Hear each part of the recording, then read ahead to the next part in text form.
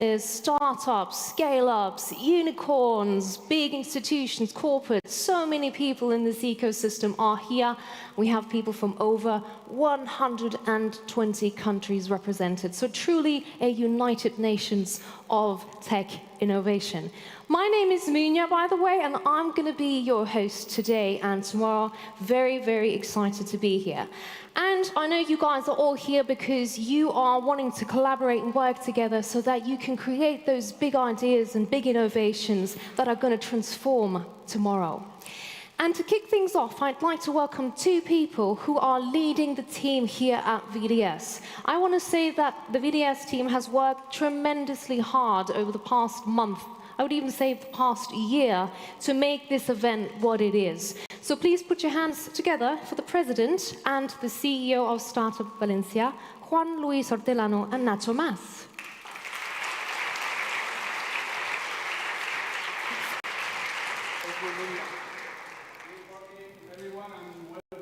Yes, 2025. First, before we begin this year's event, we want just to take a moment to remember the victims that the Dana from exactly 1 year ago struck our region and our city. Just 1 minute video.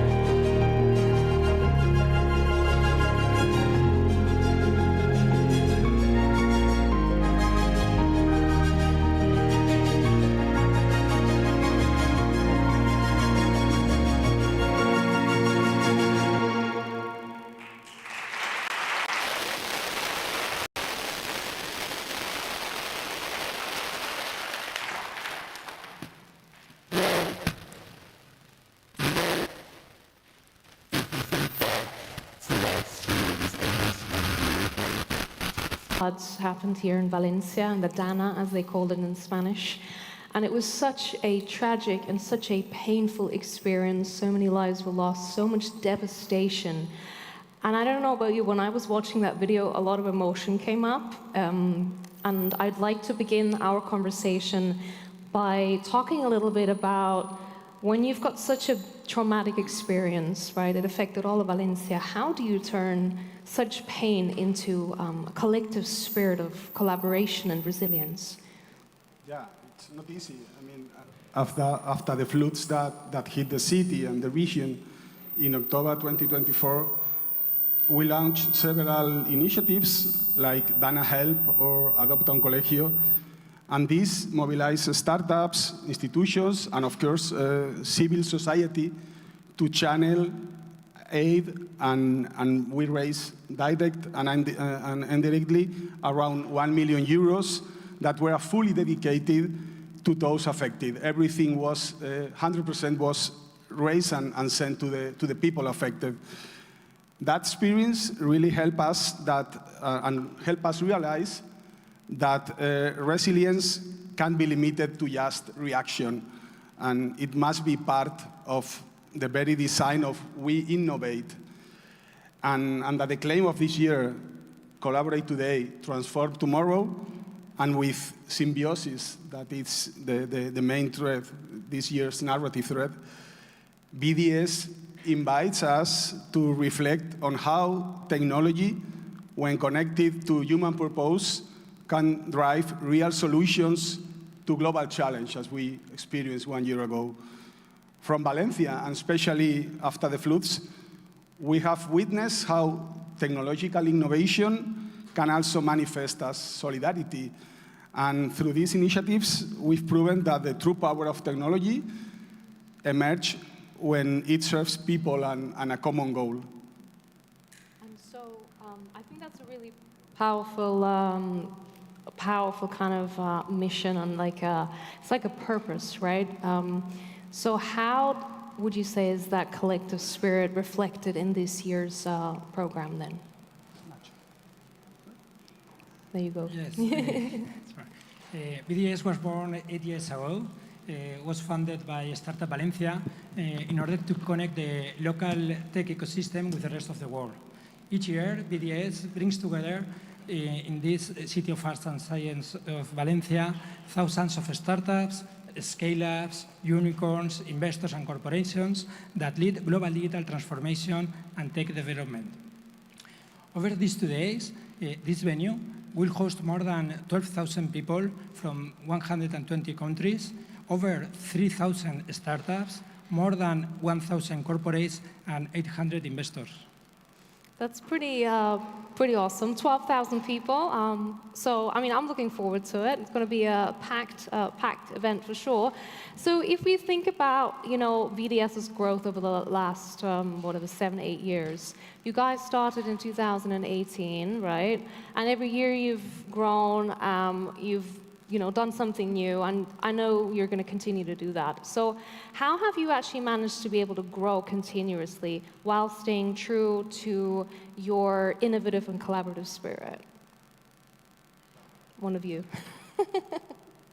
So BDS wouldn't be possible with the support of our sponsors, I mean, government bodies, institutions, tech companies, startups, scale-ups, of course, all of the members of Startup Valencia. And of course, their trust in us make us proud and clearly reflects the potential of the city, of the platform, of the ecosystem, which helps turn Valencia into a global hub ecosystem. And we want to thank everyone, starting with Banco de Santander, once again our main sponsor, Valencia Innovation Capital of the Valencia City Council as our host partner, and e-residency of the government of Estonia as our paid country this year.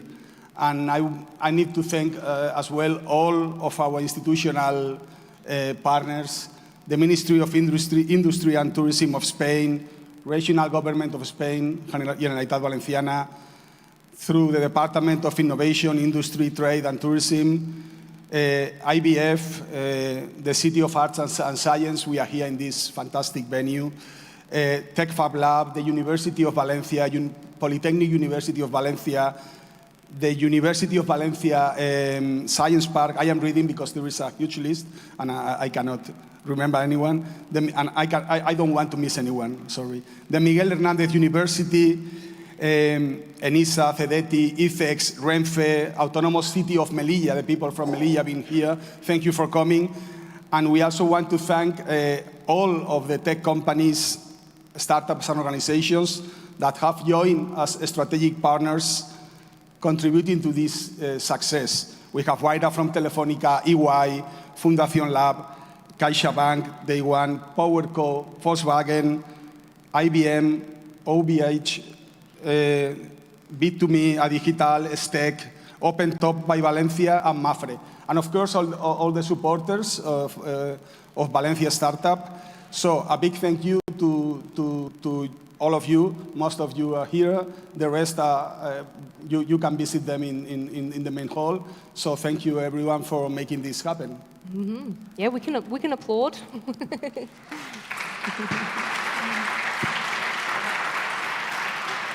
I have a follow-up question to that. Obviously, a huge ecosystem, a lot of support. Then what does this mean for the growth and in strengthening Valencia's position as a benchmark for global tech innovation? Is it? Yes. Every year for us is really important, the support, because we can develop one of our main projects in VDS, that is our VDS International Startup Competition. Our startup competition this year received more than 1,200 applications from more than 84 countries, different countries around the world. And then the 10 finalists will present here in this venue their projects at 5 o'clock today. So you are invited to come and to know our finalists of this year. Then international jury will evaluate and choose our VDS winners in the two categories that we have, that are early stage category and growth stage category. Mm-hmm. Any other changes or highlights this year for the startup competition, would you say? Anything new? Oh, no, we are hoping to have our two best startups tomorrow, and we will give the prizes here in the closing ceremony. Okay, so remember to be here. If there's anything you remember to come here tomorrow at, I think it's 5:45 for the award ceremony. Okay, and today, you won't miss that. And today at 5. And today is the pitches, yeah. So you don't want to miss that either. Okay, okay, guys. Thanks so much. We're gonna have a great time this year, right? Everyone's gonna have an amazing time. Thanks so much. And I'll see you soon. Okay. Thank you very much. Thank you. Thank you. Thank you, everyone. Enjoy.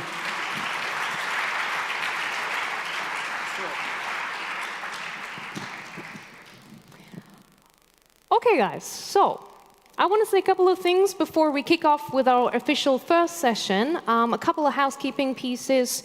So if you want to take photos and you want to post them online, on social media, we would greatly appreciate that, of course. And you can use our hashtag VDS 2025. Now, for those of you who want to have access to the internet, we have Wi-Fi here. So if you want to connect, it's called VDS 2025. That's the network name, and the password is VDS-2025. You can also find the access to your Wi-Fi in your application. We have an app.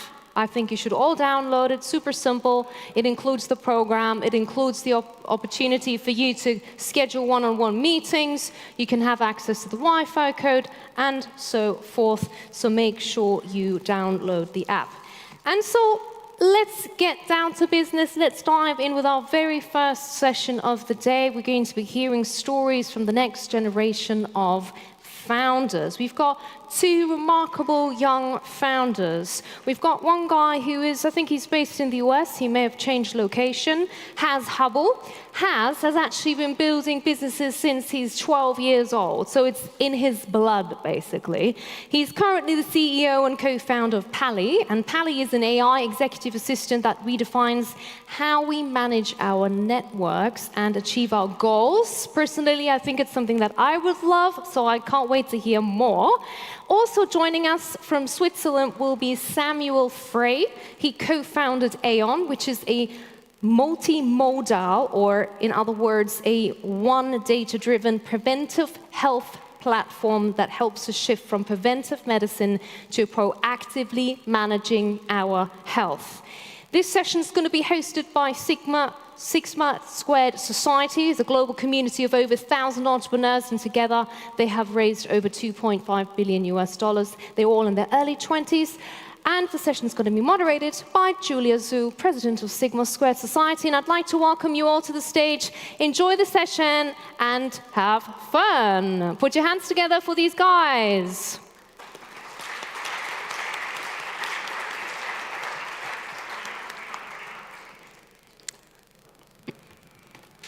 Good morning, everybody. What a privilege to be first here, up here on stage. So, my name is Julia. I'm the president of the Sigma Squared Society, and we are a global entrepreneurship network for what we call over 1,000 of the world's most ambitious founders in their early 20s. And we actually have a conference this weekend, Friday and Saturday, our annual Sigma Squared Summit going on, and so maybe some of you will be there or know about us.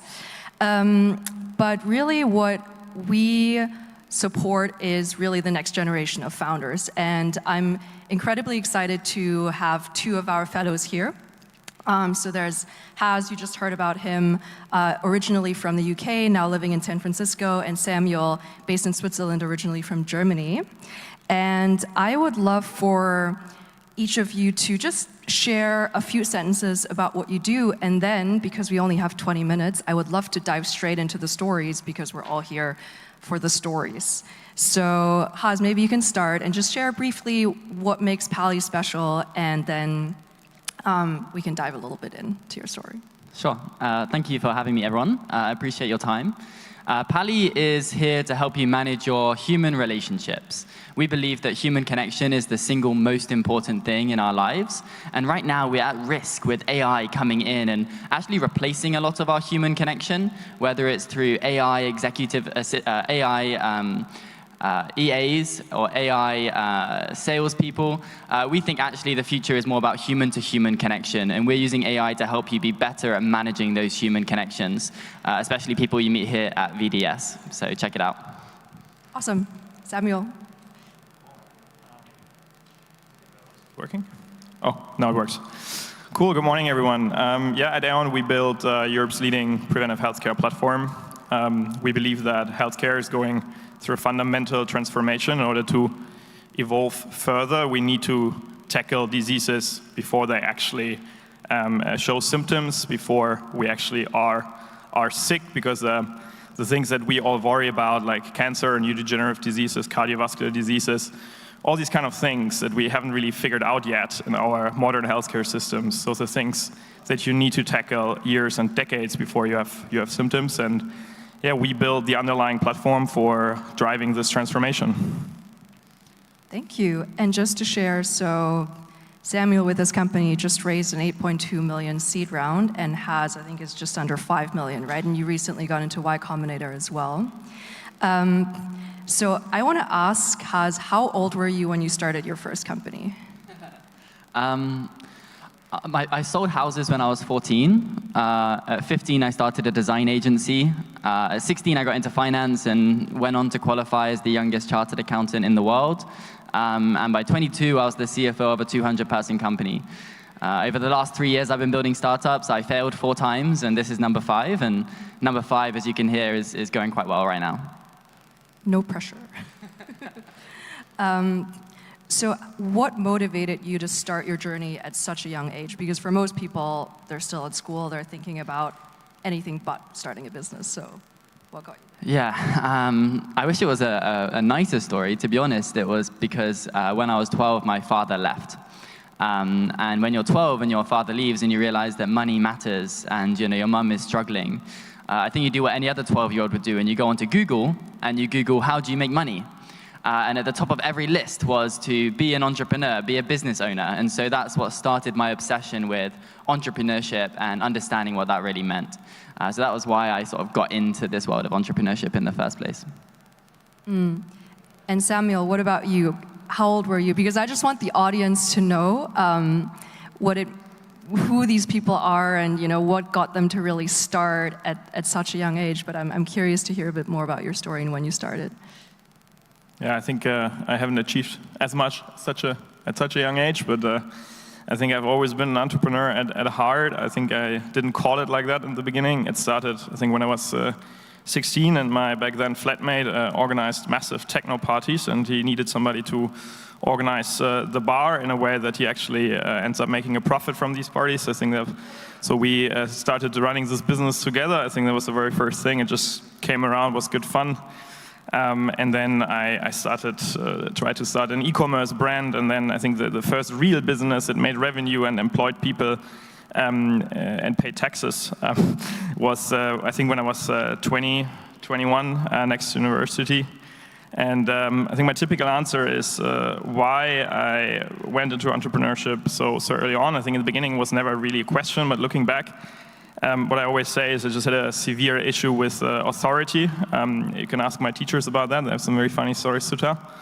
And also, I was just freaking bored, I would say, in school. So I was just looking for things to do and things to get me challenged, and things that allowed me to grow much faster than, let's say, the traditional environment would have allowed me to. Thanks for sharing. And I can imagine that when you start at such a young age with pretty much no business experience before, that you probably ran into quite a few challenges that were unique for, let's say, the age that you started. And so maybe you can just continue, because how was it for you, even with the business that you built before, if you think about, let's say, the toughest moments that you had to go through, what comes to mind?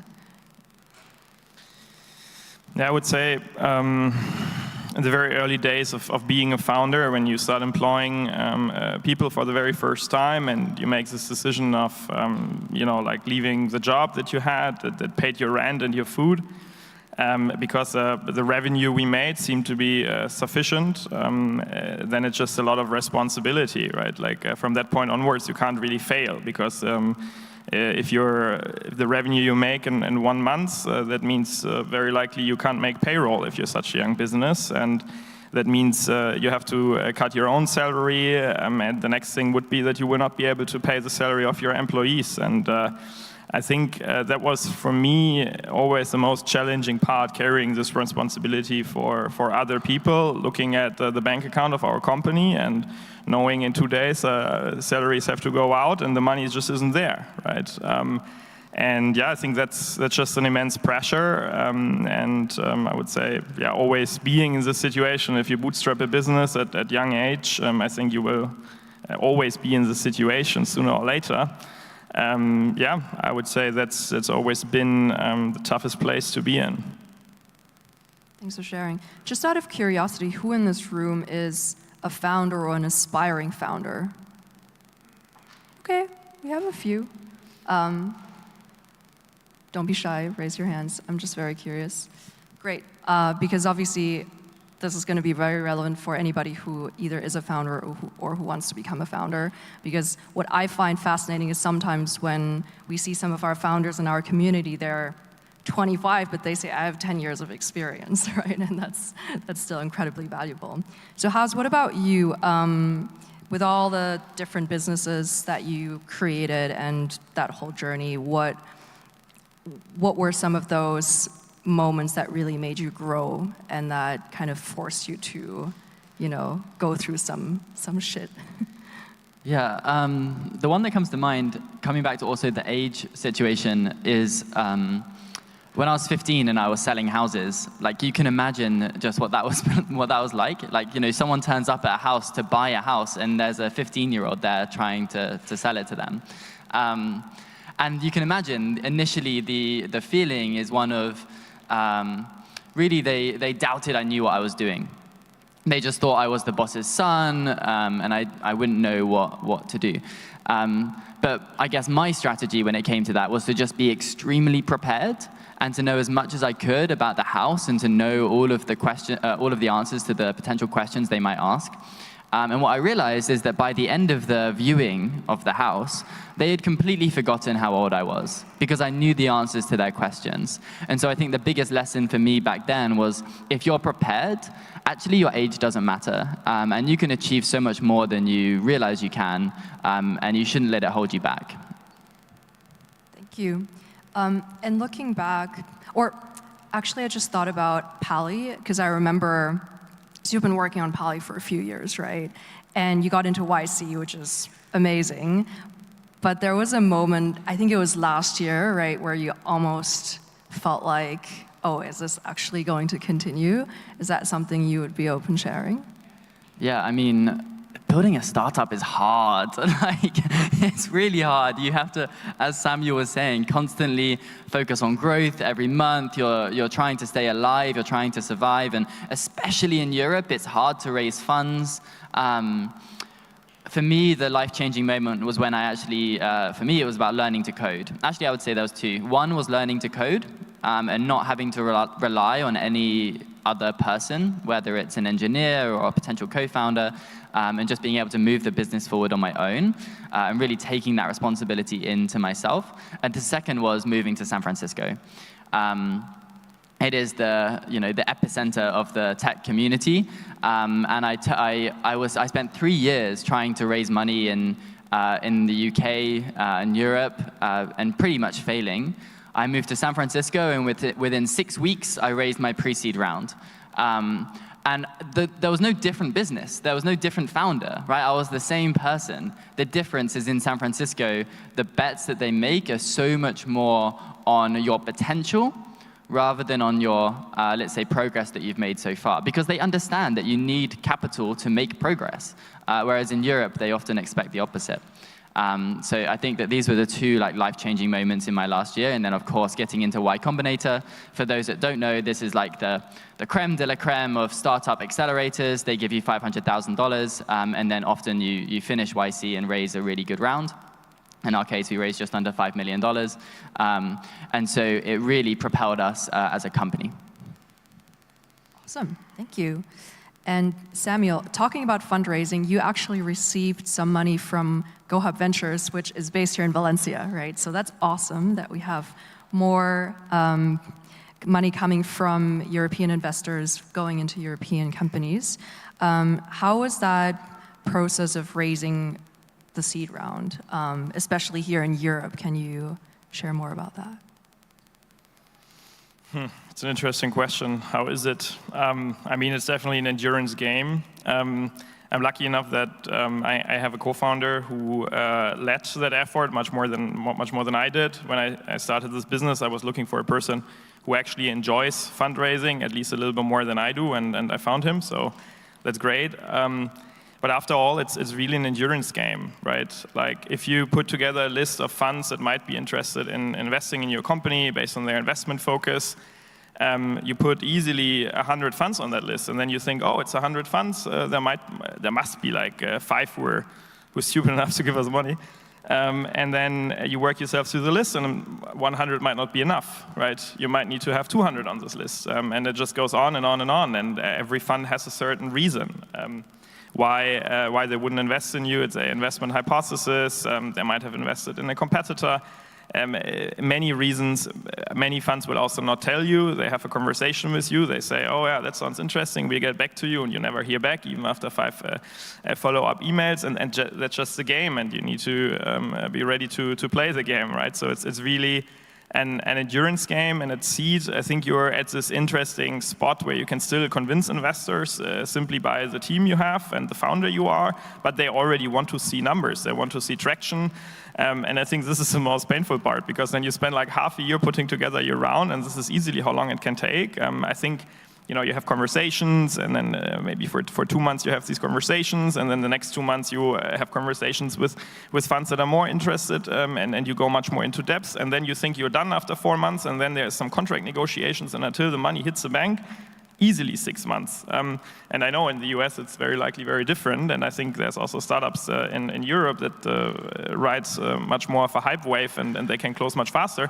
But that's, for many startups, it's just a reality, and you need to have this endurance to just go on, go on, go on, go on, and if in the end, and you're about to close the round, and then one of the investors comes around and wants to renegotiate some terms, and then you need to align with all the other investors who are already committed again, and it just never stops. So I think it's really about like having the endurance, and honestly, like, even after 100 times somebody tells you, we will not invest because we don't believe in you or your company, just not care and just go on.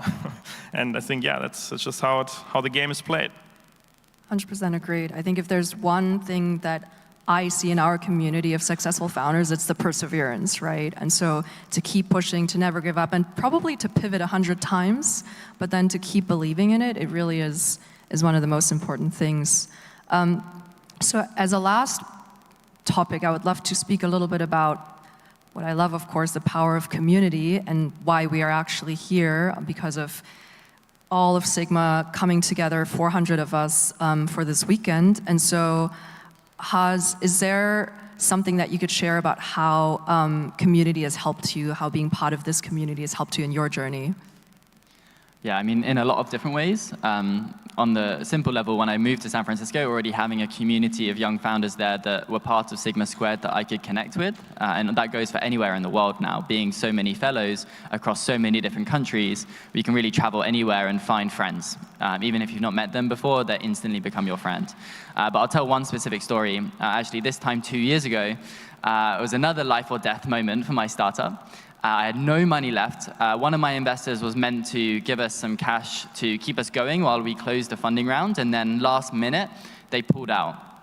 And I was actually here for the Sigma Squared Summit, And I was speaking to one of the other Sigma fellows, and I told them about my situation. And he said, I've got someone I think you should speak to. And it was this guy called Thomas Wolfe, who is the co-founder of Hugging Face, one of the biggest AI companies in the world, worth billions and billions of dollars. And he thinks that Thomas would be interested in my startup. And so the same day, I managed to get on a call with Thomas, and within 25 minutes, he offered to invest in our company. And having a name like Thomas Wolfe involved in my company completely changed the trajectory, brought forward the rest of the funding, and enabled us to survive. So I'm not over-exaggerating when I say that without Sigma, my company probably would never have got here, because that moment wouldn't have happened. So many, and there's many other examples of this as well. So honestly, thank you to Julia for putting together this amazing community. Thanks so much, Az. And Samuel, what about you, to wrap it up? Well, I think being part of Sigma Square and of this amazing community is probably the most important element of everything I have achieved. Yeah, I think without having this community of amazing people, I wouldn't be anywhere near. I probably wouldn't be an entrepreneur anymore, because if you're the only entrepreneur and you don't know many others, there's no way you don't start thinking that you're absolutely insane. But if you're surrounded by 100 other people and they are all just insane as you are, you know, it's not that bad, and you can just go on with your insanity. And yeah, I think whatever you do, whenever you consider starting a company, make sure you surround yourself with such a community of amazing people who support you, who have your back, and who you can reach out to whenever things get tough. Yeah, it's been an absolute game changer for sure. Wonderful. Thank you so much. Come find us if you want to learn more about us. And with this, thank you for your attention, and have an amazing day.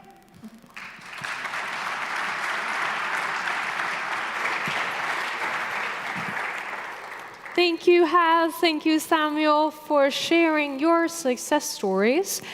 Okay, we're going to continue with something I think a lot of people are excited about. Unicorns. So I have a question for you. When I say unicorn, what comes to mind? Shout it out. Tell me. What are the unicorns that you can think of? Glovo. What else? There's more unicorns. Come on, guys. Any unicorns? Tell me. Names of unicorns. No? Well, the first thing I can think of is Airbnb, right? Airbnb. Everybody knows Airbnb. Pretty cool. No longer a startup, right? Massive unicorn. And you know what's cool about them? Obviously, you know, the way they financed themselves was like pretty creative. They maxed out all of their credit cards, you know, and then they called that the Visa round. So I love these stories because it just shows how much creativity and kind of startup spirit you need as an entrepreneur. So we're going to be talking about we're going to be talking about unicorn success stories. We're going to have two guys here who have built tremendously successful stories and tremendously successful companies. But they're not just going to talk about the glamorous stuff. They're going to be talking about the uncomfortable truths, about the mistakes, about the, you know, kind of chaos required and how to surf on the edge of that chaos. We're very excited to have here the co-founder of Glovo, you got it right, Sacha Michaud. Glovo was actually the first delivery app in its industry to merge social media features with food discovery. Also joining us will be the co-founder of Plus Partners and Let Go. Now, Let Go did something amazing. They actually reached unicorn status in 502 days. That was really rapid pace. Enrique Linares is the co-founder, and he's going to be joining us. And the session is going to be moderated by Tansu Kirimi, Global Partnerships Manager at Tech Barbecue. Welcome, guys. Put your hands together and a round of applause. Come on, everybody.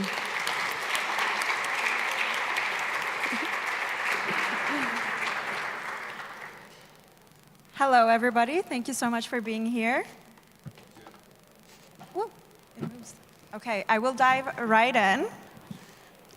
Okay, let's talk about the reality of actually building a unicorn. Sasha, What do people misunderstand the most about Glovo's journey to unicorn stardom? So I think one of the misconceptions about Glovo, for those who don't know us, we were founded in Spain, in Barcelona 10 years ago. We actually, raised nearly €1 billion in funding from VCs. Obviously, at the time, I think still today, probably the largest amount raised by a Spanish company. And everyone assumed that we were rock stars at fundraising and everything just by the numbers. But actually, it's probably the most difficult thing we encountered at Glovo. We were in an extremely competitive space. And we were operating in a number of countries. We launched Latin America, Europe, Central Eastern Europe, and we found really strong competition everywhere. And all of our competitors were raising a lot more money than us and before us. And I think that's one of the things, and we nearly closed down the business 3 or 4 times without running out of money. As we're so competitive, to compete, we had to invest so much money that in the end, we were actually fundraising, literally, closing rounds either every 9 or 12 months. We actually were running out of alphabets with our series. We got to Series F. So I think that's one of the conceptions that, how media talk about the rounds and how successful and everything, and the reality is it was probably our Achilles heel.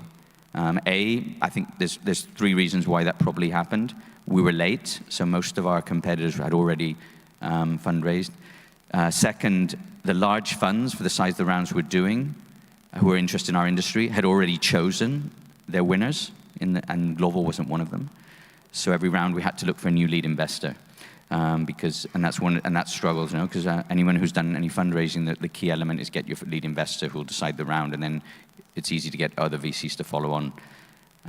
So generally, I think that's one of the things from outside that's perceived as, wow, amazing story, and it was super tough.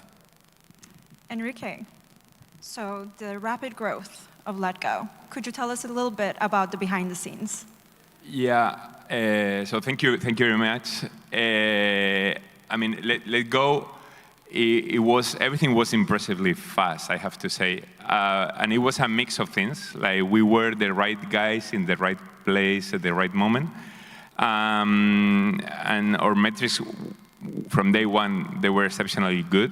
And we were very lucky that everything that could go wrong or well ended up going well, which that was the case for the first, I will say, 3 years.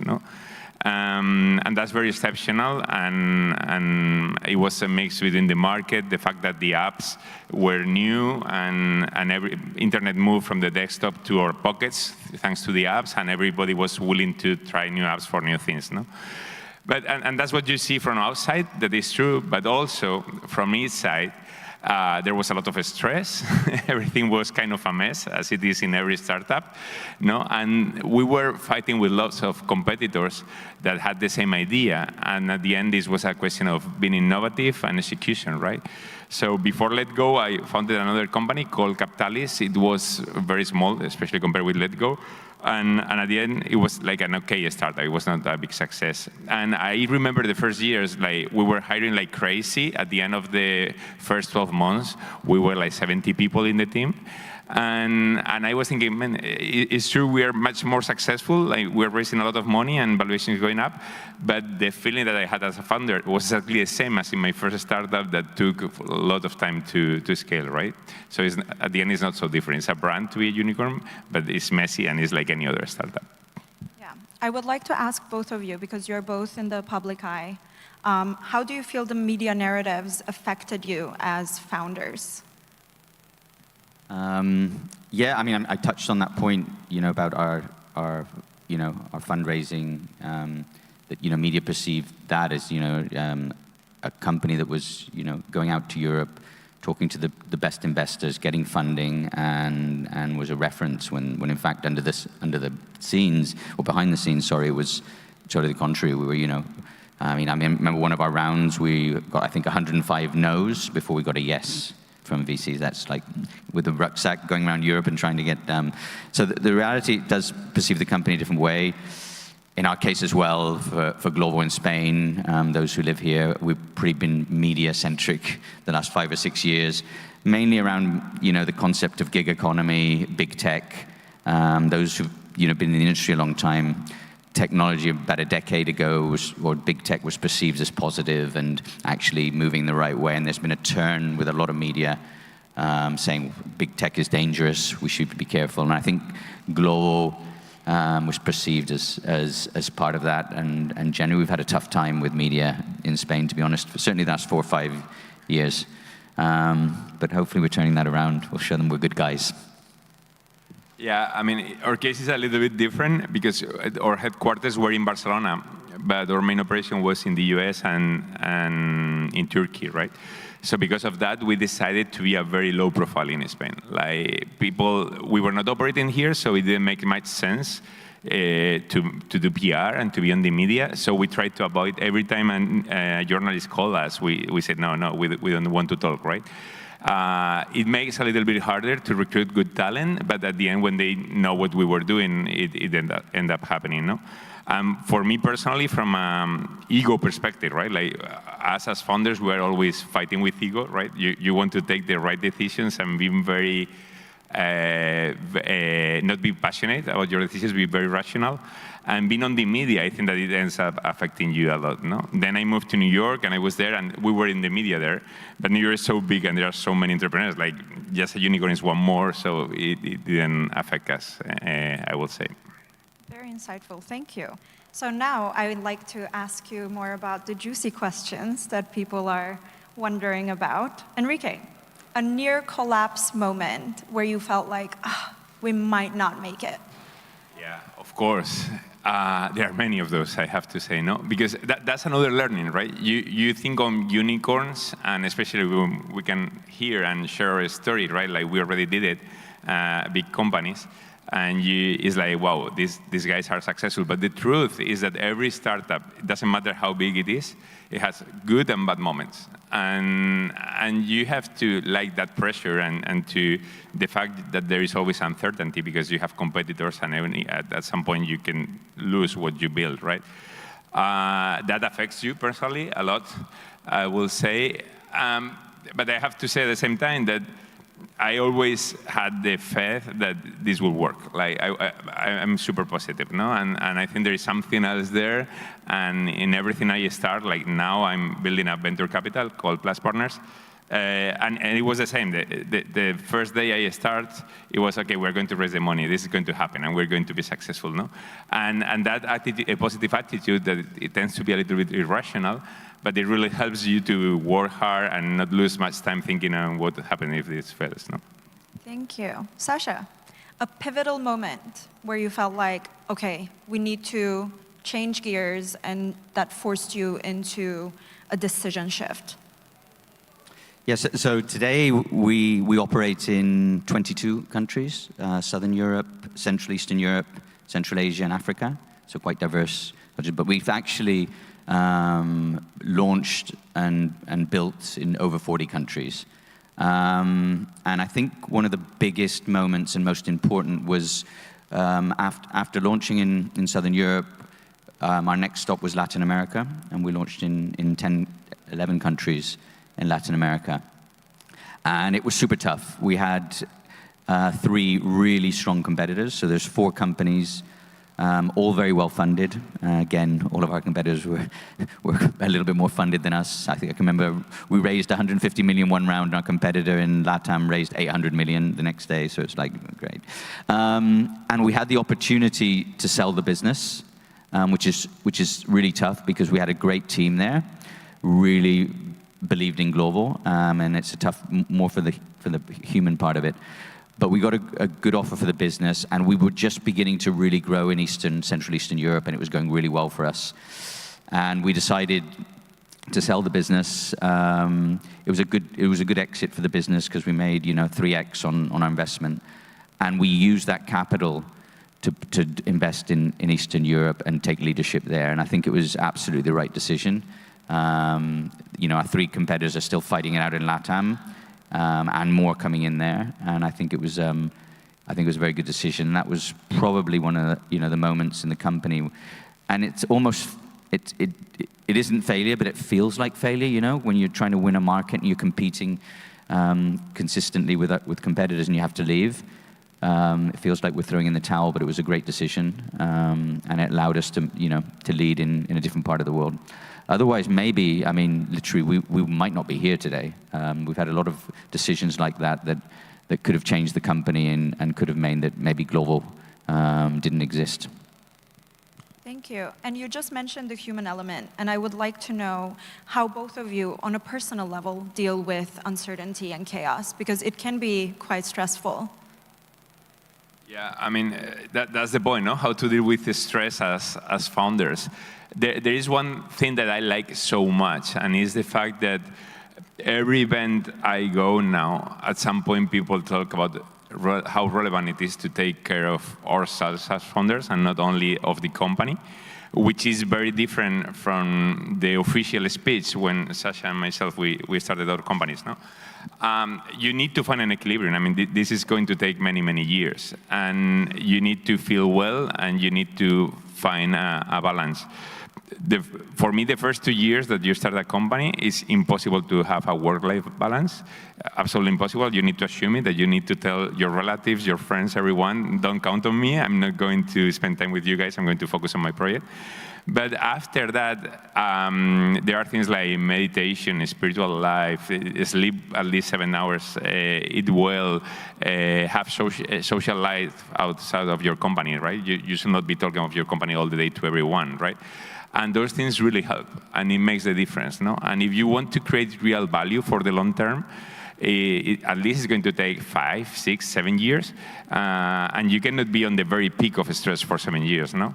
It's super hard to prioritize, but I also think that is the right thing to do, and you need to do an exercise to remember it and to be surrounded by people that tell you, hey, you should take care of yourself. That helps a lot.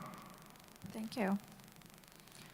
Yeah, I think over time you become immune. So this Glovo isn't the first company I've built. I've built a few things before, and you just realize that it's never really as bad as it seems, and at the same time, when things are going really well, it's never as good as it seems. Like, you need to keep your feet on the ground. Generally, I'm pretty good with stress. I don't really, you know. That's in line with that, you know.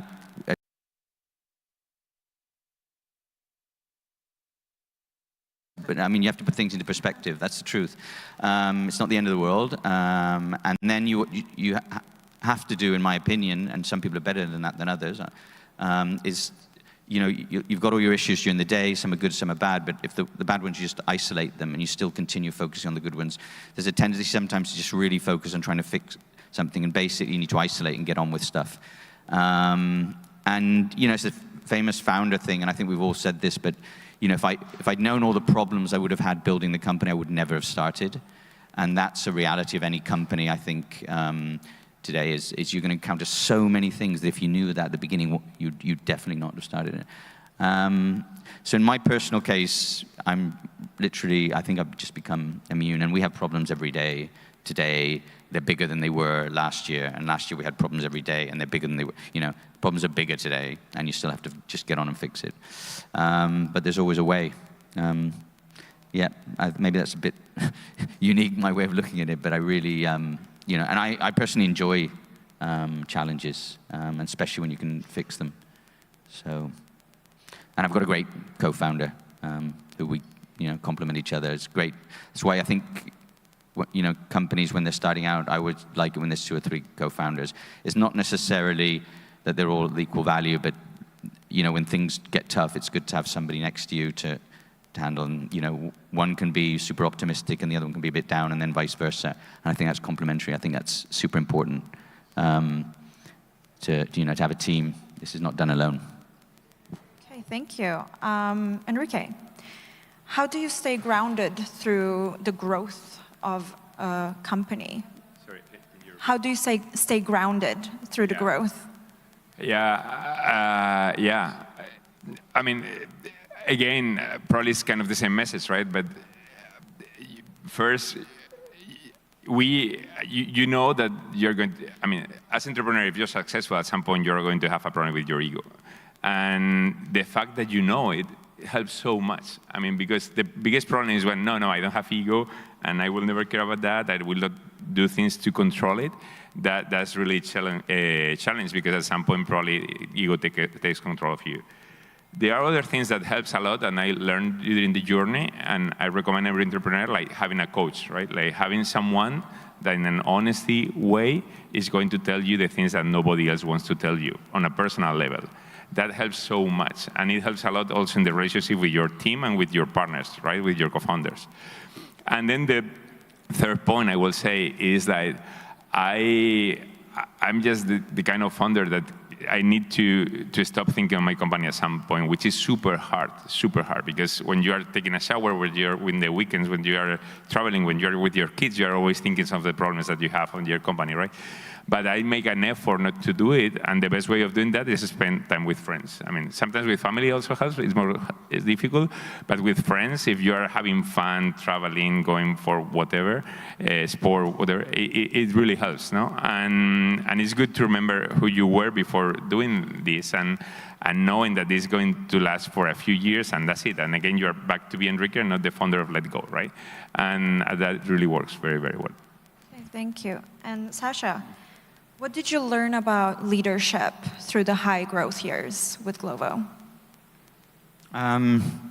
So yeah, I mean, one thing is stay grounded, but not just the founders, the company. There can be a lot of hype about fast-growing companies, and again, underneath it's super tough. You have competitors who are doing just as well or sometimes better than you. So I think keeping everyone grounded.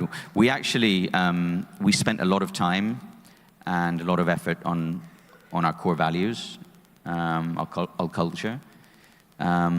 We did that super early, created some core values, which literally have not changed over the last 10 years, even though, now we're 3,000 plus employees in the office and 100,000 couriers are delivering today. But we kept those core values.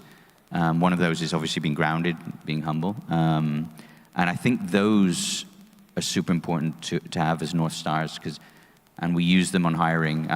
There's experience or certain things you can decide on somebody joining, but if they're not core values, you don't perceive them being core values, then it's a definite no. It doesn't really matter who you are. And I think that, as a leadership, helps you guide the boat a little bit, or guide the ship. And yeah, I think often there's not enough time spent by companies on really. And by the way, culture is not. There's not a right and a wrong. We have our culture, right? And there's other companies out there who are doing incredibly well with a totally different culture, and it's their culture, and that's fantastic. Now, a great example is we're actually office first, right? Which is so we believe, that we build culture in a company by meeting people face to face, and we have 3 days in the office, and we really believe in that. But then you see a company around you called Revolut, who's probably the fastest growing tech company in Europe, and amazing, is absolutely remote. I mean, literally, they meet up once a year. There's hardly any, and they're doing an amazing job. They're an incredible example, and just shows that there's not a right way. So we're being very fundamental on building culture and maintaining that.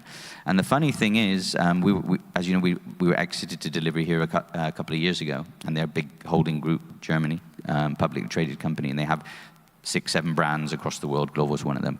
They actually incorporated our core values as the group core values. I think mainly because we've dedicated a little bit more time to those than the other brands and everything. But so that was quite inspiring that the whole group is sort of aligned with how we built our culture. Thank you. Okay, one question. Did you ever think about walking away? I have to say no. I was very stressful. I something very personal, and when we meet among entrepreneurs and we share stories, like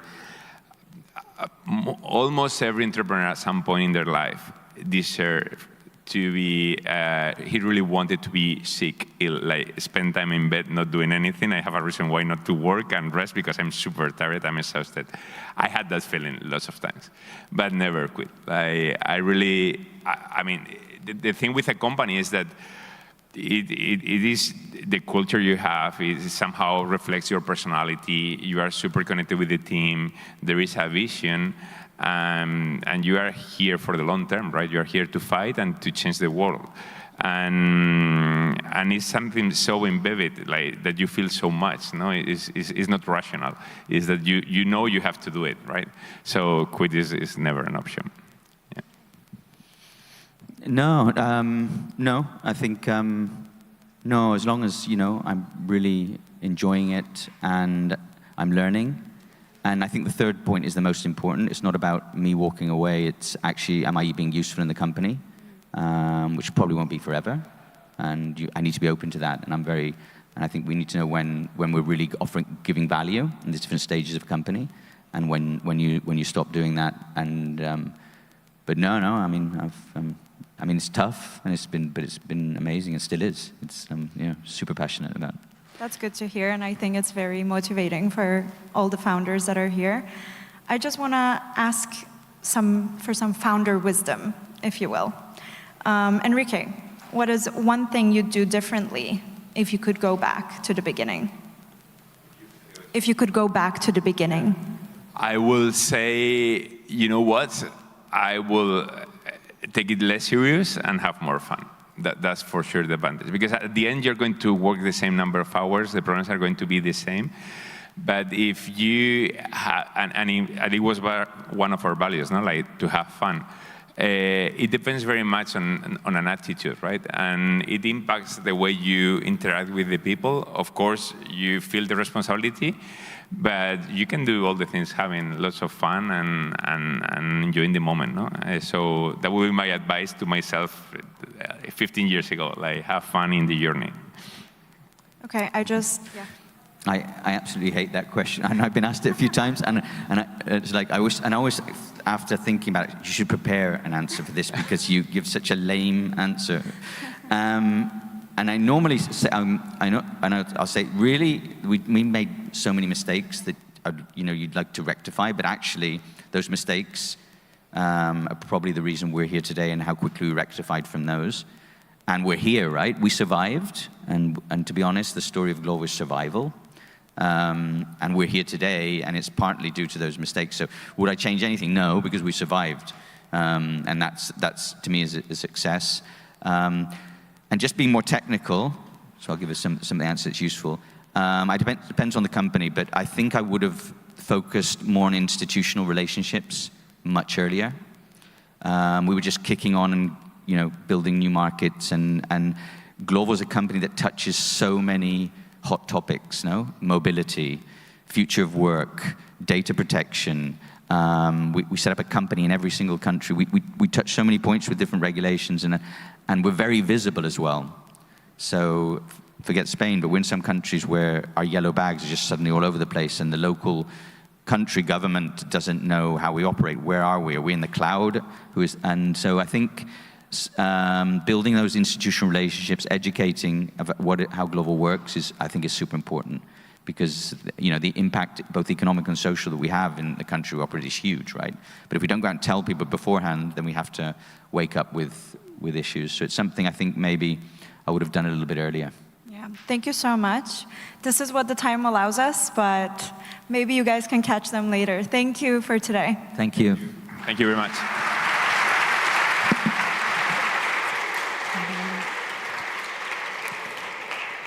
Thanks so much, guys. I think one thing that I personally take from this is that nothing is ever as good as it sounds, and nothing is ever as bad as it sounds or as it looks. So I can see there's a lot more here. So there's some seats at the front. Take a seat.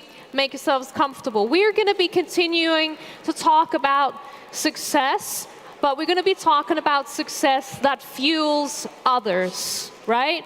So what happens when you build a company, you scale a company, and then you're done? What do you do then? Well, you reinvest your success, in other people. And two guys that are doing that right now, they're going to be on the stage. They've built successful companies, hugely successful companies. One of these guys is the founder and CEO of Creditas. Creditas is a Brazilian fintech company, right? And when Sergio moved to Brazil, actually, he didn't have a bank account, he didn't have anything, and so he had to become creative about how to pay his employees.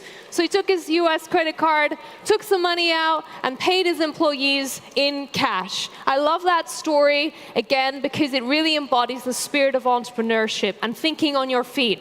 So Sergio Furio is going to be here with us today. Also with us today is going to be Spain's top AI-driven car financing platform, ClyDrive. Now this guy, Pablo Fernandez, is the founder and CEO, and what they did is something quite exceptional. They actually generated 10.6 million euros of revenue in their very first year, and they did all of that without external funding. So pretty impressive. The session is going to be moderated by Paloma Vila from Endeavor Spain, and I would say, please put your hands together for Sergio Furio, Pablo Fernandez, and Paloma Vila.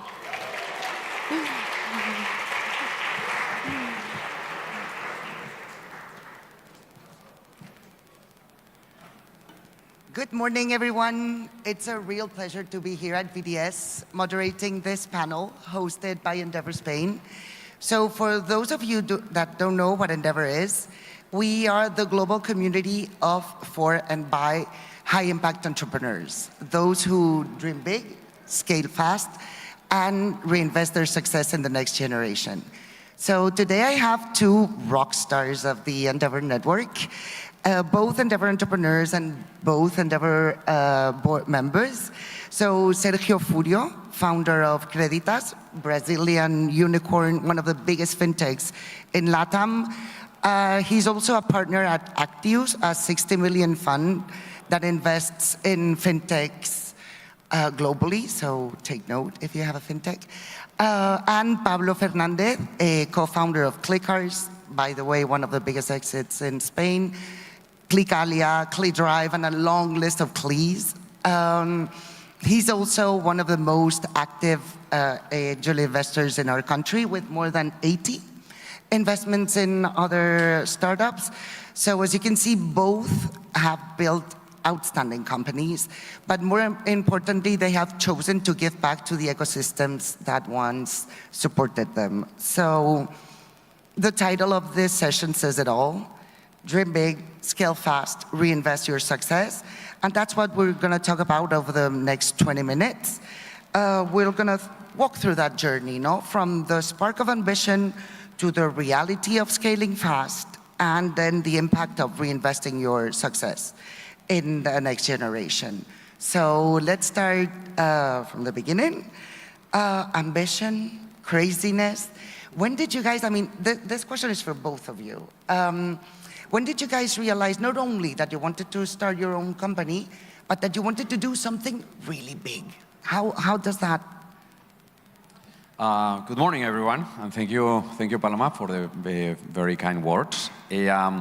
So probably the journey of the entrepreneur starts thinking much smaller than what you expected, and probably that's because human beings, we tend to overestimate what we can achieve in the short term, and then completely, grossly underestimate what you can do in the very long term. I remember doing the first pitch decks, and I think that I've always been missing my budgets for the next 1, 2, 3 years, and have been always underestimating what we could do in the very long term, 10, 12, 13 years in the making, as Creditas is. So when I was living in New York, I moved to Sao Paulo, to Brazil, because I saw that it was like a huge market where we could disrupt the distribution channel. We can put the mobile at the center of the relationship with the customer. And initially, the company was a marketplace to put banks on one side and customers on the other. And 2 years on the making, we realized, and that's the tipping point probably, that the opportunity was much bigger, that we could build something really, really meaningful that changes the life of millions. And that's the point in which the purpose becomes at the center of your relationship with the customers, with your employees, with yourself. And then you start believing and understanding that you can do great things in this life, and there's nothing that can stop you. And it's all about like resilience and making sure that you wake up every day thinking about what can you do next, and how can you improve the world. And risk-taking, right? Risk-taking is always there. There's no risk, no reward. I mean, I'm in banking. I've been in banking for the last 25 years. And at the end of the day, you need to make sure that you understand. Sometimes people say, no, I'm afraid to take in risk. Then you are afraid of taking also benefits, because there's not such a thing as big opportunities if you don't take risks. What about you, Pablo? No, I think in my case, and I think in the case of many entrepreneurs, it's about the role models, the people that you surround with. So I went very young to the US. I went to New York, and I surrounded by very successful entrepreneurs. So I remember I was the head of a strategy for Santander Bank in the US, and Santander has 200,000 employees, but there's only one employee who is a self-made billionaire, right? And it's a guy who had Santander bought his company for more than $1 billion. And I remember this guy walking into the meetings with no ties, just saying what he thinks, doing amazing things, and he was doing like car financing, right? And when we are in Spain, so and that was back in the days, like 15 years ago, we have no unicorns, we have no reference, and I think going outside of your comfort zone, surrounded yourself always like try to be the fullest person in the table, right? And try to. And I think at Endeavor, that's what to do. Like you think you are doing very well, but then you go to a meeting and oh shit, there's a guy who is going faster, doing better. So that was what happened. In my case, I did the due diligence when I was at Santander of Carvana, that we were going to buy the company. And then I saw there was these guys from Stanford trying to sell cars online. It was a crazy idea at the moment. Now the company is 80 billion valuation. And I said, oh, there's nobody doing this in Europe. So I quit my job and I went back to Europe to launch ClickCars, who became the largest used car e-commerce platform in Spain with 370 million euros and 700 employees in 5 years. But even those figures, they seem to me high, but then again, you look at other scale-ups like Creditas, and it's like, oh shit, I have to do better. So this is what keeps me motivated to on the next one now with ClickDrive to try to increase the time horizon, think long-term, try to build something for the future. And as Sergio says, something that changed and has to do with the reinvest your success. No, it's not only about you, like how much did you raise, what is the valuation, what is your net worth. It's not a selfish thing, no, but it's what's the impact that you're making in the world, right? And thinking long-term about what's the mission. What I think starting a company is one of the best things that you can do to change the world. And if you surround yourself with great people, I think you can make a great impact, no? And I think this is amazing, no? So. Totally. It's funny, you both have mentioned like going abroad at some point, and like that was very eye-opener, no? My question is now, do you think ambition is something cultural, or that culture shapes the way we dream big? That Latins have different ways, like compared to Americans, for instance? That do you think it's cultural, or just like it depends on how? It goes back to what Pablo was saying about who is your reference and what are you comparing to against. I mean, this thing about comparisons is something that we think it is very healthy. It's like in sports. I mean, sports are an opportunity for another human being to make you better and to make you like stronger, to wake up earlier, to work harder, and so on. And I think that this is something very well recognized in the US. I don't think that it's that much about the culture of enhancing the mistakes, but it's more about this ambition to become better and better and better on the positive side. In Spain and Latin America, I wouldn't say that we are completely against that. And actually, if you think about it, we have like a long-standing tradition in being risk takers, starting with the Capitulación de Santa Fe back in 1492 when the kings of Spain appointed in a venture capital transaction Christopher Columbus to go in a venture. Christopher Columbus was taking 10% of the venture. And now we are thinking, Spain, are we taking enough risks? we have like a track record on risk-taking and very successful risk-taking. So it's a moment in which definitely like countries like Spain, where obviously you have like a decent size, 40 million population plus and so on, but still there's like a world outside with 8 billion people. How can we think bolder? How can we think stronger? We have a track record. Obviously, I'm talking about like 600 years ago, but you can also think about like the Spanish banks, BBVA making their money in Mexico, Santander being the king in Brazil. So many things that can inspire us. And Pablo was mentioning unicorns. Sometimes it's not that much about valuation, but about people that have a mentality of really thinking globally, conquering the world, becoming better every single day. Yeah, I think that the ambition, there's two components. One is the size, so try to think bigger, and then the other is like, what do you want to achieve, right? So I think the bigger, I think things have changed in Spain, and we think bigger, no? There's companies that are started from here, but they're started internationally from day one, and they also capital raising has changed. Like when I started with ClickCars 10 years ago, there's always like a couple of VCs with 100 million assets under management, and today you have billions, and also foreign companies that are investing directly in Spain. So I think now it's more about the ambition in the sense of not just trying to have an exit or to make money, but also to change the world, right? So that we show to the world that entrepreneurship is not about only business, right? Business is a tool. The business is a tool to change the world, to improve people's lives, and create like a broader societal effect. No? At the end, I mean, in my personal case, I always study with scholarships. So I think it's very important that we reinvest, but I understand that those scholarships were paid by successful entrepreneurs who pay their taxes, no? And I think we need to give value to entrepreneurs in this company. What happens sometimes in Spain is that if you are an entrepreneur that is losing money and you are going from event to event crying, people like you, right? Because, but then when you start making money and you become like a successful business person, it's like, okay, we don't like it. So I think we still have to change. And going back to the reference and to the studying abroad or working abroad, I remember when I was in the US, like people have an admiration to success, right? And sometimes in Europe, we don't have an admiration to success. And that has to do with the aristocratic aspect of wealth. Like more than half of the billionaires in Europe are inheritance. In the US, is 70% is self-made. In China, it's almost 90%. So I think our country, Spain and Europe, we need more self-made entrepreneurs so people can admire that. Totally agree. So we all agree ambition is the spark, but then execution is everything, no? That's what actually turns the business into reality. So let's move forward to that part of scaling fast, no?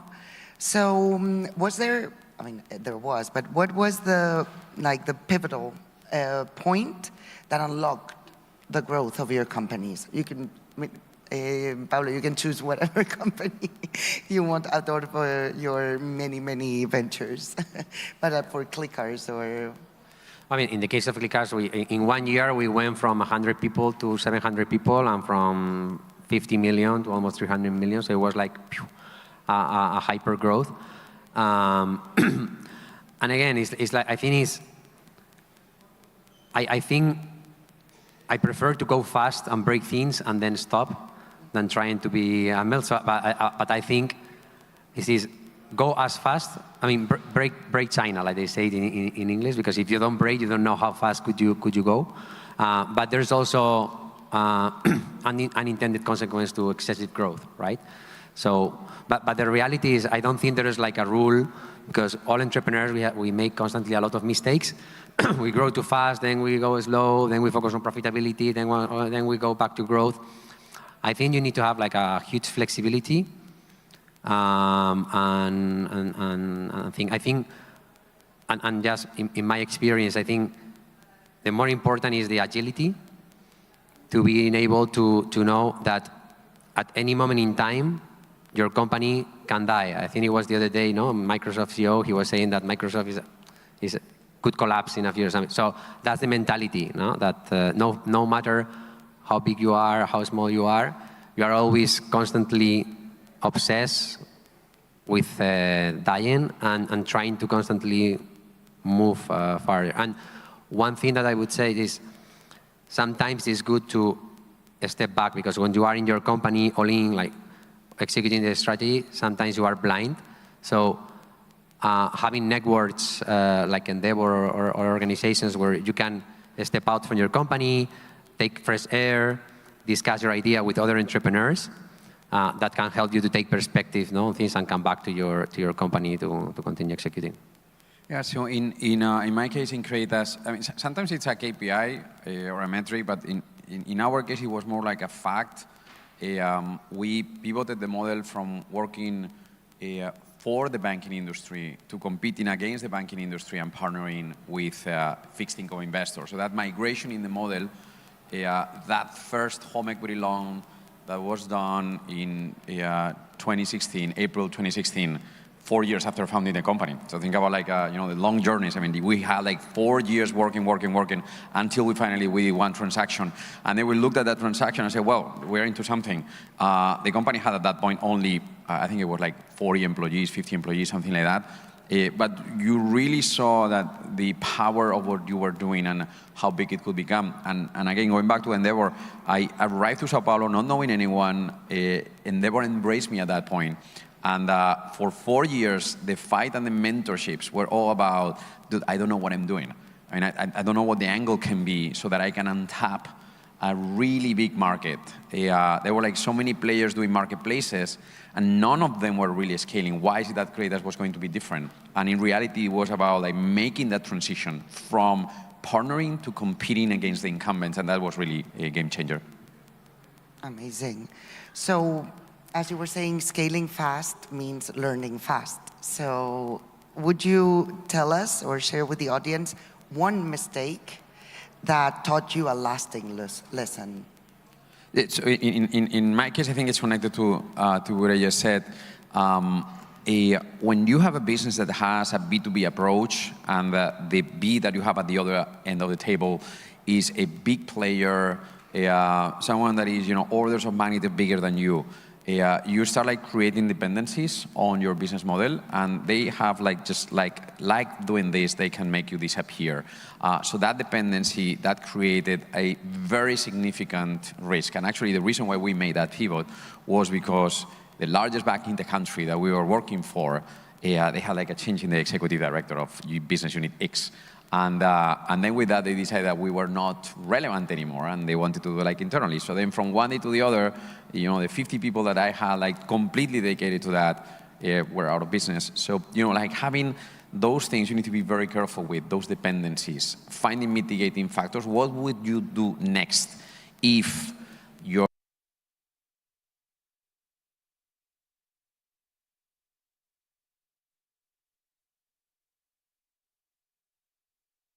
thought about it? Now I'm thinking about it all the time. So I would say 2 mistakes. One mistake is regarding the team.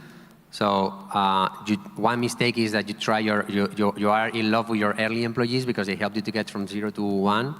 But many times those are not the employees that are going to help you to 1 to 10, and the one that helped you to. So understanding those transitions and be more rational and non-emotional about it. Because I let many employees fail because they couldn't transition to the next steps. That's one thing. And also in leadership, sometimes it's in my experience, it's better to prepare. It's like a soccer team. You can spend 100 million hiring a star, or you can have your own soccer school, and build that. Sometimes you cannot grow your team as fast, and you need to hire. But I think a balance between self-promotion and external hires, and also if you hire stars, don't pay them too much salary, like put them on equity, because and be careful with that. And the other mistake is, I remember there was a moment in my industry where many of the peers were fundraising a lot of money. I could not fundraise because I already sold the company and I have an earn-out period I couldn't raise. But everybody was like, it was a craziness where valuations were not on bottom line, were based on vanity metrics like number of cars or revenues. Everybody was like losing money and growing crazy. And sometimes don't let the trend or the fat of the market chase you. So at the end, a business is about having happy customers, delivering value, and making money. And sometimes the market, the investors, they can lead you to the wrong direction. And there are many startups who have very good entrepreneurs, but it's like, no, it's about growth. Oh, no, we're burning money, but it's okay. And then the market changes, and then you're fucked, no? So I'm not saying not to do that because sometimes you have to do it, and many companies have done this and then pivot and go back to healthy, profitable growth. But basically, the idea is more startups die for suicides than homicides, no? So don't look too much outside on the market, like focus on your business, control your KPIs, your metrics, everything, be obsessed about it and not be obsessed about the market or your competition as much.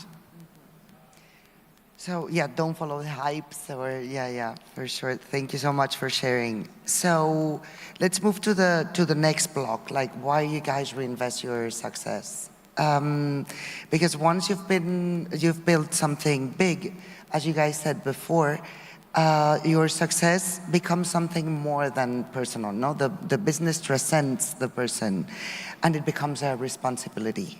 So I would like to understand what drives you to reinvest your time and your capital in others. I think that the beep was because of timing.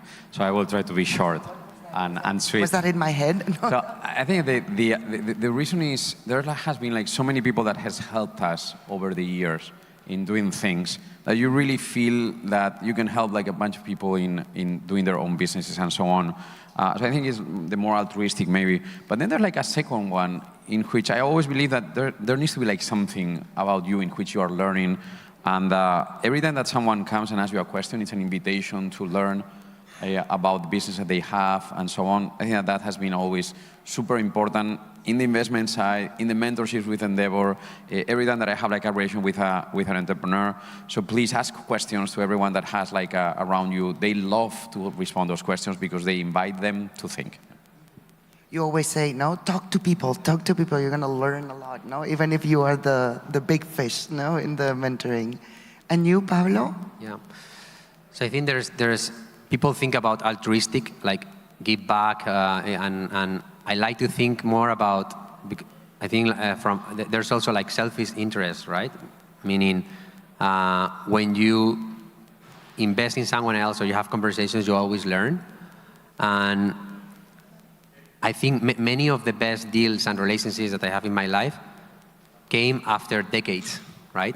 So my experience is sometimes we are very short-term in transactional, like I give this, what do I get? And sometimes you need to have like a long-term horizon and thinking, okay, maybe I give back to this and maybe 5, 10, 15 years ago, I will get something in return. But sometimes when you are scaling your business, sometimes your mentality is like, look, they ask you, okay, go to this event from this and this. I don't have time, I have to focus on this.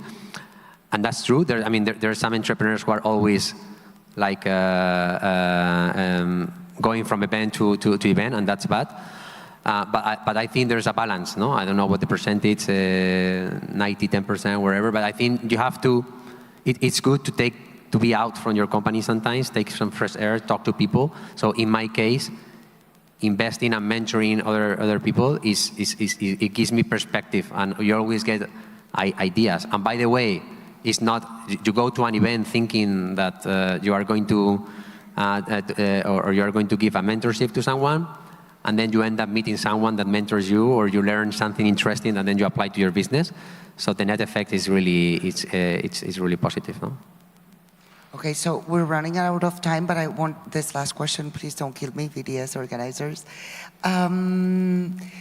What's one piece of advice that you would give, not to the entrepreneur that is starting, but to the one that is in like that hyper growth phase, what advice would you give to them? Yeah, I think it's probably the English concept of grit, really having the mindset of I want to win this and want to work as much as I can to make this successful. That is very relevant. Keeping the energy high. That's the reason why companies go bust when energy goes low. So your mindset is critical, and then long-term thinking, super important. Yeah, and I would say at the beginning of a company, it's all or nothing, so you have to be fully dedicated, fully obsessed. But there's a point when you scale up, you already have a team, you're either profitable or you have more capital. You still have to work very hard, but think a long-term horizon. This is a marathon, and sometimes you need to take mental breaks. It could be sports, meditation, whatever. So take care of yourself also, because this is a long-term race, and if you get burned out, you're not going to be helping your company. Thank you so much, Sergio, Pablo, for sharing your journeys and for embodying what it means to be a successful entrepreneur in the most complete sense of the term, no? Giving back and being such a reference for the rest of entrepreneurs. Thank you. Thank you.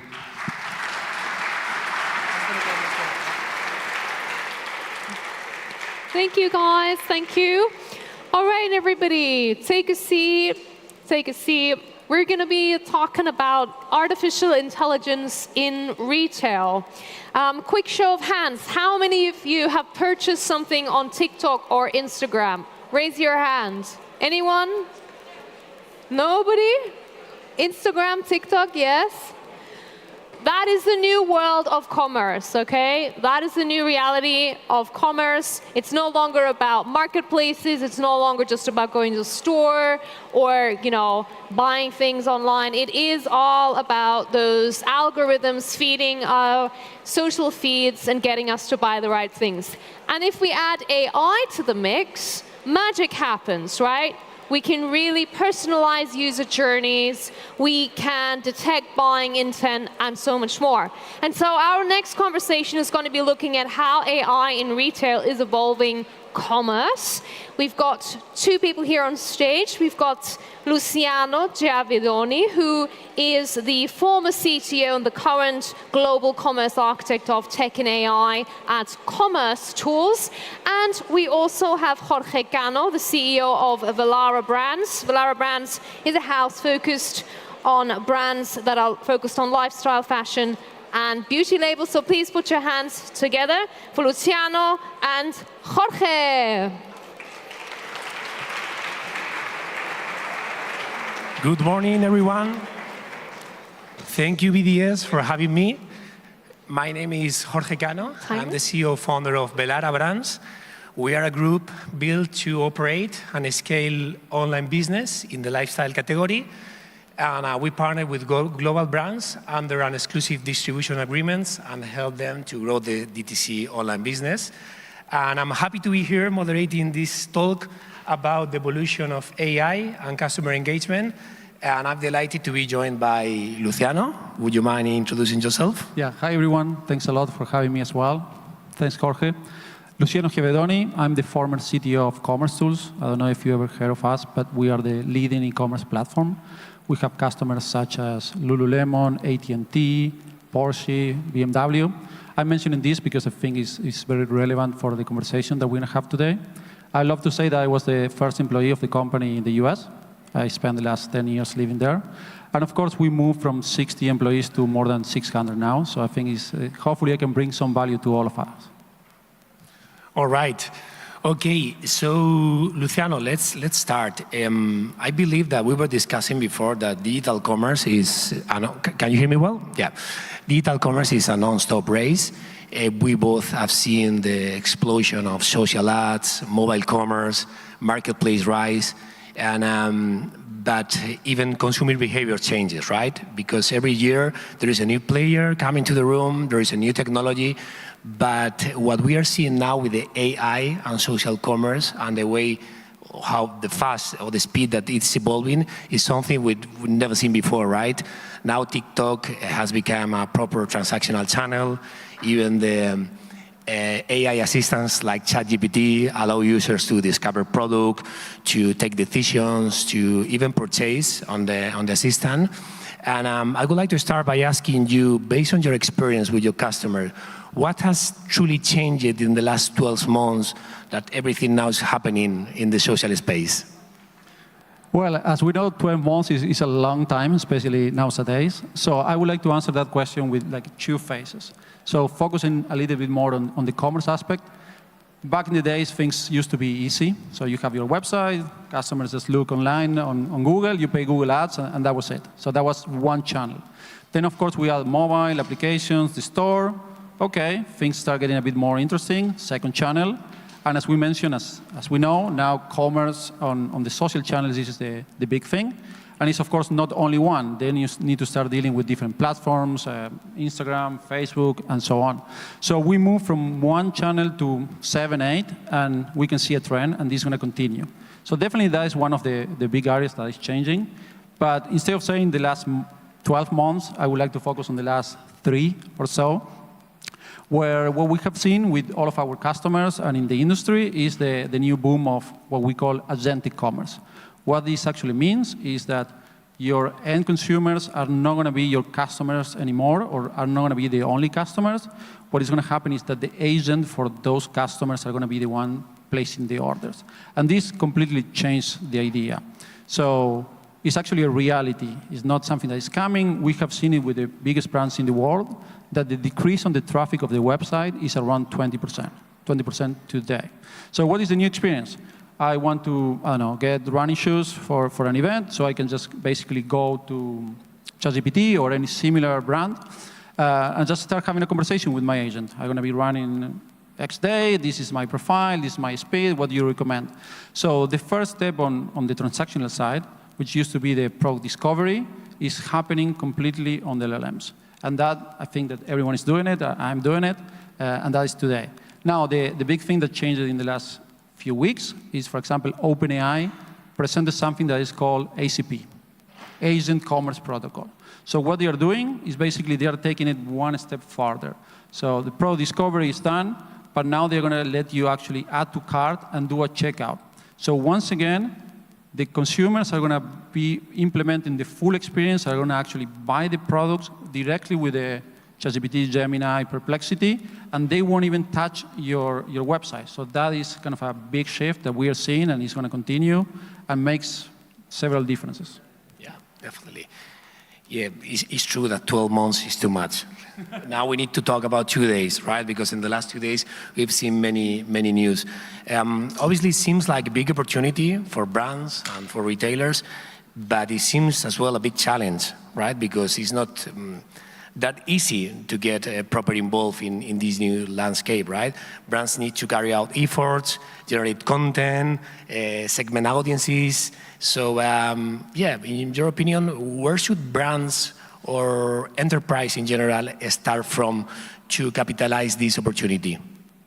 Yeah, great question. So I think that we need to always keep the basics in place. So number one is know your customers. Know who they are and where they are. So basically, depending on the type of products that you're selling, they might be more in Instagram, depending on the age group, or TikTok, or for example. So first, you need to know that, and then you always need to keep thinking on not only how flexible to be, but also how to support multi-channel type of operations. Because as I mentioned before, the trend is that there are several, and that is going to continue. So having the proper setup to allow you scale, not only trying to support the newest, but actually having the solid foundation that lets you operate across all of those, and the new ones that are coming. I think that those are essential points. All right. And of course, you've got a lot of experience with technology. Everything is happening under technology. So what should be the main technical considerations? Yeah, the previous approach used to be that you have one company, one provider that give you the entire e-commerce experience, right? So whoever. You get the e-commerce platform from IBM. They have a long list of features. You do everything with them. You do the CMS. You do the warehouse and the PIM. And that works well. Now, the problem is with these all-in-one stops is that actually when you start doing something different, when you have your own business logic, it's way harder to extend that. So the new way for companies, and of course depends on the size, is this what we call a la carte approach. So basically, you select a number of different companies that are specific for your needs and put them together. So you might have, I don't know, a specific tax system provided for company A, and then you might have promotions for company B, and then your e-commerce. So it requires for you to make few decisions more than before, and the process of getting there is a bit slower, but give you total flexibility. So that is what we've seen, especially on the enterprise market, as brands adopting this new approach. All right, so let's take about the impact that it can generate in business, right? Because now we're seeing the opportunity, the technology is there, and now it seems that everyone can access to the new e-commerce, social AI landscape, to say it in a way. And yeah, let's say, what is the, based on your experience as well with your customer, what is the main impact that it's going to generate in the, because the enterprises, leaders will find more competence now in the social commerce because the smaller companies can access to audience, and it's going to be a battle, right? I'm seeing many one-founder company in e-commerce creating content, competing against audience of enterprises companies. So what is your thought about it? Well, one of the main changes that I like to focus on is basically the no direct communication with your customers. So if we think about social, your customer will be able to get connected with influencers or their own channel in their own app. But now, as I say, they can actually buy directly there. What that means is that there is less traffic going to you. So back in the day, everyone used to spend a lot of money tracking every single click on the website. You will actually create banners, very specific. You will do grouping of your customers, define intent. So this has been going on for 10 years with massive investments. Now, that is slowly going away. And the big question is, what is happening? Like now, if I'm a brand and I used to have all of these metrics and I used to track everything that was happening on the site, and I don't have that information, is how can I know what is going on? So we are seeing an evolution of new tools that actually is very interesting. What they do is simulate prompts in the LLMs. So basically you say, I want to sell these sneakers, this is my brand. Now try to simulate all the prompts that the users are going to actually run, like which one is the best sneaker, which one I can buy if I'm in Valencia, and so on. They execute those against the different LLMs and get metrics. So this is kind of a trick that is happening in the industry to start getting metrics, because if you don't have data, then everything is harder to measure as well. So that is definitely a big shift there. Okay. Another question that came to my mind is related with technology and also with the impact of business. We see many tools. Every day we see many tools like Lovable, like things that allow business users to create digital product. And it's too many, you know, too many solutions, too many tools every day. We're reading the news. Where should brands, or when should companies should start thinking about building tech in-house versus buying? Yeah, there are too many options out there. So my advice is always the same. Don't reinvent the wheel. So basically, if you go to the basics, commerce has been the same for many years. So an order is an order, a checkout and payment has been the same.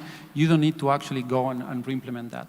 So you as a brand, especially for medium size and bigger, needs to focus on what makes you unique. Because if you're not unique, or if you don't have a unique aspect today, then it's going to be challenging for you. So whatever is that sets you apart, you need to focus on that and build that, and everything else, try to get a provider and a platform who can do it for you. Okay, good one. I would like to do a quick test in the room. How many brands or how many retailers are here? Can you raise their hand? Well, I see a few of them. So in terms of budget, because now everyone is thinking about where are going to allocate the investment for next year, their marketing budget. What is the, let's see, the top 3 considerations that they should have? Yeah, I have to be honest, this is something very interesting that I have not seen for many years. It's the first time in the last few months where customers are actually coming to commerce tools or different platforms willing to make investments and spend a budget, because everyone wants, there is a little bit of FOMO going on, and everyone wants to move off the new agentic way. So before, used to be not so easy to get approvals, and needs to be a long process and identify where to spend the money. Now we're seeing a shift where there is a lot more input in that sense. My advice will be start decreasing the budget slowly on the traditional channels. So Google was going back and forth for a long time where to implement AI on their homepage. That is one idea that they are testing. Why is that? Because if they do AI on the homepage of google.com, that means that they are losing the revenue of ads, which is their biggest revenue, and it's been the biggest revenue for the last 15 years or so. Now, customers demand that. What this means is that Google Ads, that used to work really well, is not so much anymore. So I think that decreasing those traditional channels on your budget and actually increasing it on social is definitely a worth investment. And again, trying to know where your customers are and deploying your budget there. And the second thing I would say is don't try to do everything. It's very hard unless you have unlimited budget. So what we have seen that works better is when you focus and do high-quality content. I don't think it's so much about the quantity, but it's the quality of the content. So if you choose one specific channel, try to deploy your best tools, try to work with the right team and influencers, and that is something that is going to make a difference. Yeah, I agree. I think we should all to be as well more ready to take quick decisions, because this environment is changing too fast. And okay, I think we are on time, and I've got a last question for you regarding all the AI social commerce ecosystem, which is that what should be the one myth that we should drop? Even if I've been saying AI a lot, and I guess that you're going to hear that all day long, AI is not the silver bullet. I think that I see that in many meetings with customers. It's basically for whatever product or problem presents, they just throw, okay, let's do it with AI. And even though it's an amazing technology and it can do many things, you cannot solve all the problems. So they still request, or there is a need to understand the problem, the situation, the solutions, and see where it fits. And of course, this is going to continue growing and evolving, but it's not going to solve everything, at least not for now. Something that I wanted to mention as well, just to elaborate on the speed of things happening. I don't know if everyone has seen it, but yesterday, I believe at 9 p.m. Local time, OpenAI announced a browser, I think it's called Atlas. Which is basically similar to what I mentioned before, but it's going to be AI using the browser for you. So let's say that I'm now the retail, and I'm seeing traffic. Okay, finally, someone else is coming to my website, and they're doing clicks. And you will try to maybe predict the intent. It's actually not a real human. It's an AI simulating all of that for you. Why are they doing this? Because still almost 90% of the infrastructure on the web is browser-based. So it's a way for them to utilize that, what is there. I think that is going to slowly go away. But for now, there is a new tool, again, came yesterday. They released it 2 weeks ago, ECP. This week, they released this. And it's, again, another way of shifting the interaction with brands and clients. All right. Okay, so thank you very much, Luciano. I think that's all from our side. It's been a pleasure to be here. Of course, we need to keep learning. We need to keep leveraging what technology is offering, but we need to keep real as brands. It's something very important that I always say to my teams. So, yeah, thank you very much for having us, BDS and audience. It's been a pleasure. We'll be around today, maybe tomorrow, and if you want to interact with us, we're more than happy to talk to you. Great. Thank you so much, everyone. Thank you. Bye-bye.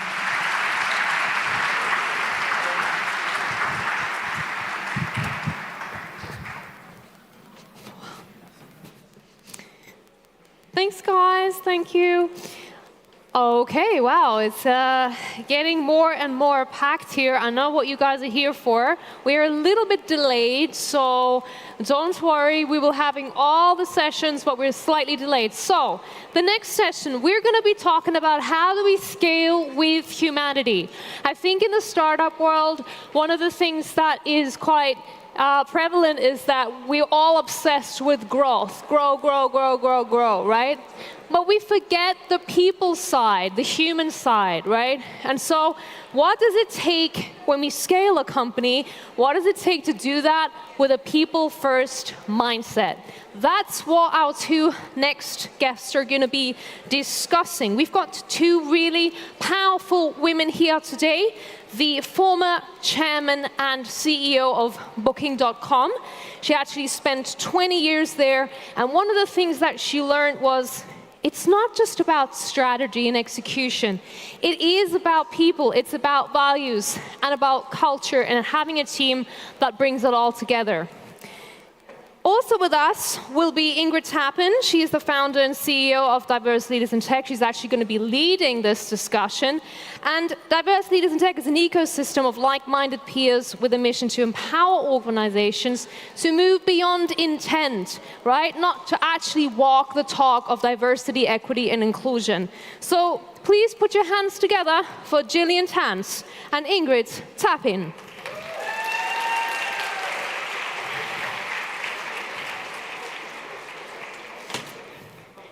Let's see where they are. Yeah. Ingrid.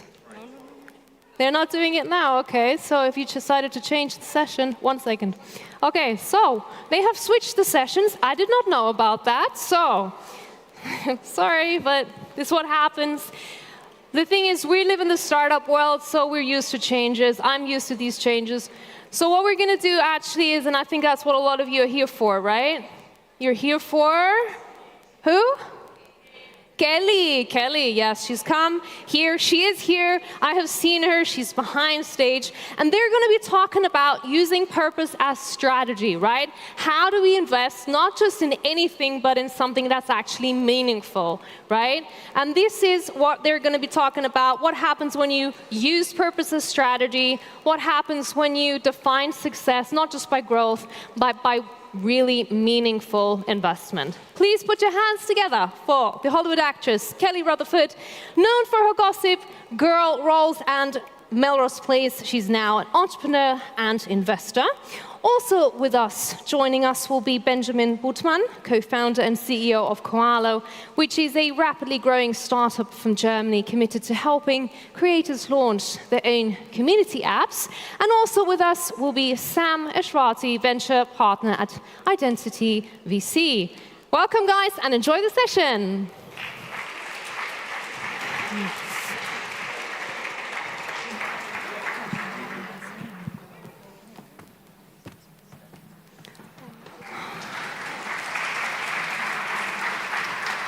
Good.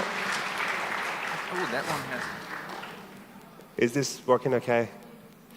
Good morning, Valencia. Thanks for hosting us. This is going to be a fun session, and thanks for all being here. Sorry, I'm a little bit stressed because I had a fashion situation. My button decided to fly off middle of the day, and I've been sewing it in the backstage, but I'm okay now. Thanks for being here. So we have two great co-founders who has been started this journey a couple of years ago together. And the other one, actually, we have another co-founder, Eric, who is also with us in the audience. Please say hi to him when you see him. But yeah, this session is going to be interactive, inspiring, and also we would like to take your question, and very informal and fun. There is no perfect setup to this. Yeah, we have Kelly, a very familiar face with us, who is a fashion icon, TV icon, and also a very cool mother who has joined his son's new journey in modeling and acting. And thanks for doing that, Kelly. And of course, we have Benjamin, who is a co-founder of Koalo. I would love to actually start with Benjamin because I want to put the spotlight on what the guys are doing with Kelly and what you started. And we're going to go to the story, how this all happened. So, Benjamin, take it away and give us a 1-minute pitch about Koalo and what you've been working on, a new journey you may start with a new business. Yeah, first of all, thank you for having us here. Beautiful city, beautiful location, like really impressive.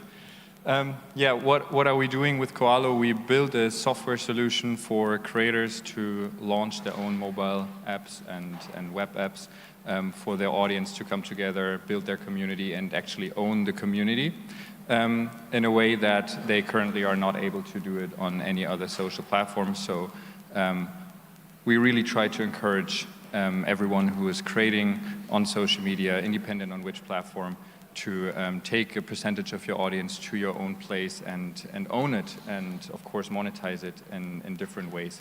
So that's what we're doing. That's the 1 minute pitch, less than 1 minute pitch. You can go ahead, it's fine if you want to expand it. No, and we're really happy that Kelly joined our journey really, really early on. It was even before we started with Koalo that we met her, and yeah, and I think it was a match from the first meeting. So it's not every day, really, you find a Hollywood actress as a co-founder. Yeah. What did actually happen from the get-go? How did it come to your mind?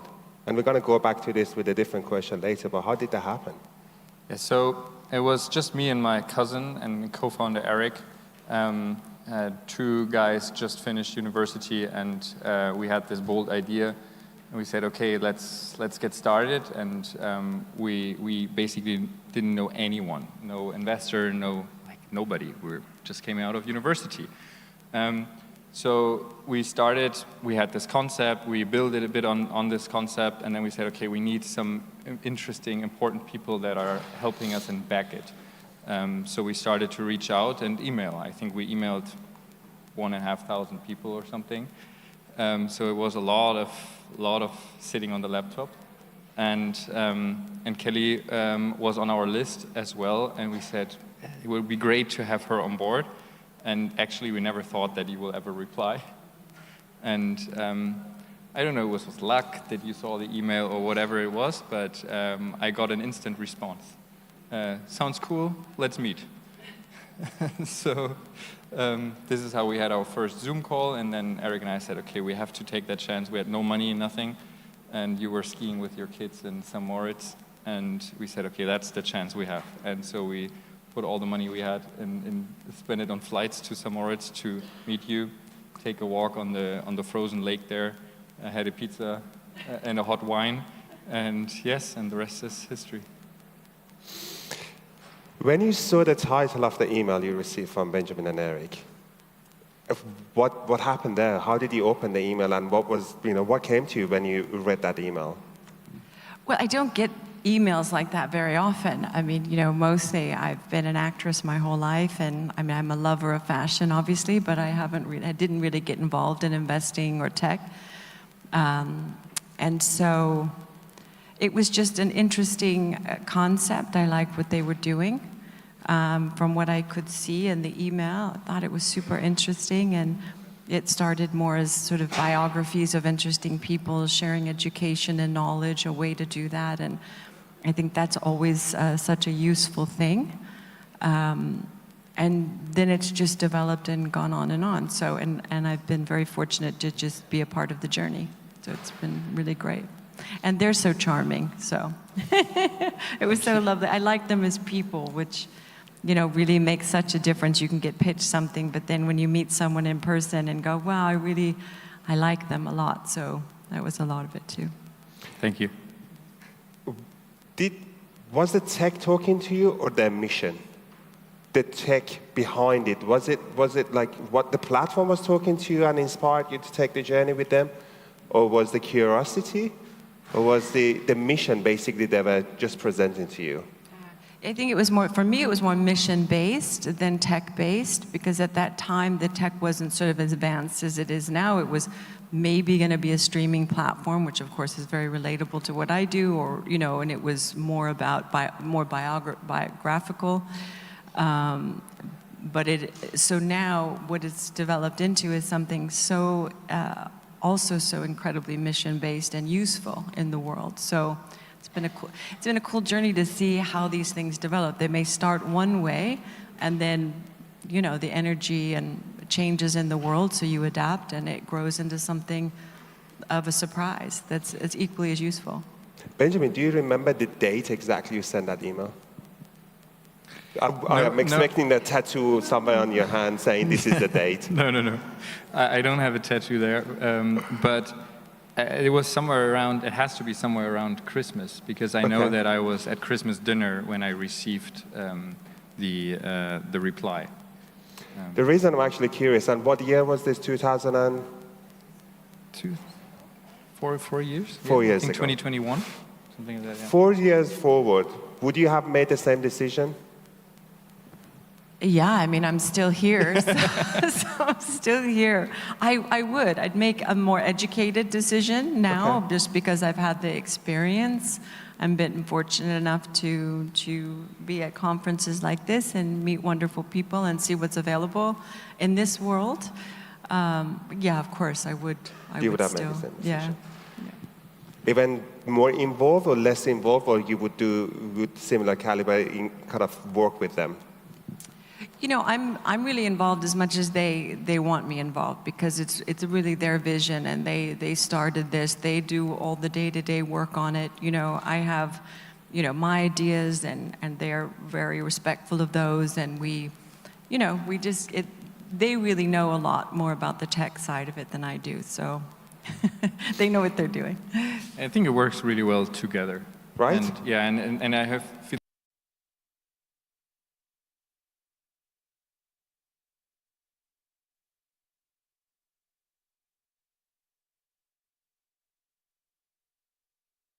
a day. So we were really involved, all of us, for the first couple of months, actually, and then it started that we got the first funding. On top of that, and we hired a team, and everything started to grow. But then here and there, of course, when there are bigger product decisions or bigger decisions to make in the company, also on the vision and mission, then it's always that we sit together and we discuss openly what the plan is.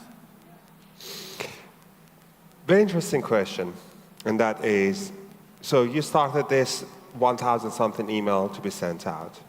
Why did you actually come up with the idea? How did you come up with the idea to start sending it to celebrities?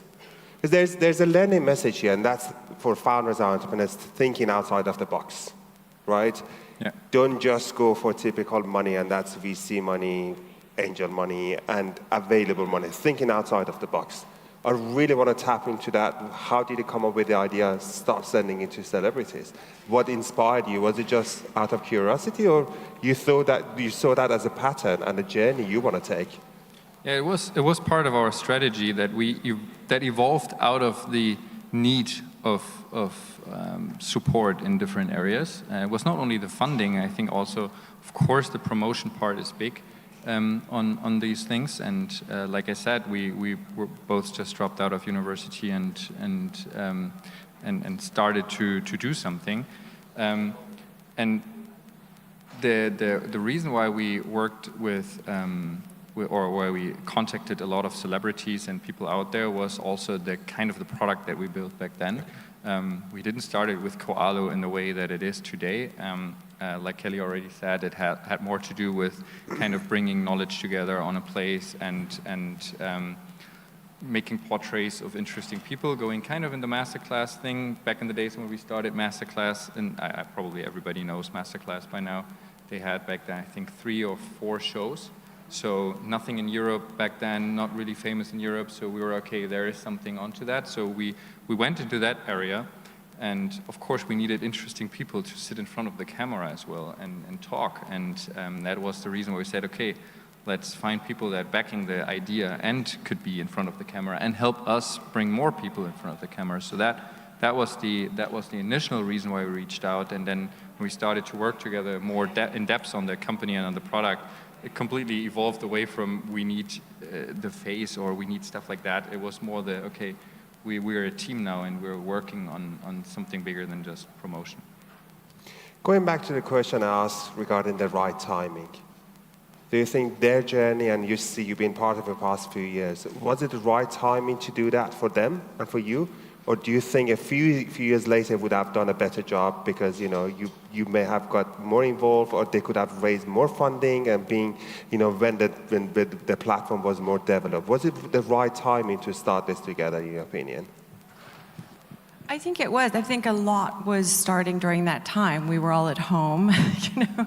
They had, we're all like, what should we do with this time that we have? And it was a very productive time in so many ways. When they first sent it to me, they wanted me just to do one of the biographies of my life, or a part of it. And I said, well, why don't I join and help you grow this? Because how are you going to get to all these people? And that was sort of my thought process was, I'm happy to do one of these. This is fine. It's great. But, how are you going to approach all these people, and how are you going to get this out there? So it was sort of it's what makes great partnerships, right. I think, is each person brings something to the table that helps move it forward. And that's why I think we've made great partners, in this journey. Yeah. Right. So I think for us it was definitely the right timing, because I think without that partnership we wouldn't, at least not in this way, and in how it processed and who joined us also down the road, that would have never happened, probably. Great. So we're going to talk about kind of the working culture between the founders and co-founders and the team. You come with, art, fashion, acting background. You're a tech sort of guy from Germany, from the US. Anything happened, you had to adapt the way you work together? And also, there's a message here again, a learning message, and that is, I love the laugh. You want to say He's something? hiding, right? He's over there. Wow. There's a learning message here, and that is, regardless of your background and, the kind of responsibilities you have within the founding team, you need to adapt and learn from each other, right? So have you just decided to change anything during this journey, or adapt to each other's culture and the way you work together and collaborate? I would love to maybe give us some examples as well, if possible. Yeah. So I would say that we learned, Eric and myself, we learned a lot from Kelly, especially in the early beginnings, how to communicate, how to talk to people in a way that is the right way to approach them. And I think there are a lot of learnings and behaviors that we learned from you and from your experience that was really helpful to mid-20-year-olds. For me, I had never sort of done this. So, I just go to work in a very different way. Obviously, you go to a set and you're dealing with people and you have a script and it's a very collaborative thing. And oh my God, there's all these pictures. What is that? That's a surprise. Sorry, you don't know what's going to come up later. And so a lot of it was also my being very patient and understanding and learning also how to work in a more, it's not corporate environment, but an environment in which you really have to sit and let everyone have their say, and whether you think it's a good idea or not, you have to stay calm. And so I think a lot of the time I felt like, I remember you guys were like, can you just stop being our mom for a minute? I swear I'm a mom everywhere. And I was like, okay, you're right, I need to pull this back and be less of, because it came more from being very protective, I think, of them in the beginning, because we were getting on calls with people that were quite, powerful. And so I felt very protective. So in that sense, having just been older and out in the world a bit was something that I had to also sit back and go, they know what they're doing, and trust the process of it, and learn to listen and work together in an environment that was very different than the environment that I come from. Right. We're not just sitting talking about a script and our motivation of what this is about. And it's similar in that it's collaborative, but it's collaborative in a bit of a different way. So I had to learn that, and it's been so useful going forward in my life. So I'm very, very thankful for it.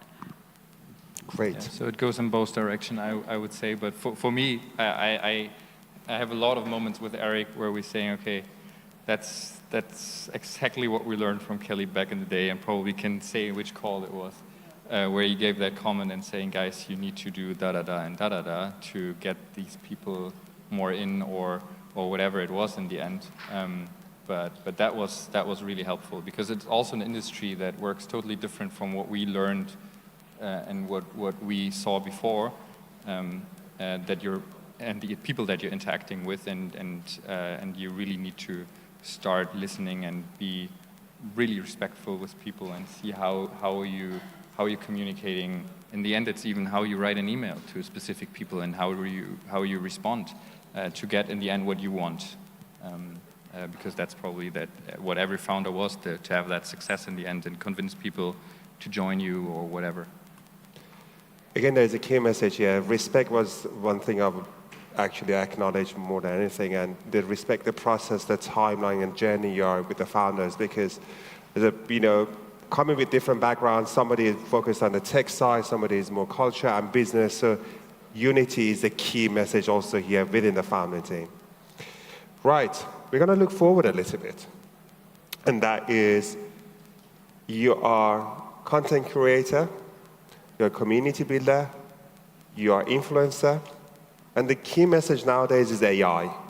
Wow, AI. How do you see AI influencing creating content and producing content? Do you think, Kelly, within your line of work, do you see avatars going to replace Hollywood people? And the prompt going to produce the content for you, Ben? How do you see this? How do you see AI? And there is another thing I would love to tap into, ethic behind the AI and the content. Because we were talking about it yesterday. There are some scary things happening out there. Somebody, Queen of England, shopping in a bazaar in Middle East. That never happened. And never going to happen because she's dead, of course. How do you see the ethical part of this? Well, I think going forward, the interesting part, and we're already seeing it just on Instagram, is you don't know what's real and what's not anymore. So we're responding to things, and our nervous system is responding to things that we don't know if it's even real. So we're going into a time where it's kind of a Jedi time, where we're going to have to navigate things in a way that nothing is as it seems. We don't know if it's me really talking or not anymore, or if it's you talking or whoever. And the whole system is set up in a way that's so easy to do. Like a 10-year-old can do it now, like a kid can do it. So in that way, I think it's going to be an interesting time for us to reframe how we consume. So, trusted sources are going to become, I think, more important. Trusted sources of information rather than just anything you see anywhere. So I think things are going to become more sacred in terms of the content we're creating and how we put our stamp on it and say, this is real, this is not, and that's how you're going to know. So I think any company that's doing that is probably going to do very well in the future. And also, again, I'm old school, so for me, I'm always going to want the real thing. I'm always going to want a book. I'm always going to want real nature, real food, real content, real people, because that's what I grew up with, So that's what I'm going to be drawn to more in the future than a cartoon of myself, or if that's entertaining to some, you know what I mean? Then that's great. I mean, a version of me or a version of anyone else, I think that's what we have to decide if you want, and that's totally possible, and people may enjoy different things. So I think it's all good, it's all to be seen as almost neutral. It's just for our own sanity and our own nervous system and our own awareness of the world we're living in, it's going to be important to make sure that what you're seeing is verified by a trusted source. Because right now it's the Wild West. So we just have to know that and experience it in that way with wisdom. We have to be the wise ones. Fantastic. Before we jump into your answer, have you tried actually prompting Kelly Rutherford kind of doing something on one of these AI platforms? Putting your name up on one of these content creators platform and trying to see what sort of content does it generate? Like a short movie of yourself, have you done that? Like what Gary told us that he did. that he put a picture of himself and his voice, and then they created this whole video that looked like an Instagram reel. Yeah, that and he said it would was so real. Yeah, and he said it got was goosebumps. He said, "Man, I never Yeah, produced I that, and haven't, it looks literally like me doing that thing." Interesting. Just wanted to see if you see it yourself. But Benjamin, what's your take on this? Yes, I think in content, obviously, we all see it every day. It has really positive things because it opens technology and it opens opportunities for a lot of people out there that until now couldn't do things like that, couldn't easily produce, couldn't easily cut or use those features. But on the other hand, I'm totally with Kelly. It has also a high level of risk, and you have to be aware and find a way for yourself to verify what you're seeing. And I think that's something that, especially young people who are just starting to use social media right now, like talking, there are kids using social media, right? Or really young people, and we need to teach them from the beginning now that not everything that people are saying in those videos are actual people and that they really said it. So you need to create that awareness and help everyone to understand that what you see out there, you need to find a system for yourself to verify and to question everything. I think before that was not really, of course it is always needed to verify it for yourself, but not in that level. So the key message is education, basically, parental education. But how about control over the social media? Do you think governments, without becoming too political about it, there is no message right here, but creating apps and platforms, do you think we should actually put sort of ethical limits to that? Or no, the AI should be limitless right now? I think they're starting to do it and probably are working already on little badges that are detecting AI and giving you and helping you verify if it's real or not and if it's AI created or not. Yeah, I think we will see a lot. There was this law now in California that went through the first time that they have an AI a law created, so I think government will get more involved, and of course they want to, but we will see how it evolves over the next few years or months. It's all pretty fast. Interesting. We do actually have an AI Act in Europe. Before AI was the thing, we produced AI Act, which is like 900 pages. So for but it's more impacting businesses than content. Exactly. Let's talk about new generation, and that's the Z and Gen Z generation. As an influencer, as a producer of content, do you think they are less influenced or more influenced by content? Are they more keen to explore on Instagram, on social media, what's happening, or no, they are really attached to what's happening in the society? I think what we all see, of course, everybody is really heavy on social media, and we see that a lot, and I'm not part of Gen Z, so it's more the generation after me. But what I also see is that more and more people going into real-life experiences again, and I have the feeling that, of course, also Gen Z is more interested in also having connections, meeting with friends again. Right. So I think what this generation in between had, that everything was digital. There is a move happening right now, and we all see it with all those running clubs and communities that are built around different topics. We just talked about like sauna experiences that people have in Scandinavia, where they're members of sauna clubs and doing stuff like that. So you get this feeling more and more that we're going back to real life connection. So I hope that is the path we're taking.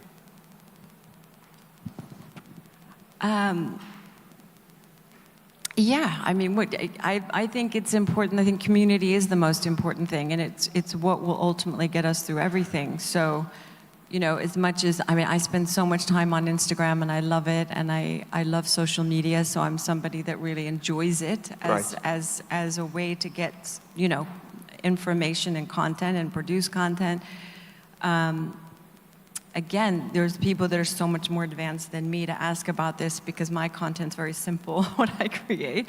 So, and it's very authentic. It's very kind of what I can do. And so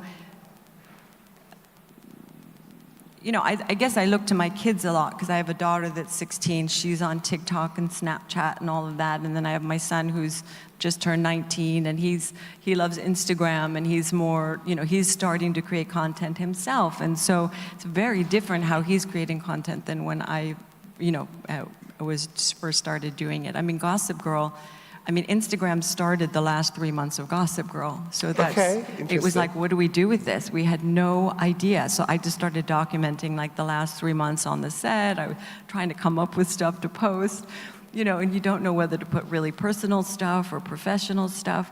And I think these are, you know, they're all tools. They're all tools. We have to take the power back to ourselves and be wise. That's really the biggest thing we can do right now, is say, okay, I'm going to go to verified sources for things. I'm going to know where I get my information. Otherwise, you're just going to be triggered all day by crazy stuff. And that's what I tell my kids. I'm like, look, you just can't believe everything. But we never could always believe everything in the news anyway. There's just more of it now.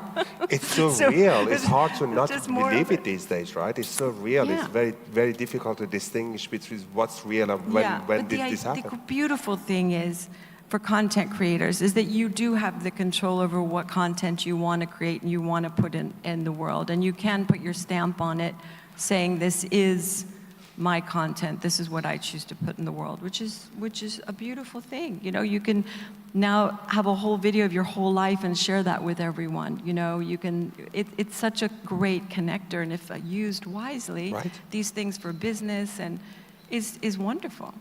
We have to be. Great.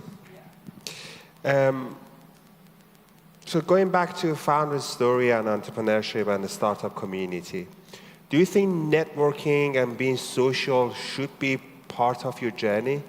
Do you think this is an important skill set to have and is a need based on what you've seen, especially like after having Kelly on board? Of course, you know, your social engagement increased. And if you were an introverted person, you had to adapt to be around people, right? And of course, that's what you've been doing for many years, be around people and creating content and engage with people and engage with your fans. But how do you see actually networking and being a social person would help a startup founder? So I personally think, and I learned that, it's the most important thing to do. Because I think, and probably Eric will just say yes to that, without the network that we built through the years after Kelly joined us, we would probably never be there, and it opened so many opportunities. So as an example, our whole advisory board by now is built through connections we made through those conferences, and there's Amy Gahn on it, the former CEO of OnlyFans, for example, or Sean Kim, the CPO of TikTok and Amazon Prime. Like these are people that you usually never thought that they could join you, but in the end, to have these people and bring them into your company, even if they are not investors, but becoming part of your advisory board, will help you down the road so much, and they basically bring you 10 steps or 20 steps or 100 steps ahead that you could never take by yourself, or you would take forever to do so. And there are new opportunities created. There's an example that 1.5 years ago, Sean called me in the middle of the night, basically, because of course he's in LA based and they always call and forget that you're already sleeping. So he called me and said, man, do you want to build an app? And this is how a whole new business started, because then he introduced me to this guy, Bill Block. He is the former CEO of Miramax and produced a lot of movies, so similar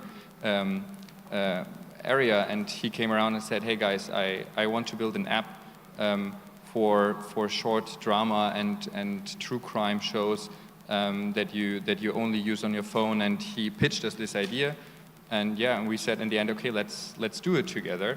And so we started to build this platform. And out of that, there was a whole new company created, Trophic, that is by now doing multiple of those projects where people came to us, people who are already in businesses somewhere else and have an idea, or young founders that already just got their funding but don't have the background, don't have the advisory board, and don't have the people on board that can help them put their vision to an actual working product that is launchable out in the market. So we built this kind of hub now with Trophic, where people come and pitch us, and we build the products with them together. And I would say this would have never happened if we wouldn't be out there every day talking to people. I think you also have to find the balance. Don't go to every event. Don't be that out-founder. You don't you don't want to be the guy who is only on the events and you never get to work. But if you're balancing it and you go to the ones where you have the feeling, okay, there I really get something out of it, and you have your strategy and you have your KPIs that you set for yourself for the event. We did that. We said, okay, we need this, this, this, and this.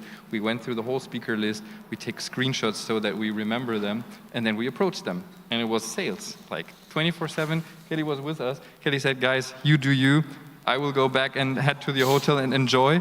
Exhausting. Because we were like talking, but in the end that was really, really important, and it helped us to build this network. And I think this is the most important thing, and I can just recommend it to everyone. Good tips. Please don't neglect the social part of it. Do you have any input to this? Like how networking and being social founder, entrepreneur would help your business? Yeah, it always helps your business. I think especially because so many of our businesses, we start one way and we pivot and we grow and we change. So the more people you meet, help us adapt to that. Right. I think we've really experienced that, where, the people that we've met have helped us develop in different ways that we may not have developed before. Right. So it's very useful. And we kind of got a glimpse of what Eric and Benjamin and Kelly are working with Traffic. We're going to go back to that towards the end. But before that, I would love to actually, because I make sure we have some questions from the crowd as well, would love to put a picture up if the tech team are ready. Right. This is you. This is that's what I said is going to come as a surprise. So I actually call you within the community elevator fashion queen. What are these pictures, Kelly, on social media? Why elevators? Why what? Why do you take the pictures as selfies in elevators? Because what's the trend? the elevator in my building, and it's so easy. That's what my daughter said. She said, Mom, what are you doing? I said, I don't know. I have no idea what I'm doing. I have these, I worked on here's a perfect example. At the same time I met Benjamin Eric, I met this girl who wanted to start this fashion platform. It ended up not working out, but I ended up reaching out to like 3,000 brands and helping her grow this business. And so it's just proof that everything, whether it works out or not on your path, ends up being useful to you along the way. And one of the great things is I got to meet all these emerging brands that are naturally, just because of who they are, sustainable. And so I just started sort of wanting to create awareness around these brands. And it was easy to do in my elevator because I'm not some whatever. I didn't think of myself as an influencer in that way, but it was a way to create content. It was a way to support or create awareness. It was fun for me to do. And I had so much fun discovering all these global brands from all over the world and connecting with them. So this is what happened. And my daughter, thank God, she showed me how to hold the phone, because I wasn't holding the phone right. And she's like, Mom, you can't angle it this way or that way. I was like, okay. And she helps me pick them. I send them. I'm like, here's 10. Which one's the best one? And she helps me edit them. And so, it's just something fun and a way to just share. I've always loved fashion. I think fashion's it's a big influence in any visual medium that we do, whether it's acting or we're all here today. I think it what do they say? Something makes the man, or whatever. The suit makes the man. It's important. It has right. It's how we know history is through fashion. We've studied history that way as well. So. Benjamin and we also have an Instagram, but it's a couple of million less followers, by the way. So Yeah. If you wish 2.5 million less. Great. I would love to just for a few seconds, touch base on the Traffic and what you guys are doing and how the community, how the startups can support you with this new journey. And, if there's anything you would like the crowd to do while you're here, please, but give us a glimpse of what is the Traffic about right now.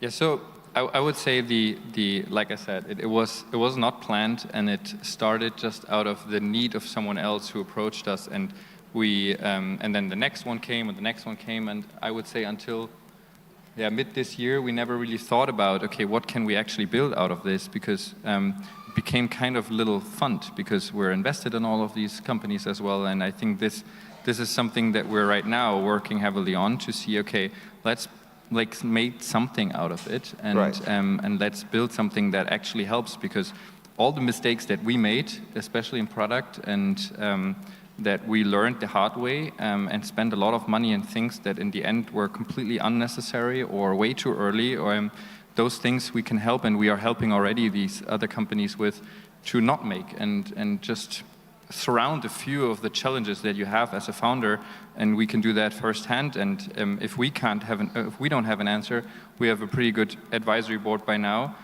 that built a lot of the products that we're all using every day. So if we don't have an answer, they have. And what we're doing right now is making and growing that to give more companies the opportunity to launch their things easy and get the advice that they need to build it. So I can just encourage everyone to check it out, trophic.io, and see if that's something, if you're building something or you want to build something, to reach out, and maybe there's a fit and we can help you. So there was a message here earlier, again, just touch base. This all came from, thinking outside of the box and be, network savvy, where you got to meet Sean, who inspired you to start this new journey, and of course, Kelly played a pivotal role here. We can have a couple of questions. I don't know how it works, if you want to put it up. I think there's a platform or something. I'm unsure if there's an online Q&A. Do we have anything up? No? Okay. Maybe, I don't know who's going to pass the mic around, otherwise we just continue. For a microphone? Yeah, for the people. Right, while we're going to pass the mic around, if you were about to make a movie from Qualo, what would you name it? Koala. Yeah. Maybe, I don't have a perfect name yet, but it should be around pivot, because that's something that we learned to do, and it was the hard way to learn it, that the thing that you initially start will probably be not the thing that you will be in the end successful with. And to accept that and to understand that and see that early enough, so that you don't waste time and resources too long on something where you already in the back of your head, it doesn't work, there is something off, and really be, question yourself every day. Is it the right thing that I'm working on? Is there something that is off? Or is there maybe a small thing, and this also that we learned, there are small things that work, and you don't have an eye on it, but if you would double down on that, that's maybe the company that you should build. Again, thinking outside of the box and be ready to change your strategy, right? Whenever you think this is not working, don't be afraid, change your strategy and start with new business line. Yes. Right, 100%. Do we have a mic around, or we have 20 seconds actually left? So maybe I'm really bad actually introducing myself, and I've completely forgot. So Sam, I'm part of an investment fund, which is called Identity, and with Tech Barbecue, I've been part of it for a couple of years, but I've had the honor of hosting Kelly and Benjamin and Eric a few times. But we got the BEAM as well. Identity Venture, we invest in LGBTQ plus founders, very impactful fund. If you are one of those cool founders, please come forward. With that being said, thank you so much for your time. I hope it was engaging, cool, and sadly we didn't have the chance to take the questions, but we are ready for next time. Thanks, Kelly and Benjamin. Thanks, everyone. Thank you so much. Thank you.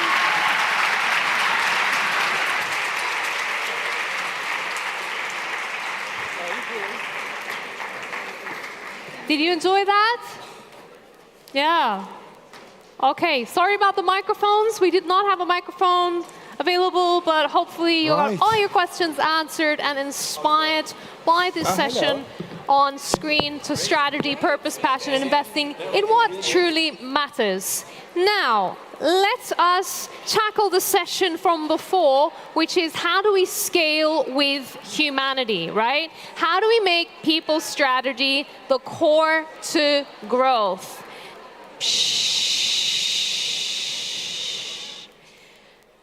And I'm excited to introduce two powerful and very inspiring leaders. They've been waiting for a while backstage, and they're hungry to come onto the stage. They're going to talk to us about how do we grow into people-first companies, right? In a world that's obsessed with growth at all costs, we sometimes forget the human factor. And so they're going to be talking about what we need to do to rethink how we approach people and growth. Joining us today from the Netherlands will be Gillian Tans. She is a current investor and advisor and the former chairwoman and CEO of Booking.com. And she spent over 20 years at Booking.com, really helping to scale the company. And she learned a very important thing. She learned that it's not all about numbers. It's not all about execution. It is about people. It's about values and about culture. Also joining us will be Ingrid Tappin, who's the founder and CEO of Diverse Leaders in Tech, which is an ecosystem of like-minded people working together to really empower organizations to take this, seriously, right? To really walk the talk when it comes to diversity, equity, and inclusion. So please join me in putting your hands together for these wonderful two ladies, Gillian Tans and Ingrid Tappin.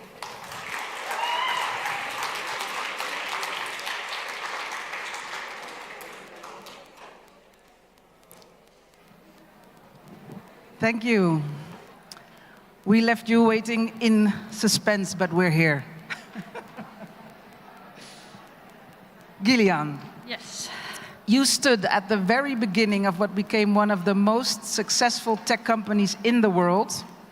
From a small team in Amsterdam to a global powerhouse, operating in more than 200 countries and territories. The story of Booking.com is legendary in tech. So before we go into the big questions of today, could you take us back to that beginning? Yes, of course. Well, I think when Booking started, it's just like any startup today. I think it was very hard in the beginning. If you think about attracting talent, this was just after the dot-com bubble bursted. So nobody really wanted to work for internet companies at that time, so that was really hard. Funding was really hard. I think today in Europe there is already much more funding available for startups, but at that time that was extremely complicated. And I think in the beginning, if you think about Booking, we already did things quite differently. If you saw, most companies were building a beautiful product and then started marketing it all around the world. And Booking really started with a very basic product. We got criticized a lot by people saying, oh, your website is so ugly.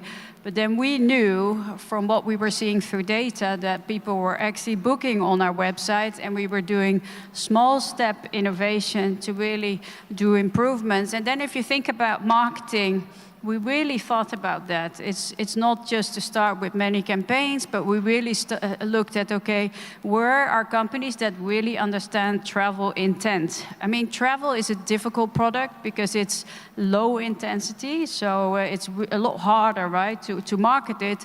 And then we, of course, saw the company Google, who really understood travel intent. So we thought, let's just be very close to Google. And we kind of grew with Google, right? And that's how we built a marketing machine that went seamless, right, from Google onto Booking.com, where people were actually booking their accommodation. Yeah. And we really wanted to make finding and booking an accommodation a better experience. That was our focus. Focus. And growth is a very important word in your story. Booking went from a few employees to over 17,000, from only operating in the Netherlands to over 200 countries and territories, from no revenue to over 15 billion, and from a few properties in the Netherlands to over 4 million properties listed and over 1 billion rooms nights booked. How did you approach the greatest people challenges you faced during that explosive growth? Yeah, it's a super interesting question. And I would say I'm going to divide it into 3 phases. In the beginning, like I said already before, it's very hard to find talent. And also you really need to think about what type of people do I need. And often in the beginning, you will find people that are willing to take risks because they're basically leaving a successful job to join a startup. So that is super interesting. Plus, these are people that really go for your mission. So entrepreneurial? Yes, because that's why they join. And with Booking as well, we saw in the beginning that these people are crucial also when you start scaling, because they went all over the world to open offices for Booking and to basically make sure that you continue to build a culture that you want, right? So, and then once you start scaling, that's, I always say, that's something in itself, right? You really need to think about scaling. What type of people do I need? We had a formula, for instance, which was very clear. So people really understood this is how we do our business and this is what we don't do. You need to have it super clear how success looks like. And then you need to make sure that decisions are as low as possible in the organization, because otherwise you're going to move very slow. There shouldn't be any dependencies for anybody. And Booking was an execution machine, I must say, and really thought through how to do that, how do we keep it simple so that we can scale all over the world. But at a certain point when you grow, have so many employees, you have to have some middle management in between, and they often cause chaos and problems. How did you approach that? At some point, when you really grow bigger, you have people that have been running in all of these swim lanes, right? We became the leader in Europe. You really need to think about how do I maintain a high performance culture? And that is something that you need more structure. You need to think about success metrics. What is high performance in your definition? What is a high performance culture? I think a lot of founders here want it, but what is the definition? High performance is about accountability and ownership. That should be super clear. Of course, high performance is that you reach your goals. I mean, that's what you're trying to accomplish. But then the question is, how do you do that? And what are the key elements into accomplishing that? And it's also about making sure you have a good feedback loop, right? Because if you have a culture where people can make mistakes every day, how do you make sure that you learn from these mistakes and it's being fed back into the organization? So that's also an important element. And one of the key things you shared with me is that the performance is also tied to the behaviors of your people, and that they actually understand what behaviors are expected of them, right? Yeah, and even if you think about accountability, you should also look at are you hiring and promoting for your culture? And that you need to organize for, because when you're small, you can just do that by being in a room or you know everybody, but at some point that's not possible anymore. So you need to think, how do I embed that into the processes we have?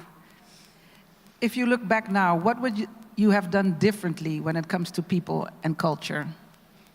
What would I have done differently? Well, yeah, people ask me that often, and then I say, yeah, for a lot, I will probably do the same. And it sounds strange, but when you're in high growth, when the opportunity is there, let's put it that way, Booking at some point really had an opportunity. And then if you start thinking about complex processes or hiring is slow, then you're not going to really capture that opportunity. So we had to go very fast. I always say that time, it was a bit like organized chaos. But then in the end, we did accomplish our goals. So when I look back, I would probably do it again like that. You need to do fast hiring. But where it starts breaking is with middle management, because you see that people come into your company after 6 months or a year, they need to become manager. They're not really experienced to do that. So you really need to think, how do I help these people, right, to step into these roles? And when you need to do that at scale, it is really hard. So you would step in there, but one of the things I'm hearing you saying, embrace the chaos. Yes. And seize the opportunity in it. We're living and working in a totally different time now. We're dealing with AI, remote work, Gen Z expectations, new power dynamics. The world of scaling companies looks nothing like it did, let's say, 10 to 20 years ago. Which challenges do you see ahead that are different for founders now than from when you started? Yeah, so there's a lot of differences. Even if you think about today, you can get a prototype out in no time, right? When Booking started, this was a lot more complicated. So ideas, you see, scale much faster. But it also is that actually more people have access to this technology. So you need to really think about, what do I need to do to stand out? I think if you think about remote work, is completely different. That's something that companies need to embrace. Communication becomes even more important. Then globalization, I think in Europe, some things have gotten easier, I think.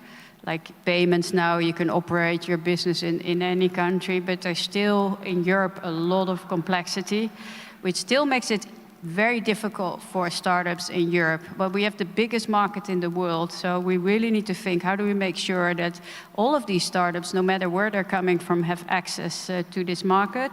So that's also an element. Sustainability is not an option anymore. It should be really embedded into how you do your business. Customers are much more critical to what companies they want to buy from. So these are, I think, a lot of the elements that are quite different. One of the things that stands out, of course, is that you don't have to be a coder or a product expert developing technology now, because it's all out there. What do you think is the most important thing founders should realize when it comes to their competitive advantage?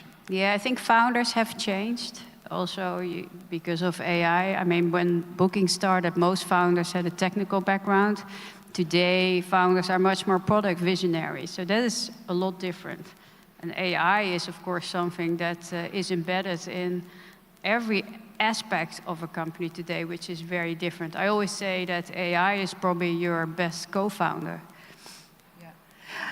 And as a product visionary, that's something different than somebody who only has an idea about what the product should look like from your perspective. What is a visionary at in this time and age? Yeah, so when at the time of Booking, you really thought about having the best possible product. And already having that would set you aside, right, from everybody else. Today, that is not enough. So really, startups need to think about product, but also need to think about marketing, which is a lot more complex today than only doing AdWords on Google. They really need to think about, okay, once I have this product, how am I going to make customers to buy it? So there's a lot more complexity into doing that. That's why you need much more visionaries that already think about this whole picture. I think it's very interesting because we had this talk about also as founders, the people that you hire, you should also be focusing on people with a lot wider skill sets, yes, lived experiences, because you need people with lots of capabilities at once. Absolutely, yeah. Yes. And which problems would you say, or challenges, are universal? So the things that will always be hard, no matter the time that we are living in. Yeah, so, I mean, basically, if you think about customers, I think that has not changed, right? Even though the technology might change, we still need to make sure that we're solving true customer challenges or problems, or how you say that, so that has not changed. I think transparency and trust probably became even more important in this phase. And the third one I say is the focus on talent, right? And cultures is still something that is extremely important. So Gillian, you've seen every stage of growth, so from startup to scale up to global leader. What are your 3 best pieces of advice to founders scaling their companies today? Yeah, so the first one I would say is focus. I always say simplicity scales. And it is quite easy nowadays to get prototypes out, right? But so that also makes it more complex because there's so many ideas that you can actually try. But I still think that focus is super important. Booking in the past only focuses on hotels. Well, many people told us, oh, you should do flights, you should do cars, right? There's a lot more in travel. But we said, yeah, but only solving, finding and booking and accommodation is already so hard. Why go into new products, right? So I still think that that's such an important element for any founder out there. The second point, I think, is transparency. Transparency in leadership and transparency in how you're building your culture around communication is crucial. And the third one was, the third one is don't assume. So, which is probably an obvious one, but I still see it a lot, that people assume, while you really need to look at data over your opinion. And data not only about your customers, but also the data about your people. Everything. I've always been amazed that actually companies don't have a lot of data around people, while actually it's such a big part of your success. What do founders need to rethink about talent and leadership? Yeah, so what I've always found very important, if you hire, that you really think about the type of people that you need 3 years from now. Because at the time you hire, the next day people could already miss skills. If you're in fast growth, then you need people that are actually able to run parts of your business 3 years from the moment you hire them. So that for me has been quite an important rule. And the second part, which is very important, is how much time leaders spend on talent. And I, even myself, always realized I'm not spending enough time on talent, so I really push myself to spend 25% of my time on talent. Because eventually, you need to think, how do I contribute the most to the business? And that might change every year. But founders or leaders shouldn't become the bottleneck of growth.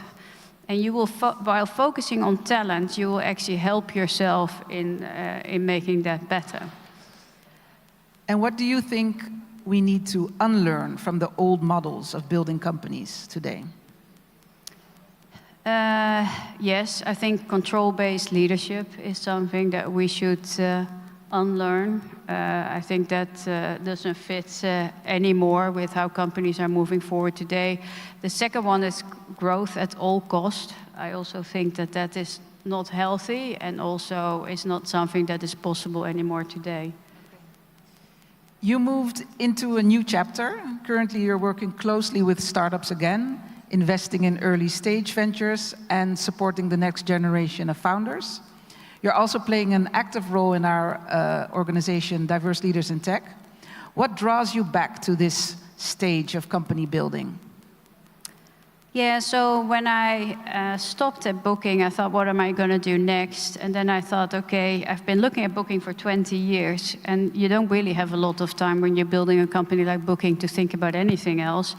So I thought, well, why don't I just start investing into companies, see what people are doing, right? How the world has changed, etc. And yeah, that's something that really fascinated me, to see how many founders are building these new businesses. I'm involved in Travelperk, for instance, in Barcelona. They already became a unicorn. It's now worth 2.7 billion, right? Coming out of Spain. So I think it's a good example. So it's just nice to see all these new companies now popping up. And I think that this time I find interesting, because Booking was also at a time which was difficult after the dot-com bubble burst. I think with AI now, it's again a time where so many new ideas you can actually realize. So it's history repeating itself in a different context, so to speak. Yes. So every founder talks about innovation, but real innovation, as we know, is built on who gets to lead, build, and be at the table. Why do you believe every startup should join a community like Diverse Leaders in Tech? Yeah, I think it's super important. I think if you think about culture, diversity and inclusion, I think the business case is quite clear. We don't need to talk about that anymore. But as small companies, you cannot hire a whole team around diversity to help, make sure that you get to a culture where people feel included. So organizations like Diverse Leaders in Tech can really help, because you can do a scan for your company, understand where you are, you can see what's next, but also you get access to a whole community where you can learn from, and you have access to diverse talent. And I think these communities will become more and more important. Okay, last question for you, Gillian. If you had to leave today's founders and tech leaders with just one leadership principle that carried you through scaling Booking.com that still matters today, what would it be? Yeah, it's a short one. I always say, don't let failures get into your heart and success into your head, which I think is still a very important one. Okay, great message. Gillian, thank you for bringing not only your experience, but your vision, and for showing what scaling can look like when people come first. Thank you very much. Thank you, Ingrid. Thank you.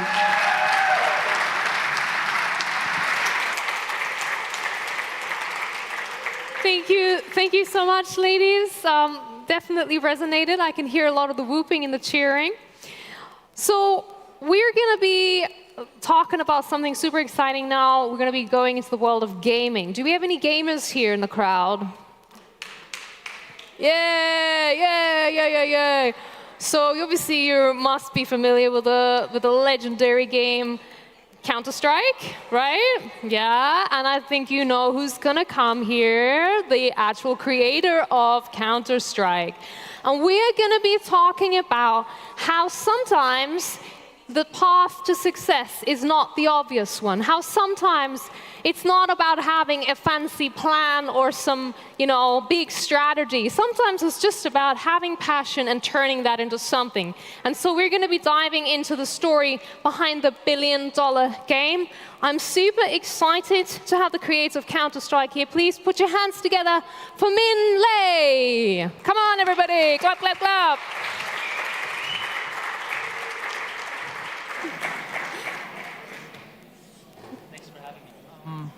Is this on? Yes, it's working. Oh, okay, it's working. Yeah. Min, Yeah. you know what? I'm really excited to be here. Personally, I have to admit I'm not a gamer, so I had to research a lot of this stuff. But I'm excited to talk to you because I think your story is really impressive, right? You said that you never ever envisioned Counter-Strike becoming this big thing, right? And when you found out that after 25 years it's still being played, you said that you were quite shocked about that, right? So if you think about the last 25 years in gaming, how has gaming changed over the last 25 years? Yeah, so that's a really great question. So, I mean, the game industry has changed incredibly over the last 25 years, mostly in terms of just growth. Because when I invented Counter-Strike, there wasn't a lot of games. And so it was actually easier for a game like Counter-Strike to blow up and become like a viral sensation. But I think right now, what we have in the industry is we have this overabundance of games. We have so many games. Like if you go online, if you go to Steam, there's just games for everybody. There's so many different types of games and genres. So it's a lot more difficult for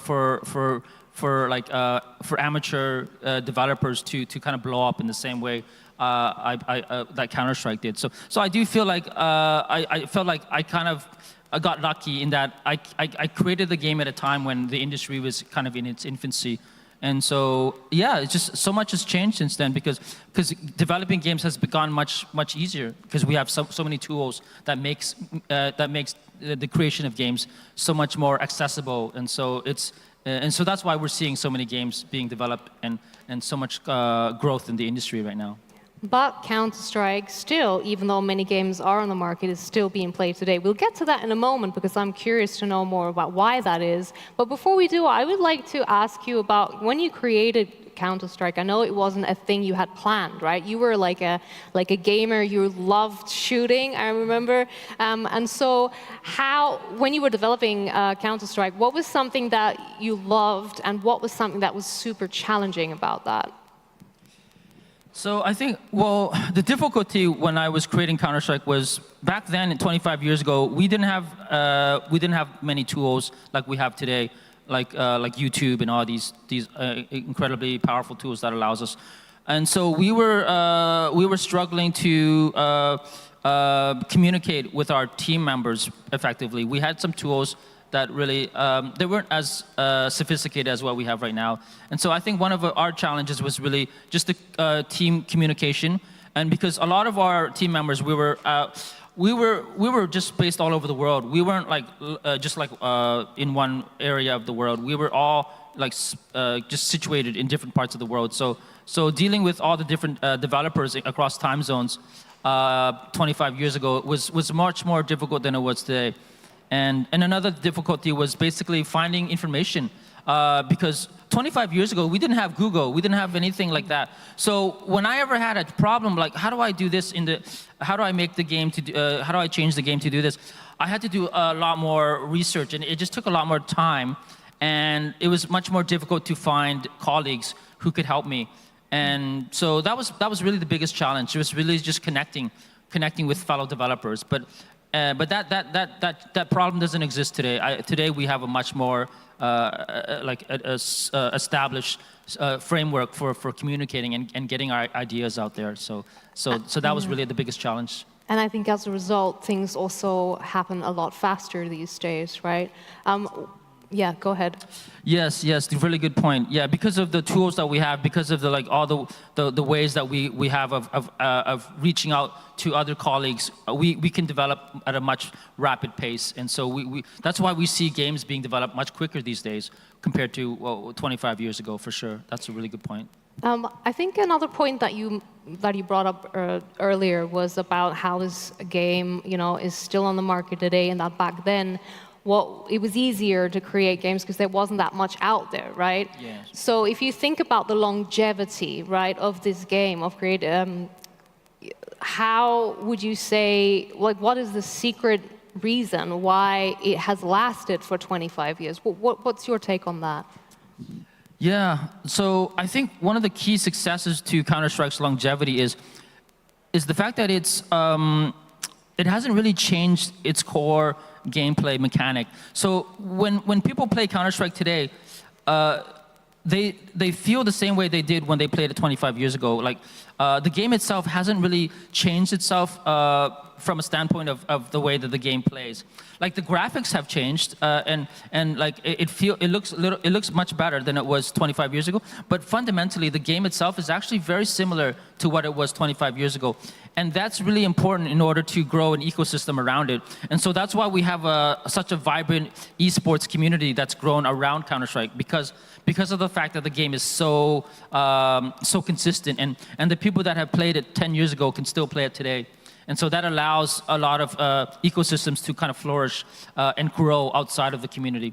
Whereas when you have games that are constantly changing and they're evolving, it's much more difficult to grow an ecosystem outside of it.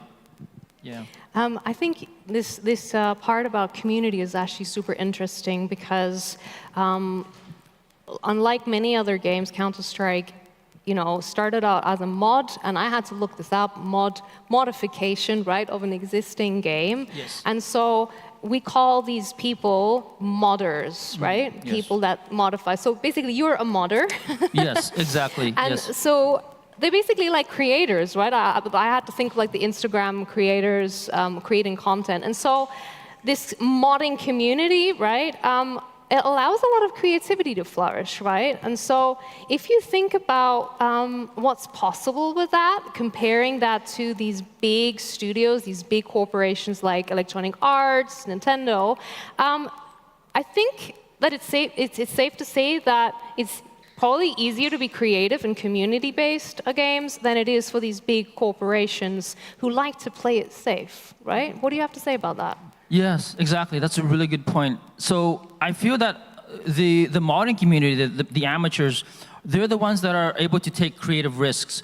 Because when you're taking creative risks, you have a high chance of failing, And so that scares a lot of the established larger companies because they can't afford to fail. Like they can't afford to spend 5 years to make a game and invest a lot of money into this game and not know whether or not it's going to be a success or not. But as a modder, you're able to kind of create these small little games and these small little prototypes for these ideas. And you're able to take a chance because you don't have as much invested in it. So the scale of your project is much smaller. Like, you're not spending millions of dollars developing a game. You're spending like literally just thousands of dollars, just developing these smaller prototypes and these smaller games. And it's these games that allow the industry to kind of find new ideas. Because if you look at the top 10 games that are played today, I would say 8 out of 10 of them have come from modding roots. They've come from people that were able to take chances, take risks. Like, for example, League of Legends, that came from a mod. Counter-Strike, it came from a mod. Fortnite was based on a game. Well, Fortnite actually copied another game that was also based on a mod. So Fortnite copied a game called PUBG. And so if you're familiar with these two games, but Fortnite basically copied the idea from another game, and that game was actually based off of a mod. So modding is the thing that actually drives the creativity of the industry, because they're the ones that are able to take the risk. And so the larger studios, they just kind of watch. They just kind of watch and see how what's popular. And so when they see something that's popular, then they allocate all of their money and make a very much more polished version of that game. So that's kind of how they work, and it's much more risk adverse for them because they're able to kind of watch and see, which of these amateur projects have a success, have a potential for becoming big. And so for them, it's a really great tool, because they're able to just kind of watch from up high and just not take that risk. And then when something kind of starts to catch fire, they're able to see it and kind of realize it and say, whoa, okay, that's a good idea. Let's copy that. Let's put a lot of our resources into that. And so that's kind of how the game industry's kind of worked over the past 25 years. So where's the biggest reward then, would you say? For a modder? For both parties, right? It sounds like the creative reward and maybe even the financial reward is with modders, right? But they're taking a big risk as well. Yeah. And then the financial reward is definitely with the big corporates. Would you agree with that, or would you say that that's not the case? A lot of times what happens is the modders actually, what ends up happening is they actually get approached by the bigger companies, and they say, we like your idea and we're gonna build we're going to take it and we're going to build a better game out of that. So in some ways, the modders, they're able to kind of take their idea and kind of blow it up, basically, if they get approached by a larger company. And oftentimes, that's kind of how it works. Like, for example, with Counter-Strike, I was approached by a big company called Valve, based in Seattle. And so they contacted me when they saw my game, and they wanted to work with me. I mean, the funny thing is, they could have just stole my idea and just made their own version. I mean, they could have done that, but they were nice. Could they have? Did you not have like obviously IP back in the days? No, well, I was 20 years old. I didn't have any knowledge about IPs or any of that, so I didn't really bother to copyright the idea for it. But I think the reason they approached me is because they saw the community that I had grown. And they saw the people that were playing my game, and they realized it wouldn't be a good idea for them to do that because it would be very kind of like, it would make them look kind of bad and kind of thing. So they were very kind, and they worked with me on an official capacity. They didn't try to just copy it and make a clone out of the game. So in that sense, they were quite generous to me.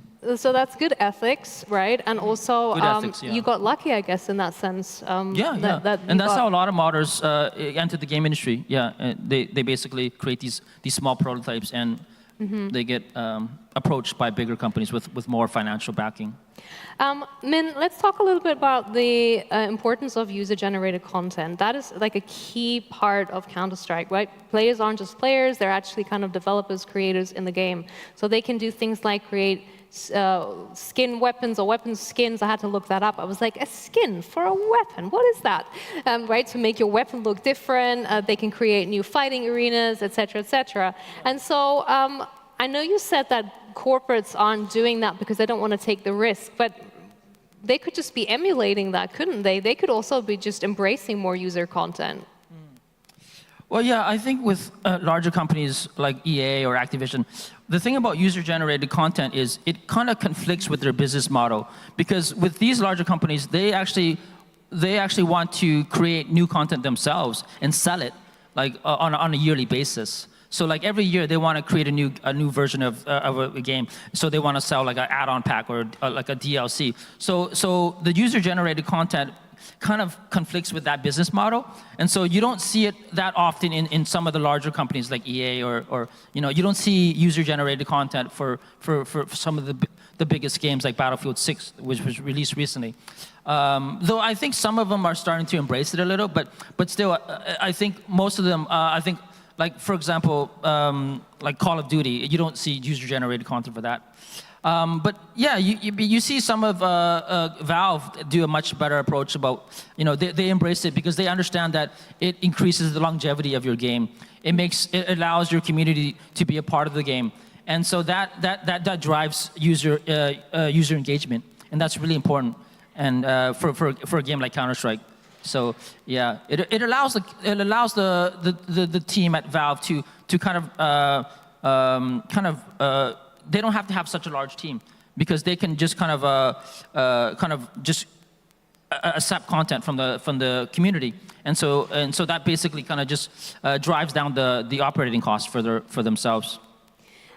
Just let's look into the future. Obviously, if I was sitting in the room talking to you, I am sitting in the room talking to you, but if somebody in the audience, like I'd be really curious, like what is your kind of future plans? What vision do you have for gaming for the next 5 to 10 years? Yeah, well, I think the industry is it's constantly shifting, and it's hard to predict where it's going to be in 5 to 10 years.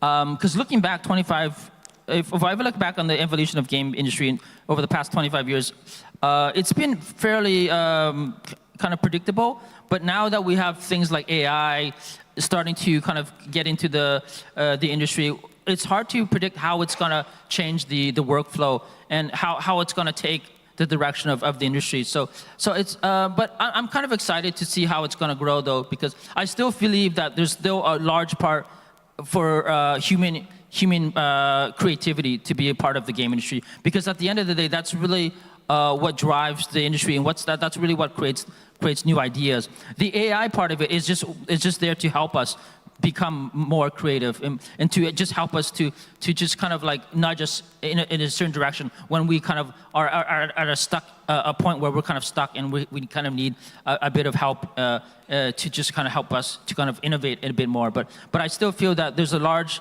potential for human creativity in the next 25 years. So it's going to be really interesting to see how the game industry does evolve still. So one last closing question, because we are a little tight with time today, is there's obviously a lot of founders, creators, innovators, entrepreneurs here in the room. So if you had to give them advice on wanting to build something new, and they're maybe wondering, how do I turn a passion into something that's of lasting value? What would be something that you've learned over the last 25 years that you would like to share with us today? Yeah, that's a really good question, and it's always hard to find to just name one particular thing. There's been so many things that I've kind of helped me over the past 25 years, but I think probably the most important thing for me was just communicating and being connecting with colleagues, because making games is not something that you can do on your own. It's best when you can collaborate with colleagues and find people who have the same vision as you, and that's when you're able to create much bigger ideas, much bigger visions. And so being able to connect with your fellow colleagues is really important. So that's why I feel like events like this that allow you to meet new people that are interested in the same idea as you is really important, because it just allows you to kind of just grow your network. And I think that's really one of the things that really helped me in the past 25 years, is just the expanding my network, meeting different people. And yeah, so I think that was probably the most important thing, yeah. Yeah, definitely, and that's why we're here. Somebody raised their hand. We only have literally 15 seconds, no more. You can You can press the button on the microphone and then ask your question, but we have to be very fast. So you talked about EA. What do you think is the future of profit maximization with the purchase of EA by a private equity firm? Oh, so with regards to EA being bought out by the investment company, you know, it's hard for me to really say much about it because I don't really know the exact details of the agreement. But I think it's a positive thing because I think it'll allow EA to kind of you know, explore different opportunities that they couldn't before. So, you know, but other than that, I can't really say exactly how it's going to affect their development cycle. But yeah, I think I have a few colleagues that work at EA, and so they've expressed some excitement over the acquisition. So it's going to be interesting to see, though. Yeah. Thanks, Min. That's unfortunately all we have time for. You can turn the microphone. Yep, there we go. Thank you so much, Min, for being here, for coming to Valencia, for sharing your passion and your journey. Thanks so much. Min Lei. Yeah. Thank you, guys. Thank you. Yeah. Thank you. Yeah. Okay. Oh, this way? That's it. Thank you. Okay.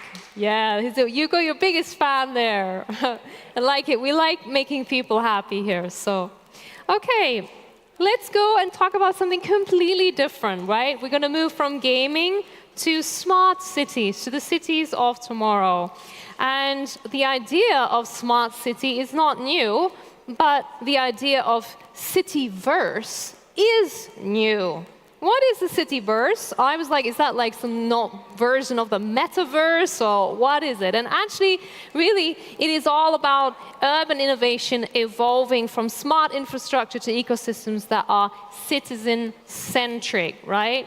So creating a fully virtualized version of our cities, that is what the cityverse concept is all about. And Valencia is actually one of those cities that is really embracing these smart technologies, and it's actually going to be the city that's going to be hosting the first ever Cityverse assembly in November here in Valencia. So, to tell us more about the Cityverse, what it is, who's going to benefit, and how we can prepare for it, I'd like you to help me welcome the founder and partner of Urban Innovators Global, Bas Borsma. Welcome.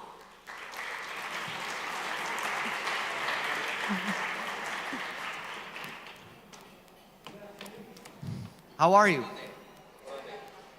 That's very quiet.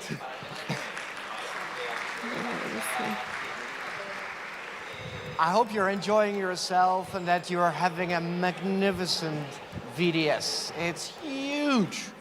And obviously that comes with little challenges, but the overall event is beautiful, and it's an honor to be here with Thanks, you man. this Really like particular that. afternoon. Let me see. A few things about myself. I'm not going to be talking very long about myself, but as an introduction. I've been spending close to 24 years on the urban innovation space. Served in public sector, private sector, NGOs, and now I'm trying to make sense of it all with regard to what does it mean to run an urban innovation agenda? What does it mean to run a digital urban innovation agenda? How does it work, and what can typically fail? I always like to commence my keynotes with a very, very simple saying, and this seat is right blocking it. I'm going to change that here. I was born in the year 20 BG. I was born in the year 29 before Google. So if you know when Google was founded, you can do the math as to how old I actually am. But the point being, I've got two legs, and with one leg, I'm standing and have been standing for like half of my life in a distinctively analog world, and the other one has been spent also professionally in a very digital one. And I try to make sense of it all. And I'm very critical on some of the things that I see and that I have seen, especially if you see it happening more than once and the first time it didn't work in the first place. So bear with me. I'm going to share with you a number of points of views, some of it fairly critical. And I will start out with that smart city chapter. That term has been around for roughly 20 years at this point, and the term has got to be associated with some very, very nice outcomes, but also some death by pilot and worse. And I'm not going to start with the average picture that you come to think of when you think of smart cities. When I work with communities across the world, whether it's Muscat in Oman, or whether it's Phoenix, Arizona, or whether it's in Rotterdam in Europe, and you ask people, where do you want to live? Can you describe what the perfect community is, where you are happy, where your children are happy, where your grandchildren can be trusted to be comfortable and happy? Then typically they may come up with a picture like this, and it's interesting because this is true across cultures and religions. People will describe something like this. Very green, very pleasant, very safe. Or it may look something like this. This is Vancouver, you know, always known to be a city that people have regarded as very, very pleasant. You may take this slightly Scandinavian perspective on it, and they may describe it as something like this. But not in that 25-year urban innovation career. Just once have I heard a person say, "Boss, I would really love to live in this." Yet, these are the visuals that we typically use when we talk about smart cities. This is what we produce. This is how we communicate. And in fact, this is not that livable. It isn't. The language has been an issue. The language and the visuals and the communications and agendas have been very much tech-driven in those 20 years. Technology companies got deeply involved, and just like with a carpenter, if you ask, what is your solution to any given problem, they will probably come up, well, you know, this is what helps me. This is probably what solves all of the issue. And we have been having a little bit too much of that. Too many solutions looking for a problem. Too many cities starting pilots that died well before there was any reasonable conclusion that would point at success. Yes, there were successes, but this was also something that has happened a lot. We talked and have been talking in plenty of PowerPoints, workshops, European Commission assemblies that we were all going to be so citizen-focused. And many cities today claim that we are. Sometimes, yes, but one very honest leader in this city, Valencia, actually stated, if you're very, very honest, then perhaps we've been treating our citizens like NPCs. If you're in the gaming world, you know that term, non-playable characters. We haven't engaged with them. We haven't involved them as much as we would like to. So the smart city narrative has become something way too much that was top-down, and with some output that was relevant and some of it that never worked. So government pushed a lot. Whereas the current technological capabilities, especially the immersive ones, the highly intelligent ones, allows us really to have citizens in and act on what they need, pool the services that they need, rather than getting it pushed upon them. Was it to benefit citizens really when we articulated those plans, or did we benefit City Hall for the efficiencies it was generating? That's not bad, but it wasn't the promise. We produced a language that was lost on most people, and it was mostly, and that's interesting, if you think of most of the work in the smart city space of the past 20 years, it's been about efficiencies. And I recently overheard a person that I respect very much, very smart in this space, who said, these efficiencies, well, we've been pushing them to the point of it undermining genuine innovation and human creativity. Is that the way forward? Have we been all that bad? No. And this is actually, ladies and gentlemen, what happened in that smart city space was a very normal thing to happen. I'm going to go slightly academic with you, just for a very small moment. Whenever there's an industrial revolution, there is a technology. That technology starts somewhere. This is what you start out with, say a typewriter. A new technology gets introduced, digital. Next, what we got was the dinosaur PC, and it wasn't that smart. It could store your text, you could print it. It was still very much this, just slightly better. It was an optimized world of text processing, essentially. To the point where we actually have really smart laptops that allowed us during COVID, for instance, to have 100% virtualization of work. And we are now moving to a further immersive world. And whereas a person in the 1950s working that typewriter would still recognize what this is and what it does, that same person using the typewriter would be totally lost understanding this. This is when a new world has emerged. This is when the paradigm shift has happened. That's where we are about to go. And this is also where our next phase will differentiate from smart cities. So where do we stand? We have learned so many lessons in the past 20 years. We stopped being like kids in the candy store of tech. And it started to involve so many more way interesting professionals, philosophers, sociologists, men, women, across the world. It's a very different profession from what it was 20 years ago.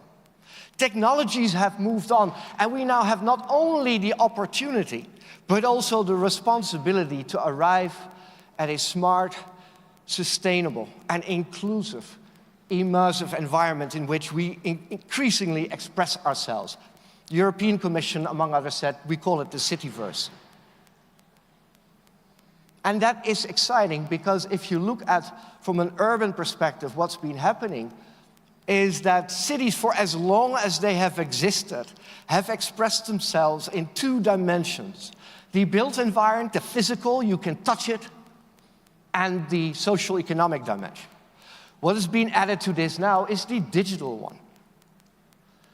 And that now that it's beyond optimizing old worlds and some smart city efficiencies, is becoming very real, and it's happening very, very fast.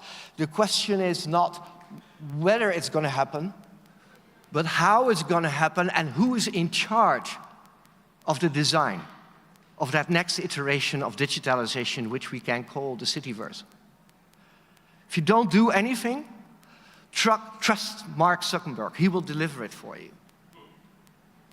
If we want something that we decide on, if we want something that we believe is inclusive and creates the environment in which our children will play, then we have to actually take that responsibility and go all of the way.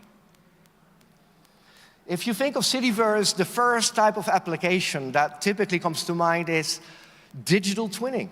I'm taking this and I'm stealing this with pride from the city of Rotterdam, a city that I used to serve as CDO.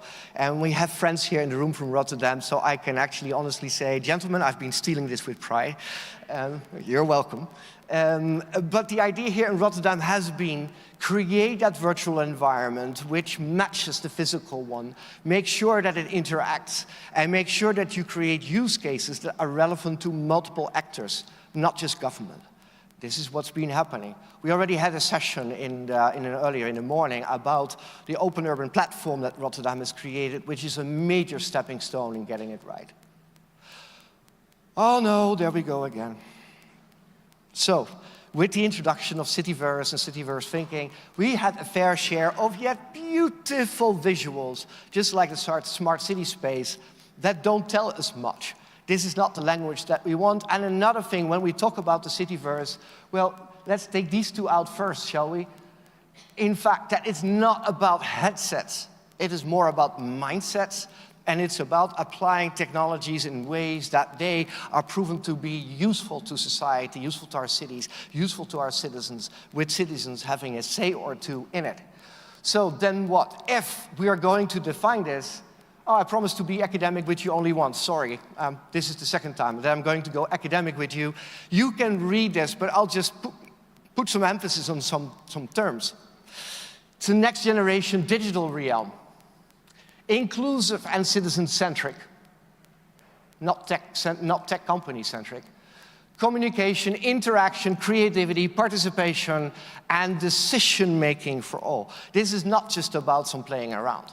This is not exposing citizens to what's possible. This is actually about how do we engineer that future realm of human conduct. What does that look like? How can everyone be on board? How can everyone communicate in it? And how can everyone be encouraged to decide, to participate, but also decide in what it is, whatever is happening, whether it's a political activity or a creative activity, it doesn't matter. If I think of basic Cityverse applications, this is a company coming from the Netherlands. It's a scale-up at this point. And they can just manage to peer through mobility in any given city. What happens if you close down one artery and you don't want to have absolute chaos? Well, it used to take 6 months of research to find out. Right now, it's 6 minutes. AI-powered, highly visualized. It's one of those use cases. This comes again from Rotterdam. What Rotterdam created is a completely gamified 3D environment where you see the exact results, the actual impact of flooding. And these streets are real. They are a virtual rendering through which you can walk. You can now actually see what happens if that flooding takes place. Great tool, not just for insurance companies and banks and city management, but also for citizens. They can see what is going to happen to their street if this weather event will take place. And with climate change, trust us, trust the academia on this, that will happen. Crisis management. Predict pieces of what would happen if we're in serious trouble. More war on the European continent, complete outage of the internet for months. What would happen if that happens? Great if you have an environment in which you can do all of this.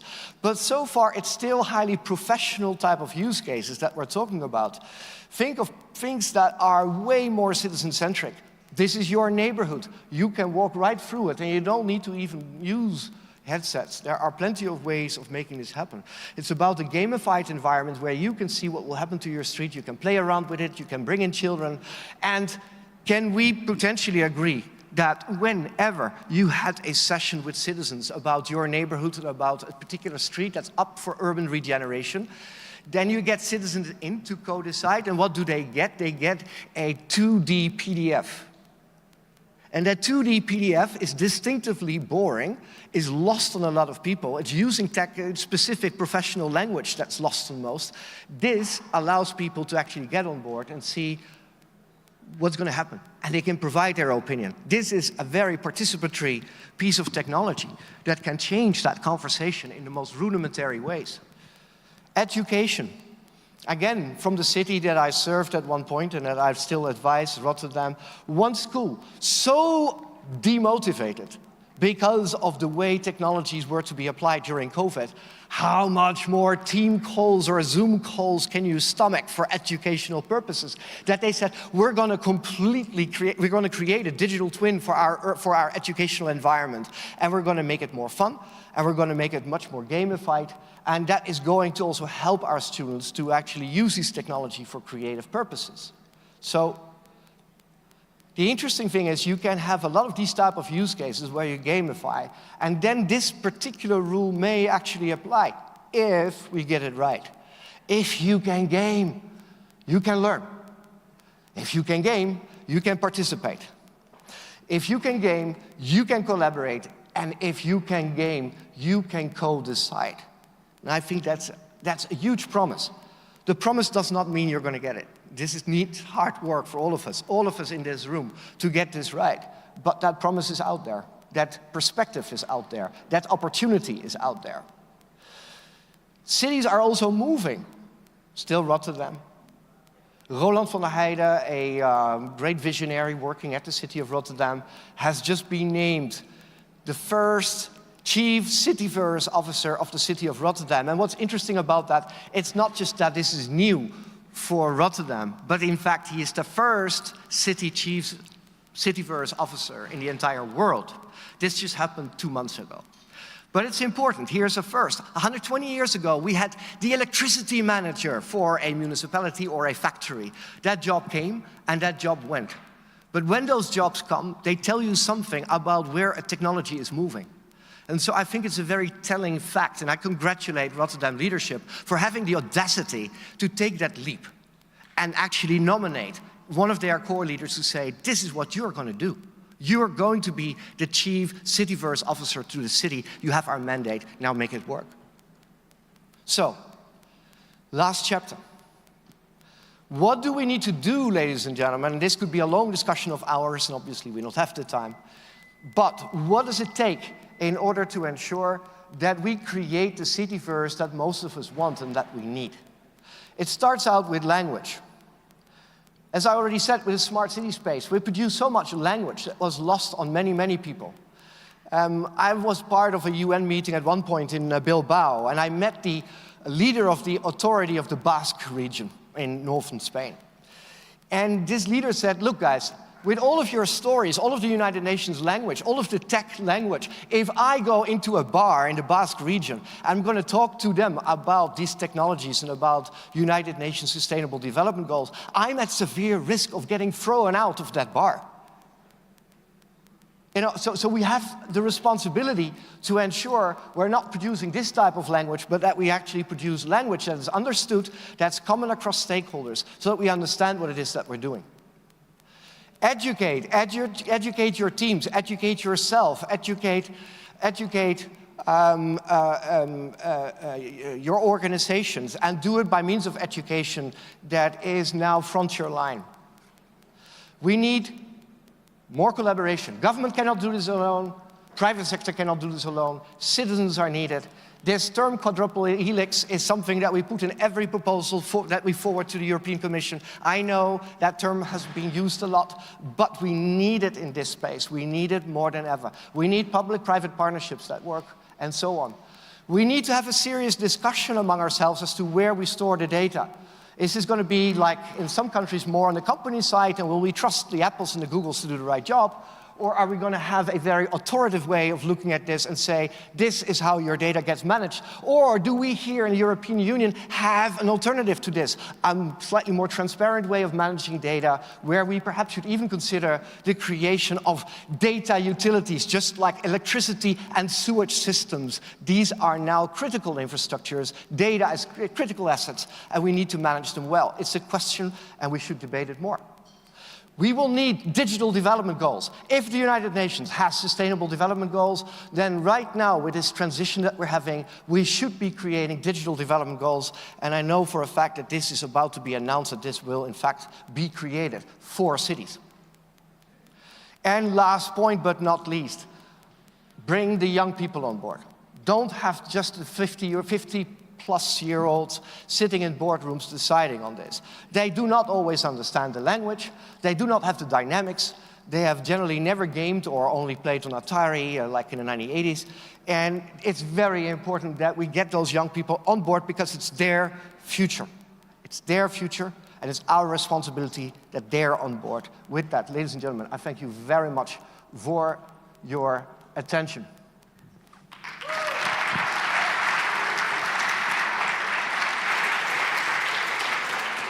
Thank you very much, Bas, and thank you for your rushing. I know we were like with timing. Thanks for your time, and have a good rest of the fair. Thank you.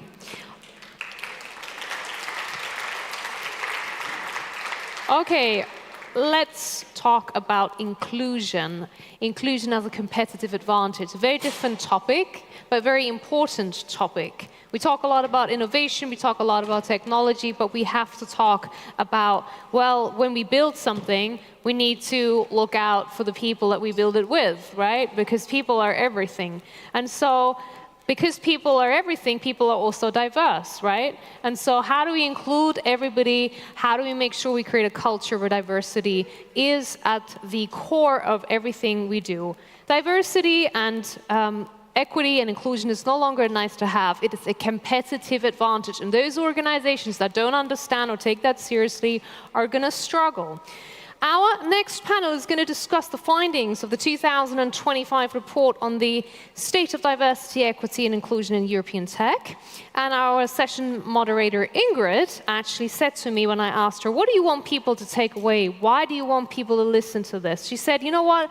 I really want this to be grounded in reality. I don't want it to just be fluff. I don't want it to just be rhetoric or theory. I want this to be grounded in reality. This is not just a project, this is not just a campaign, it's about so much more. Let's find out what that is, and please welcome Ella McCann-Tomlin, who's the Vice President of ESG at Muse. Also with us will be joining Terence Guillermo, Global Director of Culture, Wellbeing, Inclusion, Diversity and Belonging at Just Eat Takeaway.com. Olivia McEvoy is also going to be joining us. She is the Global Head of Inclusion at Booking.com. And once again, the session will be moderated by the wonderful Ingrid Chapin. Enjoy. I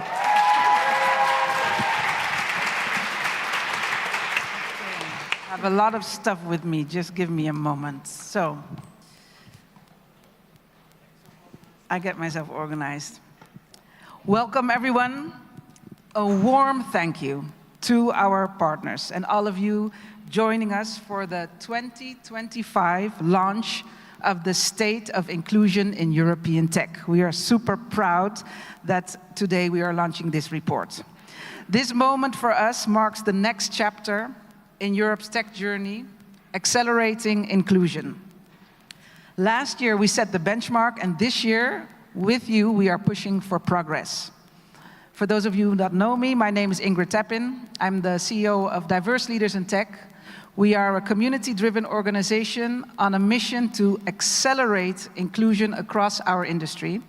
And today, I'm proud to share the second State of Inclusion in European Tech report.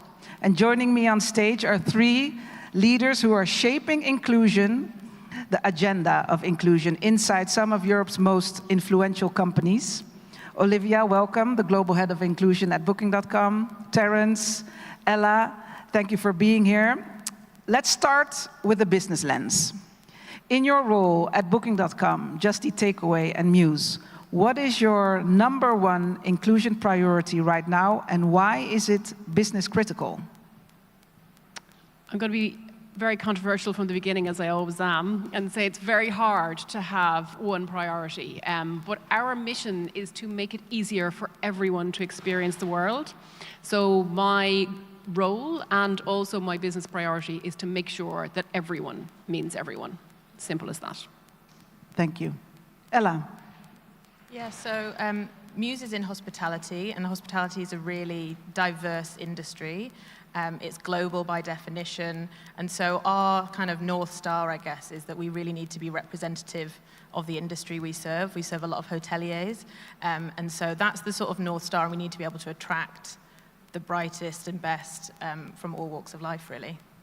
Thank you. Terence. Yeah, I always actually say my main priority is that we all start stepping more into each other's shoes or world, however you want to call it, because I truly believe that we need to better understand what our customers need, but it also means we need to look at ourselves as well and understand better what we need and how we can build up that talent to build that high-performance culture and deliver what's good for the customers as well. Yeah. Great. Thank you for also sharing with this audience how business critical it is what we do.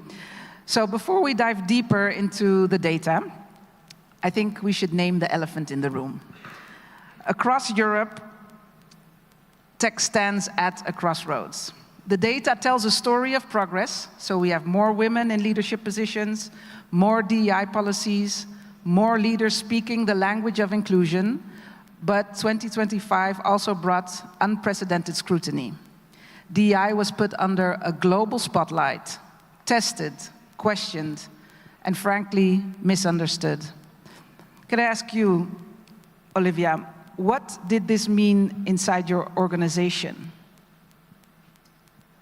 I would say I am very pleased, I'm very proud to say that Booking.com has reaffirmed our commitment to inclusion. And who we are as a company has always been powerfully inclusive. You heard me talk about that mission, to make it easier for everyone to experience the world. And we really believe then, and we believe now more than ever, that everyone can and must mean everyone. We also believe, and it's back to that business imperative that you talked at the beginning, that inclusion has been absolutely critical to our success in the past, and it will continue to be critical to us achieving our long-term strategic goals. And do you see a ripple effect of the shifting landscape? And where do you see Europe heading next? I think there's only one destination where Europe should head, and that is destination inclusion.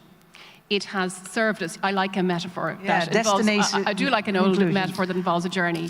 But destination inclusion is the only place that we should go. It has served us extremely well in the post-World War era. And if we want to continue to reap the benefits, both as businesses and as a society, then we need to make sure that we accelerate that progressive change.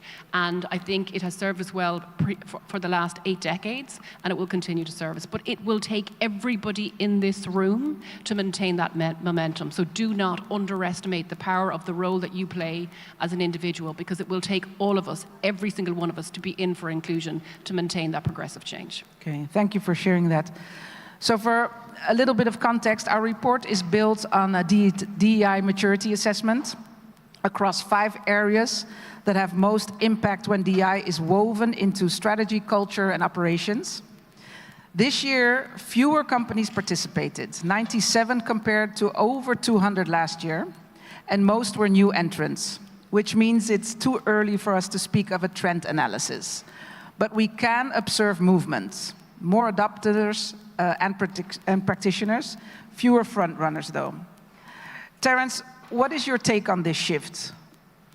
Yeah, I think, so on the one hand, it's definitely related to what Olivia was saying, you know, there's a shift in the market.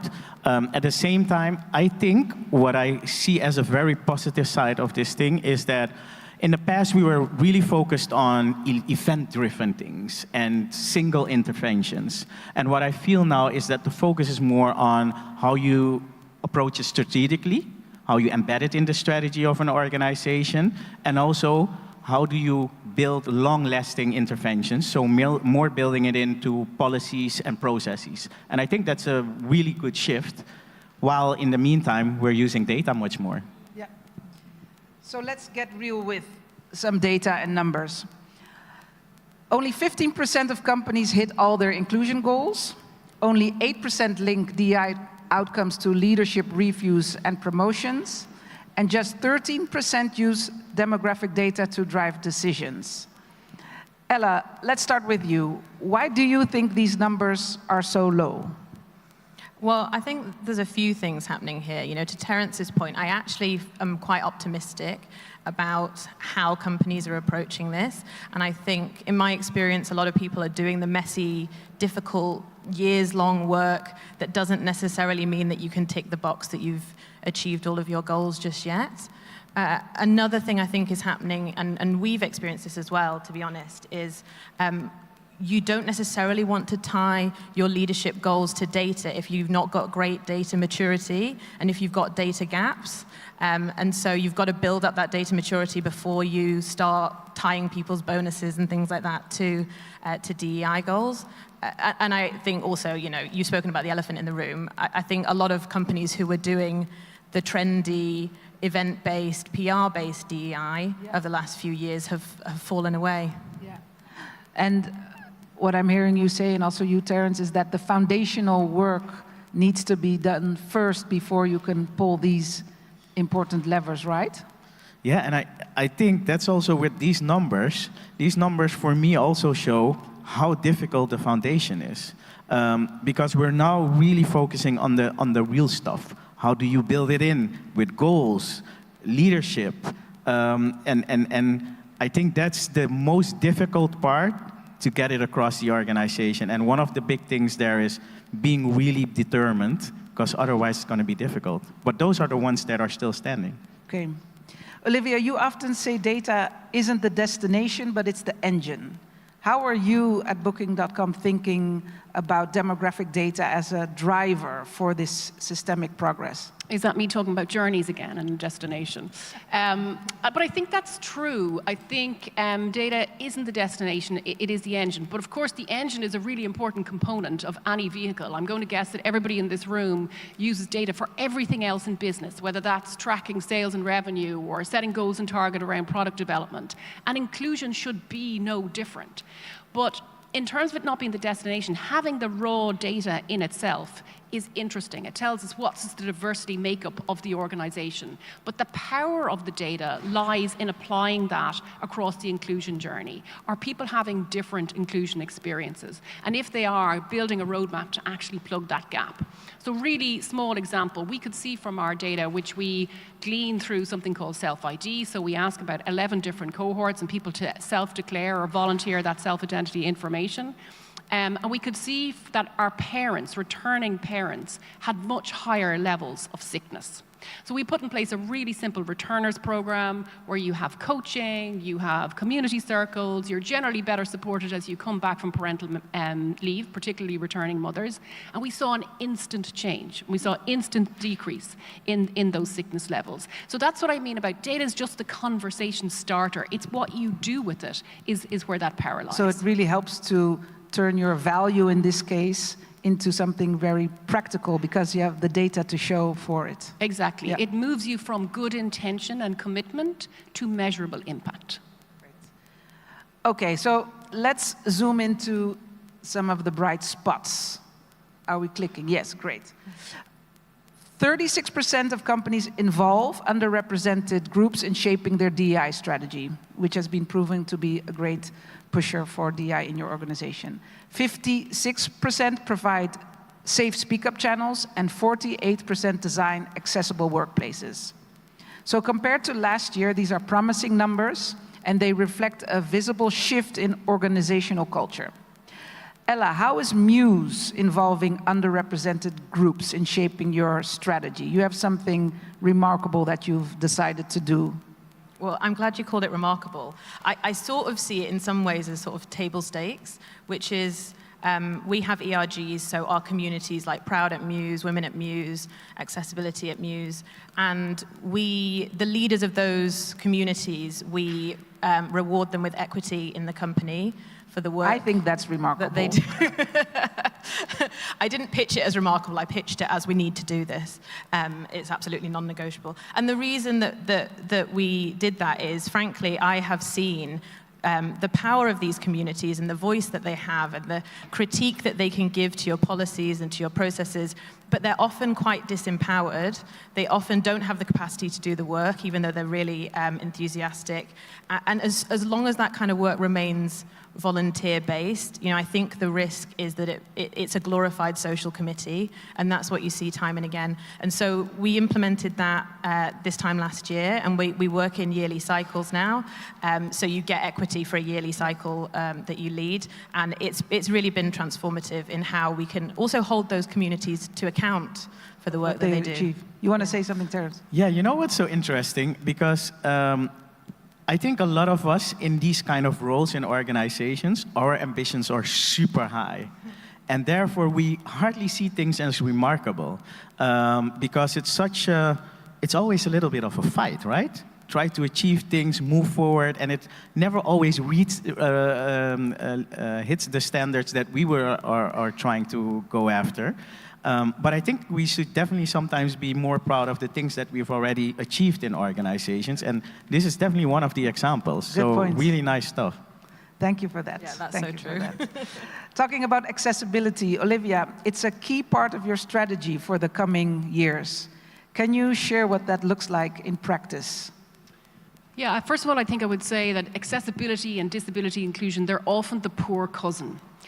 In this what does that mean? It means that they're thought of about last in this inclusion world. And I think it's up to us as practitioners to make sure that accessibility and disability inclusion is not last on the agenda. And so I was really pleased to make it one of our 3 focus areas in 2025 across a 3-year strategy period. And sometimes, you know, we operate across 50 different countries, so it's not uncomplex work. But at the same time, the teams that work on our platforms are working really hard to make sure our platform is accessible to everybody and doing a really good job. And I think we therefore have to mirror that effort internally as well to make sure that everything internal is also accessible for everybody. And that includes things like your digital accessibility, so all of your tools, all of your systems, which is one of the hardest things to achieve, the physical accessibility, your hiring, making sure you've got a reasonable adjustment process in place. It's really robust so that people can efficiently ask for what that is. And all of that is designed just to make sure that people with disabilities can actually operate independently and achieve their full potential within the organization. Okay. Great practical examples of what that looks like. So, what are the patterns emerging from all this? From the 97 companies in our scan, 3 things stand out. Intent is rising, so inclusion is really becoming a leadership priority. Accountability is still lagging. Measurable progress remains scarce. But structure is emerging. Dedicated teams and policies are forming. This year in our report, we got business leaders and experts to share some practical insights on these patterns that we noticed. Ella, your quote says it best. Don't treat inclusion as a project, treat it as a principle. Projects can stall, principles endure. How is Muse making inclusion a design principle rather than a project? Yeah, so when I joined Muse just over 18 months ago, I would say we had a really organically inclusive culture. You know, we didn't have very much data. I did some focus groups in my first couple of weeks, and I'd get quotes like, you know, one senior woman told me that she came out to her parents a few weeks after joining because Muse was so inclusive that she felt like she could do that. You know, I had these magical sort of tidbits of information, but we didn't have much data, we didn't have much structure, and so that's been centralized under me. But to be honest, the aim isn't centralization, it's actually to get it into sort of the water across everything we do. And I would say we've taken some first steps in that. You know, we have started to embed it into OKRs. We've started to engage the ERGs in a much more systemic way. They're getting involved in a lot of really sort of company leading projects. But we've still got quite a bit to do, I would say. You know, we need to still do that leadership accountability piece. I'd like to see us do more of that. But it's like any business. I mean, sales, there's always something to do. Marketing, there's always something to do. So it's and part to Terence's point, we're constantly focused on moving the goalposts and taking more things forward. So it is hard to kind of take stock. But yeah, it's an ongoing journey, I would say. Thank you. Olivia, in the report, you point to the heart of the issue. This is not just about numbers, it's about using insight to challenge assumptions, address gaps, and drive accountability for systemic change. How is Booking.com making this real? I think the hallmark of inclusion success is when it is integrated into existing systems and processes. And accountability and leadership behaviors is no different. Inclusion should not be an add-on. So we have something simple called leadership expectations, where we make it very, very clear what is the expectation in terms of how do you role model inclusion? How do you value diverse perspectives? And we are measured equally on what we do and how we do it. And so therefore, your performance management structure has actually got those leadership behaviors, those inclusive leadership behaviors, integrally embedded in the system. I love this because it makes it very tangible when you say, what are the expectations? And you will be, well, rewarded for and measured for certain behaviors, not only for outcomes of your work. Yeah, great. Terence, you mentioned the importance of design. Design for scale, embed simple, non-negotiable checkpoints in existing business gate. I can already feel the passion when I read it. Can you share how at justeattakeaway.com you're shifting from, as you said, events and initiatives to building real processes? What does it look like? Well, in terms of that passion, I always say to my team, passion and fire is really the thing that I constantly use, and that is part of me and how I approach things, because I truly believe that that's the way to really achieve it. What I mean, especially with this part, is, of course, it needs to start with building a strategy, build a strategy in the organizational strategy, which was something that quite often takes a while before you get everybody in that same mindset. But you can also do very tangible things that can already help. So for instance, in the recruitment process, you can easily start with sourcing ahead of setting the vacancy online. And that will help you to find the people that you want to have in the process instead of working with what is available. A second thing is also set some clear boundaries. Before you start the conversations, there needs to be a diversity in the pool. And otherwise, we're not starting the conversations. And those things have helped us in the organization to achieve more gender balance in our tech part of the company. You also mentioned that you don't have to be a large company or do great grand things to achieve this.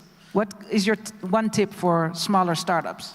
Yeah, so indeed, I mean, a big company, it feels like then you have so many opportunities because you can hire people like us, which is, of course, a very important and good thing. But at the same time, in a smaller company, you can definitely focus also on very tangible things, you know?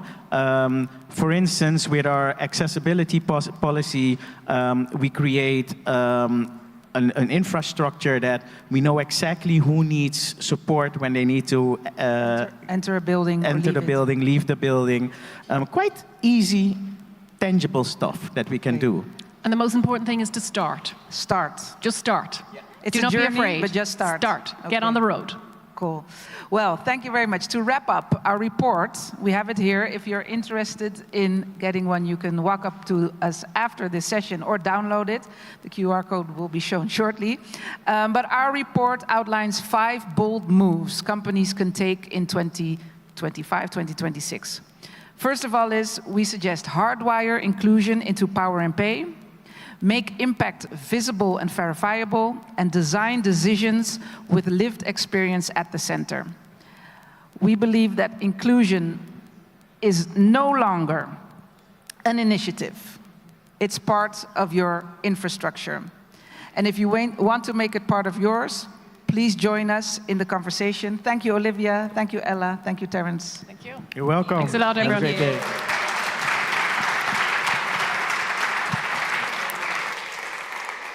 Okay, thank you guys. We're going to be continuing this session in Spanish. Don't worry, you can tune in by scanning the QR code and listen to a simultaneous translation with your headphones. Vamos a continuar en español ahora, vamos a escuchar de nuestros institutional partners y me gustaría dar la palabra al CEO de Startup Valencia, Nacho Mas. Bienvenido.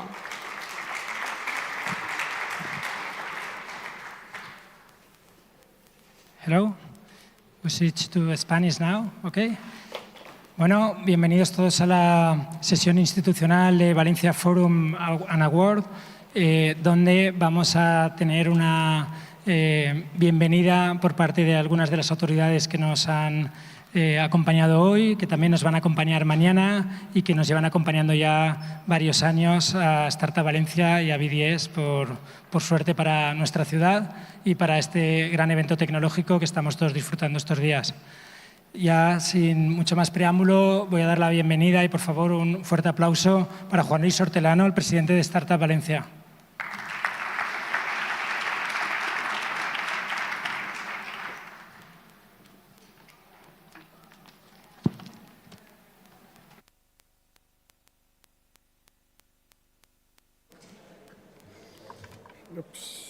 Me quito mis gafas. Y buenas tardes y bienvenidos a Valencia.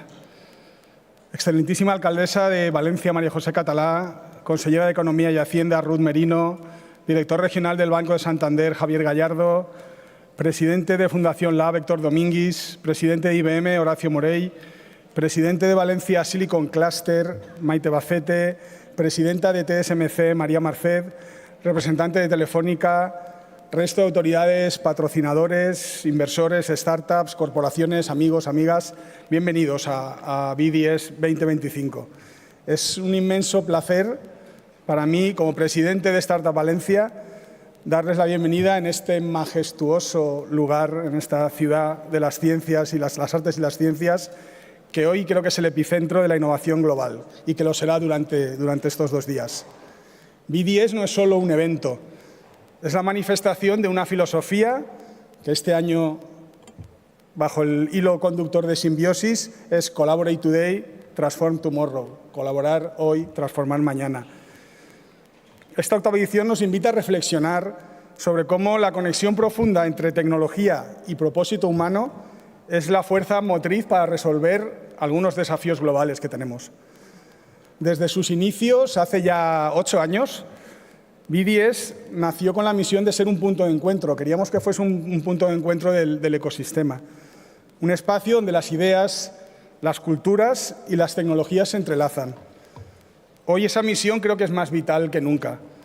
Miren a su alrededor, más de 12.000 personas durante estos 2 días, 3.000 startups, 800 inversores, gente de 120 países, cifras que consolidan a BDS como uno de los eventos tecnológicos internacionales líderes en Europa y a Valencia como un hub innovación en mayúsculas.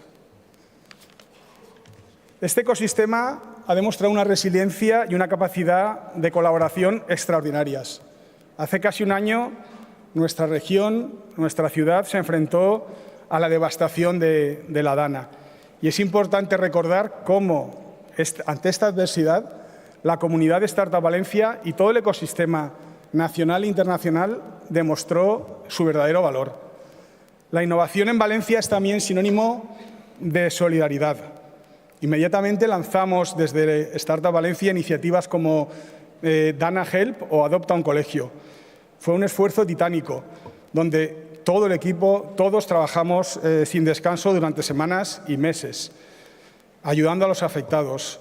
A través de estas iniciativas, y gracias a la ayuda y donaciones de toda España y de todo el mundo, logramos movilizar directa e indirectamente más de 1 millón de euros, dedicados además íntegramente y directamente a todos los afectados.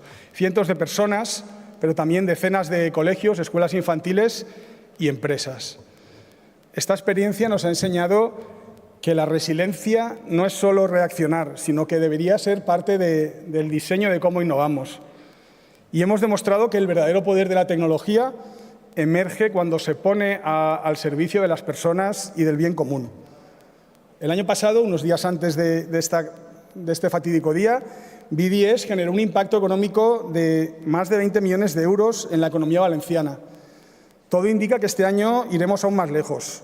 Y esto no solo es una cifra, al final son oportunidades, es empleo cualificado, es inversión y es prestigio internacional para Valencia. Pero sobre todo el mayor impacto es ver cómo esa ayuda, antes mencionada, con esa ayuda se han podido reconstruir viviendas, negocios, empresas y, en definitiva, vidas. Nada de esto sería posible sin el apoyo incondicional de todos nuestros patrocinadores y colaboradores. Gracias de corazón y especialmente a Banco de Santander, nuestro main sponsor, a Valencia Innovation Capital y el Ayuntamiento de Valencia y este año a e-Residence de Estonia como país invitado. Y, por supuesto, a todas las instituciones y empresas que creen en nuestra visión, que creen en la visión de Startup Valencia y que la están apoyando. Su confianza es el mejor indicador del potencial de la plataforma, del potencial del ecosistema, del potencial de la ciudad, del potencial de la región. Y, por supuesto, gracias al equipo de Startup Valencia, a los voluntarios, a los servicios municipales y a todos los profesionales que hacen que cada detalle funcione. Este evento es la suma de muchos esfuerzos bien combinados, es la simbiosis de la que hablamos. Así que una especial gracias a la alcaldesa, gracias por apoyarnos estos años, también a la consellera, que las tengo aquí delante, y espero que estos 2 días sean un catalizador de transformación, de colaboración, de hacer negocio, de ideas y que disfrutéis mucho de la ciudad y del evento. Muchas gracias.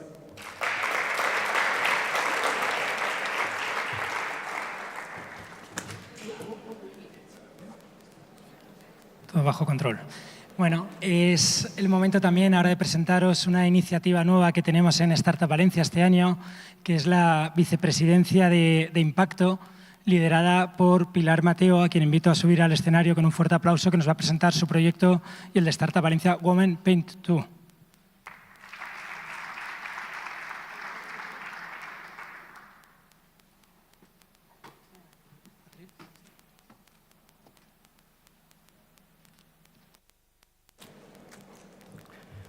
Querida alcaldesa, querida consellera, queridos amigos y amigas, muy especial a Juan Luis y a Nacho, daros las gracias por darnos esta oportunidad. Es para mí, lo primero, un orgullo ser vicepresidenta de Impacto de la organización de la Asociación de Startups.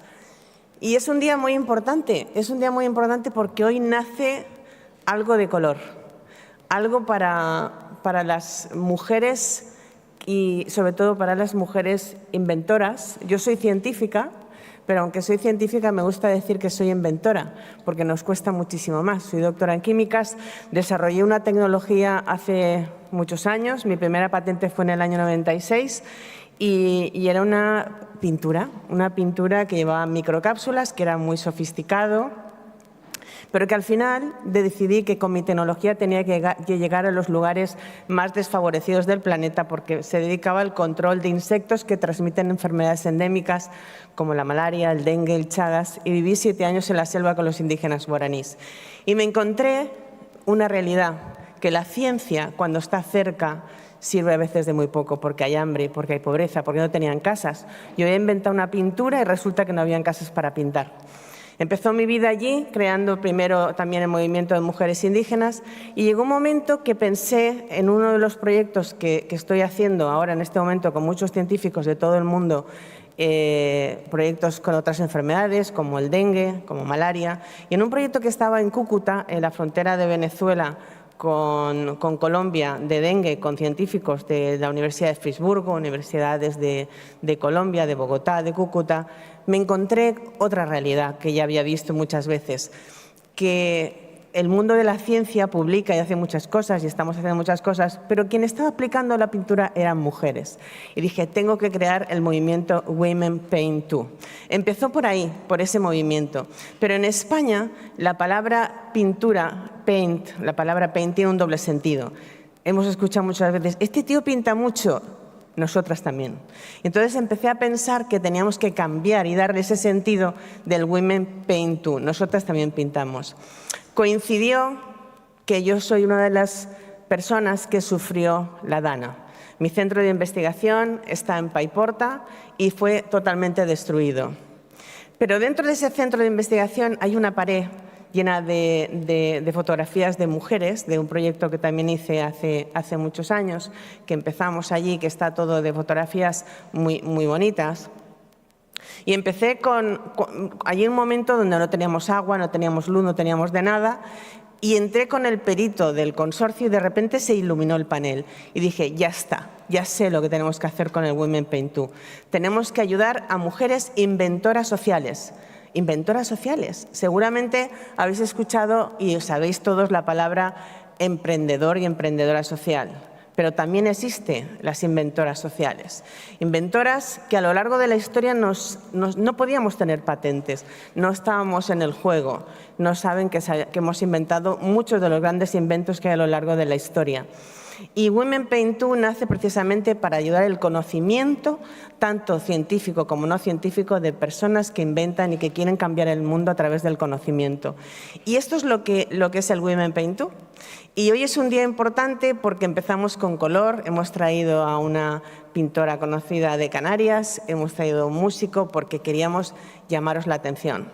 Queríamos que vierais que pintamos mucho, que a lo largo de la historia las mujeres, como os he dicho, no nos reconocían. Si pensáis en un momentito alguna mujer inventora, seguramente os viene a la cabeza Madame Curie. Madame Curie 2 veces premio Nobel de Ciencias y fue la señora Curie con el apellido de su marido. Esto tiene que cambiar. La primera inventora de la historia fue María la Judía, después del siglo II, después de Jesucristo, que inventó el baño de María. Y a partir de ahí, muchas mujeres inventoras que no saben la gente que ha inventado el lavavajillas, los emoticonos, muchas cosas.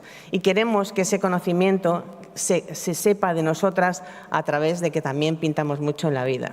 Hoy lo presentamos en el workshop a las 3 de la tarde, 3:30 de la tarde, que os espero a todos y a todas. El movimiento va a ser gratuito. ¿Por qué? Porque hay mujeres que inventan cosas científicas o no científicas en muchas partes del mundo donde no tienen recursos para pertenecer ni siquiera a un movimiento y tenía que ser gratis. Eso quiere decir que necesitaremos patrocinadores y patrocinadoras. Así que estamos encantadísimas de poder hacer cosas. Tenemos muchas ideas, muchos sueños, muchas ganas de, con un brochazo de pintura, de ilusión, de ganas y de conocimiento, cambiar el mundo. Muchísimas gracias, BDS, y muchísimas gracias a todos y a todas. Os espero y espero que sepáis y que agradezcáis que las mujeres también pintamos mucho. Muchas gracias. Muchas gracias. Pues bueno, ya habéis visto, menudo proyectazo nos hemos llevado en Startup Valencia, gracias a Pilar.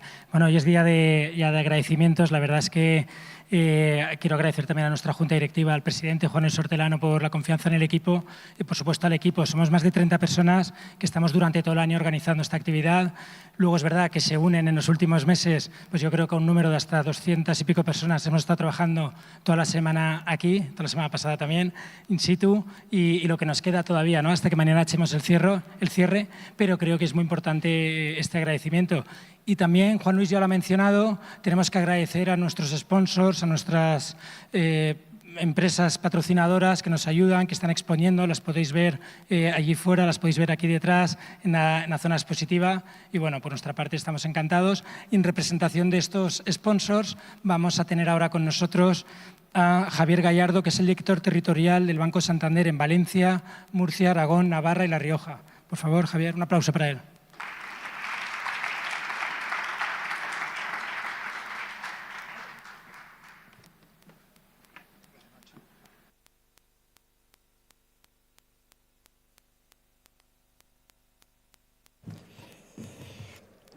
Alcaldesa de Valencia, consellera de Economía de Hacienda, autoridades, amigos y amigas, muy buenos días a todos. En nombre de Banco Santander es un auténtico honor daros la bienvenida a esta nueva edición del Valencia Digital Summit, ¿no? Un encuentro que sin duda se convierte ya en un referente internacional de la innovación, del emprendimiento y, por supuesto, de la tecnología. Quiero comenzar, como no puede ser de otra manera, dando las gracias a Startup Valencia y a su presidente, Juan Luis Hortelano, por invitarnos un año más a formar parte de este evento, de este foro, que sitúa a nuestra ciudad Valencia en el mapa global de la innovación.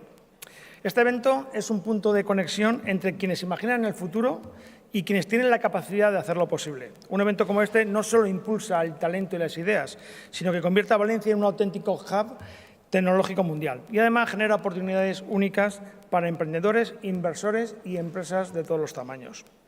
El ecosistema español de startups sigue creciendo, esa es la realidad, y además lo sigue creciendo con fuerza. Recientemente en el banco recibíamos un informe en el que nos indicaba que en 2025 ya contamos con más de 8.500 compañías tecnológicas activas que generan un impacto económico de más de 14.000 millones de euros y unos 108.000 empleos directos. De hecho, ya simplemente en los primeros meses de este año, las startups españolas han atraído más de 2.300 millones de euros en inversión, consolidando a nuestro país como uno de los polos de la innovación de Europa. Y en este contexto, pues nosotros desde Banco Santander, como no puede ser de otra manera, tenemos muy claro que apostar por la innovación y apostar por el emprendimiento es apostar por el futuro. En Santander entendemos la innovación no como un destino, sino como un camino compartido.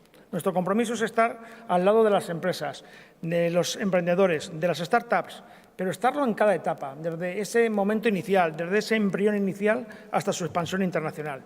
Queremos que el talento nos vea no solo como un socio financiero, sino que nos vea como realmente un socio estratégico, como un verdadero compañero de viaje. Y para ello contamos con nuestro fondo de Venture Debt de 100 millones de euros en colaboración InvestReady, con Santander Fintech Station, que conecta startups y scale-ups con el banco en todo el mundo para impulsar proyectos de innovación conjunta. También contamos con Santander X, nuestra comunidad global de emprendimiento con mentores, inversores y clientes. Y muy importante, contamos con espacios como los Work Café, centros de negocio, centros de encuentro para trabajar, innovar y conectar. Yo simplemente, por ir terminando, quiero destacar que la comunidad valenciana sin duda se ha convertido y se ha consolidado como un ecosistema de primer nivel y eso hay que reconocerlo y eso hay que celebrarlo. Cada vez más startups nacen aquí y atraen inversión internacional. Y nosotros desde Banco Santander reafirmamos nuestro compromiso por seguir apoyando la innovación, el emprendimiento y la digitalización responsable. Sin duda, pilares del desarrollo económico y social. Desde Santander vamos a seguir estando muy cerca de vosotros, vamos a estar al lado vuestro, porque vuestra determinación, sin duda, va a ser nuestra principal motivación. Muchas gracias a todos y os deseo un Valencia Digital Summit 2025 lleno de ideas, lleno de encuentros y, sobre todo, lleno de proyectos que trasciendan. Muchas gracias a todos. Bueno, Muchísimas gracias, Javier, gracias Banco Santander y gracias a todos. La verdad es que tenemos aquí también al presidente de IBM, que también nos acompaña recientemente en nuestra ciudad. Estamos encantados de haberlos acogido, como hace muy poco tiempo pasó con HP y con multitud de firmas tecnológicas que han decidido que este es el lugar donde están pasando las cosas, donde está vibrando la tecnología y donde tenemos que desarrollarnos. Y bueno, tenemos ahora también con nosotros, en representación del presidente de la Generalitat Valenciana, a Ruth Merino, la consellera de Hacienda y Economía de la Generalitat Valenciana, que también nos va a dar unas palabras de bienvenida. ¿Alcaldesa? Bueno, pues como somos emprendedores y cambiamos el orden, no hay problema. Tenemos a la alcaldesa de Valencia, la excelentísima María José Catalá.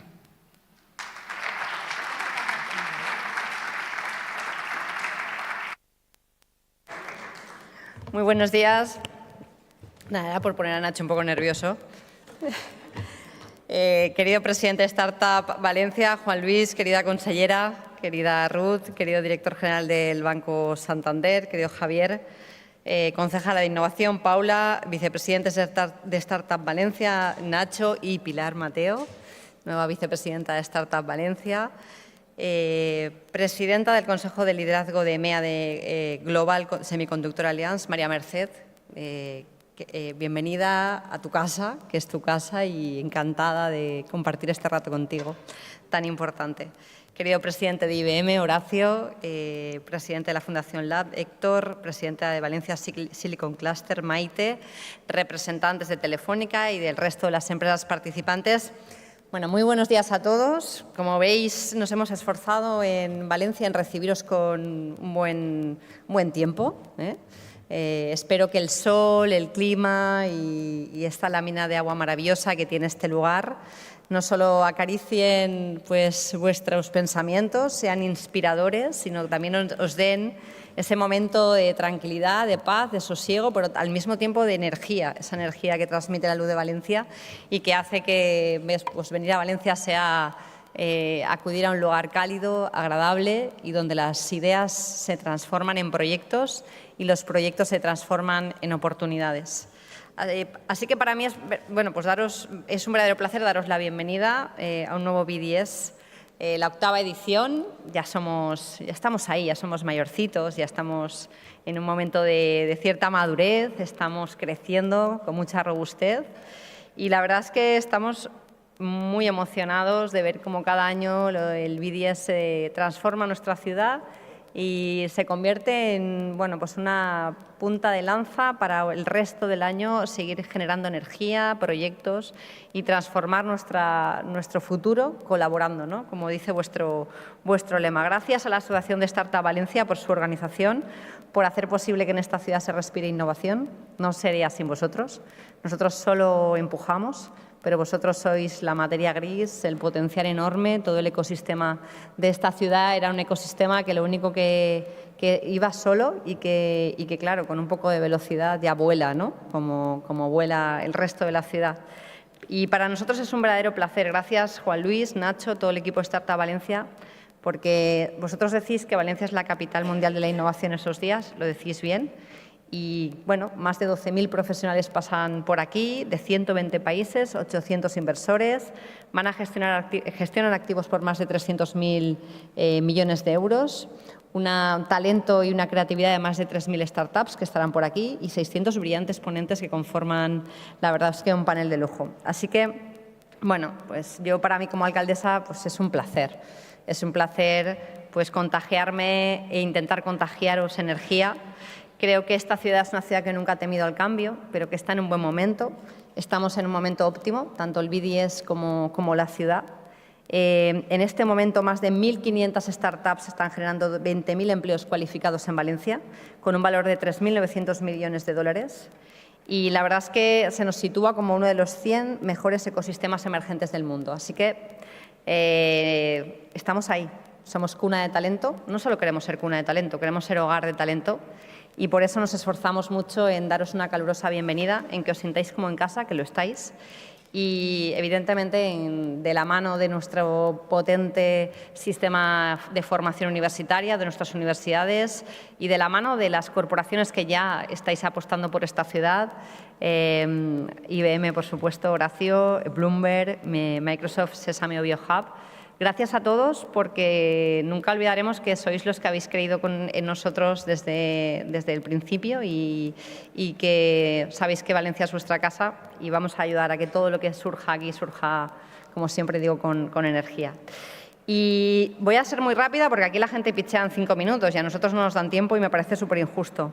Así que simplemente daros algunas informaciones para que mi equipo al bajar no me mate, que quiere que os cuente, así que lo voy a hacer rápido. Valencia Innovation Capital era nuestra apuesta. Paula y yo pensamos en ella desde el primer momento. De hecho, innovación depende directamente de la alcaldía y yo tengo la gran suerte de tener a alguien como Paula a mi lado que hace que seamos mucho mejores, ¿no? Y esa estrategia ha conseguido en 20 meses, desde su puesta en marcha, 9 millones de euros de presupuesto municipal, pero que ha generado un impacto de 40 millones de euros en el ecosistema innovador de emprendimiento tecnológico. Tenemos una regla, esa me la inventé yo, y Paula, la pobre, pues le toca, yo digo cosas y ella le toca cumplirlas. Yo dije que teníamos que tener una ratio de retorno de 4 euros por cada euro de dinero público invertido y que teníamos que tener un horizonte de 100 millones de euros movilizados hasta 2027. Y ya vamos por muy buen ritmo, ya vamos por 40 millones de euros en 20 meses, con lo cual lo vamos a conseguir. Quisimos tener una de las primeras ordenanzas de sandbox más avanzadas de Europa y las tenemos. Y eso nos está generando muchísimas oportunidades. Y además, en breve, gracias a la Generalitat, que siempre nos apoya, vamos a tener el primer enclave tecnológico de toda la Comunidad Valenciana, que será La Marina, que es el epicentro, junto a la Linera y las Naves, de ese pulso innovador que late en Valencia. Y a partir de ahí, el Ayuntamiento también se va a mojar. Vamos a generar bonificaciones para todas las empresas que se instalen, que amplíen allí sus instalaciones y vamos a seguir trabajando en todo aquello que nos hace soñar. Yo escuchaba a Pilar y decía, bueno, a Pilar, que la conozco muchísimos años y que es una suerte tener a Pilar, a tener esta científica valenciana en el mundo. Y bueno, pues siempre es inspiradora y yo creo que ella durante muchos años nos ha inspirado a gran parte de los que nos dedicamos ahora a la administración pública. Este último año lanzamos una aceleradora de talento digital para mujeres jóvenes, que sé que te hará sentir muy orgullosa, a través de la cual hemos formado ya 100 mujeres. Y eso es importante, porque las mujeres pintamos y pintamos mucho. Gente como tú lleva pintando muchos años, no solo pintando literalmente, ¿no?, en los lugares más desfavorecidos, sino pintando, diciendo muchas cosas que es importante escuchar. Y hemos puesto en marcha aceleradores públicas por cuyos programas han pasado ya 70 empresas. Así que vamos a seguir. En 2023 llegamos a 20 millones de impactos con el BDS, Juan Luis. Y tú y yo siempre que hablamos decimos, bueno, ¿y ahora qué? Pues para adelante. 25 millones de impacto generaremos en este evento. Y vamos a seguir trabajando. Por eso este ayuntamiento forma parte del equipo. Nos pusimos la camiseta hace mucho tiempo y corremos con vosotros. Así que vamos a firmar ese acuerdo por 2 años, en las próximas 2 ediciones, 2026-2027. Vamos a pelear con vosotros para que el acontecimiento sea declarado de especial interés. Creo que dentro de poco tenéis aquí a la ministra de Ciencia, pues seguiremos peleando con ella para que nos declare acontecimiento de excepcional interés, porque ahora ya sería justo decir que merecemos el mismo trato que Madrid y Barcelona. Pero permitidme si os digo que en este evento ya es más importante que el de Madrid y Barcelona. Por tanto, ahora ya sí que no tiene ningún sentido que se nos declare acontecimiento de excepcional interés. Así que, como os digo, seguiremos apostando por este evento. María Merced hoy nos hace sentir muy orgullosos. Con su ADN, con su talento, ha demostrado que la innovación es fundamental, pero que además requiere mentalidad, compromiso y liderazgo. Y creo que ese ámbito tan complejo que es la microelectrónica en España, pues ella ha conseguido romper techos de cristal de puestos directivos y, por tanto, para mí como alcaldesa es un orgullo hoy, creo que dentro de un rato, porque le hemos cambiado todo a Nacho por esto de divertirnos un rato, le vamos a dar vamos a hacerle entrega de un reconocimiento y quiero agradecerle expresamente su compromiso con Valencia. Termino con vuestro lema, colabora hoy, transforma mañana. Creo que no hay forma mejor de definir este evento y esta gran oportunidad. Hemos demostrado que podemos seguir trabajando juntos y que tenemos la mejor ciudad del mundo. Esto es una cosa que nadie dudará en este evento. Solo hay que salir ahí fuera y ver lo que está pasando. Pero creo de verdad que es muy importante que aquí se generen muchas oportunidades, pero permitidme, si os digo, siempre lo digo, que disfrutéis de la ciudad. Además de generar oportunidades, talento, de compartir experiencias con muchos compañeros, que alguien os deje un ratito para comeros una buena paella, un buen arroz. Si os lo sirven mal, me lo contáis porque me enfado cuando a alguien le sirven un buen arroz. Para disfrutar del mar, de un mar Mediterráneo maravilloso y cálido. Y para levantar la vista, cerrar los ojos, respirar esa luz maravillosa y este sol que acaricia a todo el que viene. Muchísimas gracias.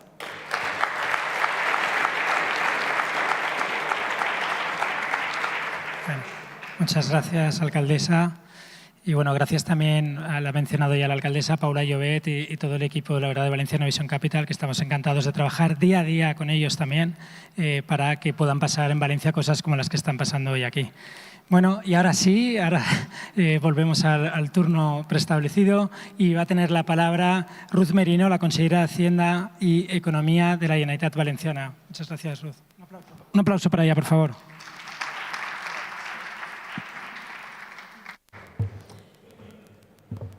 Se nos acumulan las carpetas. Muy buenas tardes ya a todos. Alcaldesa de Valencia, qué anfitriona tenemos la suerte de tener en esta ciudad. Compañeros, secretarios autonómicos, como esto está muy oscuro, no lo veo, pero me han dicho que alguien hay por ahí, directores generales de la Generalitat, presidente de Startup Valencia y vicepresidentes, también CEO Nacho Mas, Juan Luis, director territorial del Banco de Santander, presidente de IBM, presidente de la Fundación Lab, representante de Telefónica, empresas participantes, Pilar, Mateo y resto de acompañantes y participantes que estáis aquí en esta jornada. En primer lugar, como no, excusar al presidente de la Generalitat que no ha podido asistir a este acto, pero su agradecimiento, por supuesto, y también su reconocimiento por poder celebrar otra vez un evento como Startup Valencia en este 2025 y hacer posible este encuentro que tanto potencial tiene. Suscribo también sus palabras de orgullo, ¿no?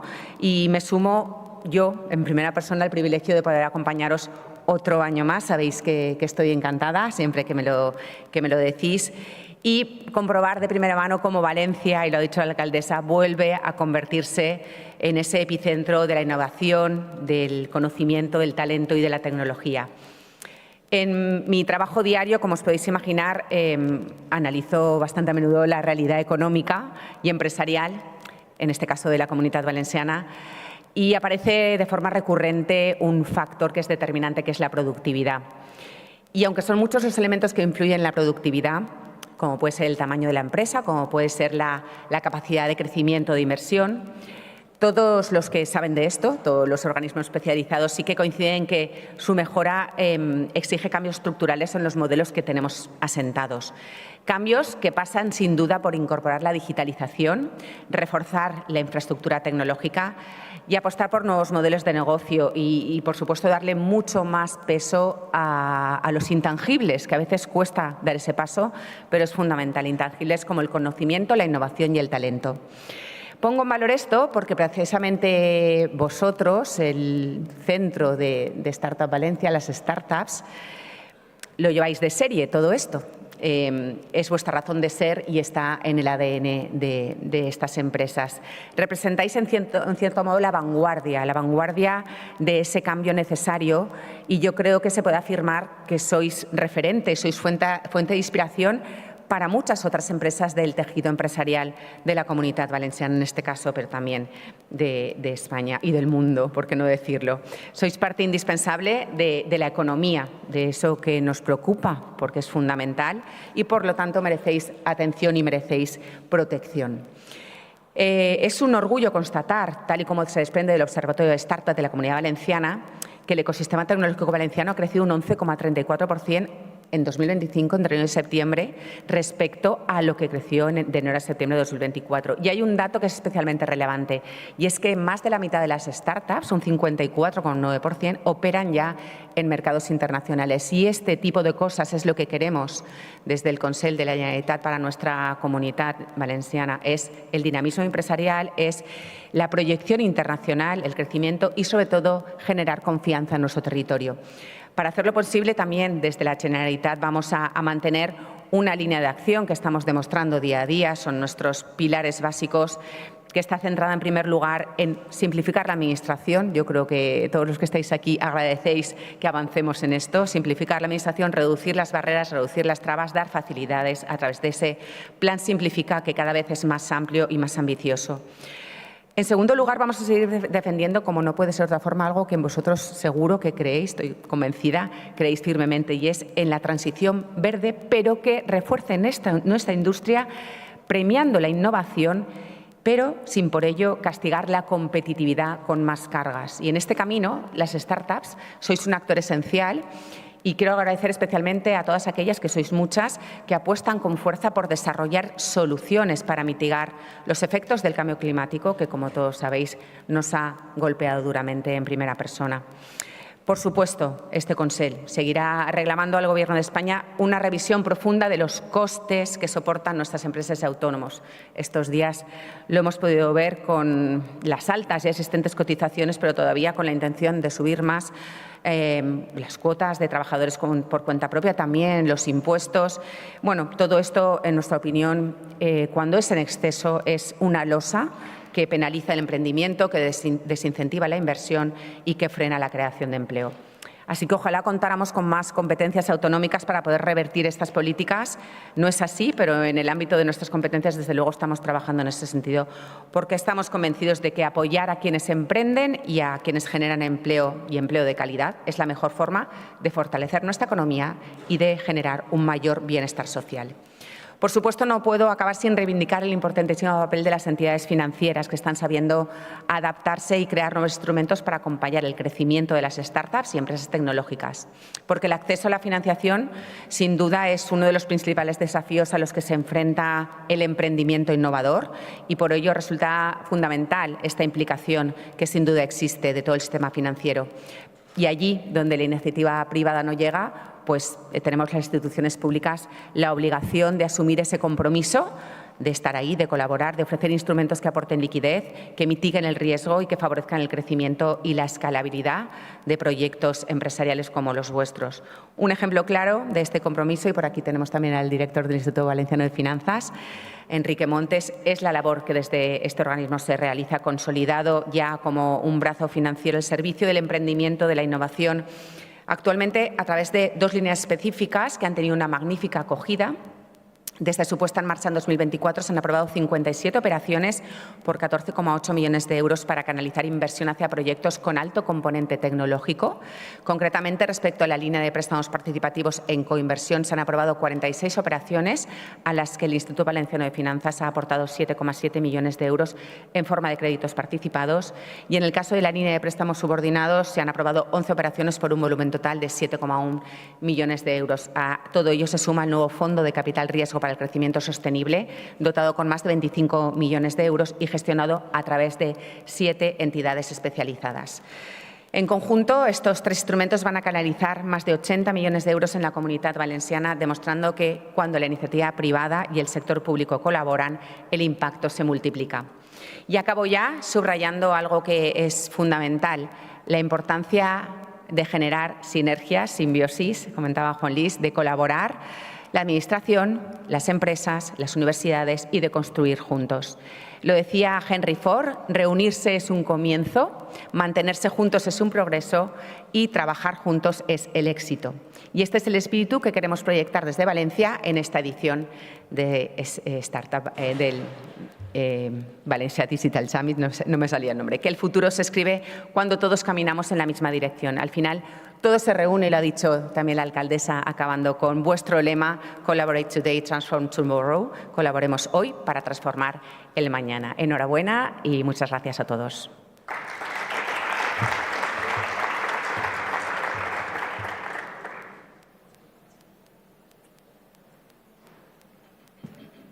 Muchas gracias, Ruth. La verdad es que es un placer para Valencia tener a gente así liderando áreas como en este caso la Consellería de Hacienda, ¿no?, de la Generalitat Valenciana. Bueno, ahora ha llegado el momento de reconocer con el premio honorífico de BDS City of Valencia a María Marcet. María Marcet es una valenciana ejemplar que ha llevado el nombre de nuestra ciudad a lo más alto de la industria tecnológica global. María es ingeniera de telecomunicaciones y pionera en un sector históricamente dominado por hombres. María ha demostrado que el talento, la visión y la perseverancia pueden transformar industrias enteras. Su trayectoria, reconocida internacionalmente, refleja el espíritu emprendedor y valiente de Valencia, una ciudad que mira al mundo con ambición, pero sin perder de vista sus raíces. María representa los valores que inspiran a nuestras nuevas generaciones de ingenieros y emprendedores y líderes tecnológicos. Por su brillante carrera, su compromiso con la excelencia y su constante contribución al progreso tecnológico y el prestigio de nuestra ciudad, hoy celebramos con orgullo a una auténtica embajadora de Valencia en el mundo, María Marcet. Y para ello le va a otorgar el Premio Ciudad de Valencia BDS Juan Luis Hortelano y la alcaldesa de Valencia, María José Catalá. Un aplauso para ellos.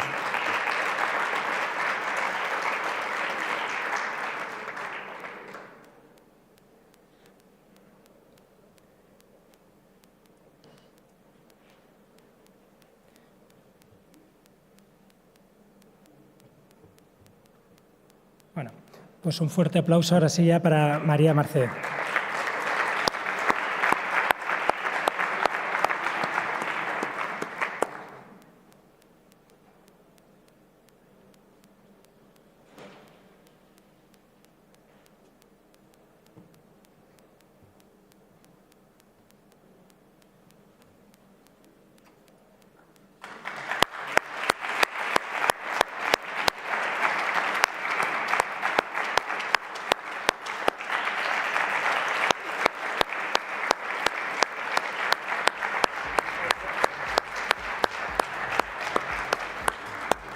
Ahora, María, por favor, si puedes compartir unas palabras con nosotros, estaríamos encantados. Bueno, qué honor y qué alegría, una inmensa alegría. Yo me fui de Valencia a los 17 años a estudiar algo que no se podía hacer todavía en Valencia, hoy ya se puede. Llegué a ser la directora general de Intel Europa, la presidenta de TSMC, el mayor fabricante de chips del mundo, del TSMC Europa, y qué mejor culminación de mi carrera volver a Valencia y dedicar todo mi esfuerzo a conseguir que Valencia se sitúe como líder tecnológico fundamental para consolidar ese gran momento del que hablaba la alcaldesa. Muchas gracias.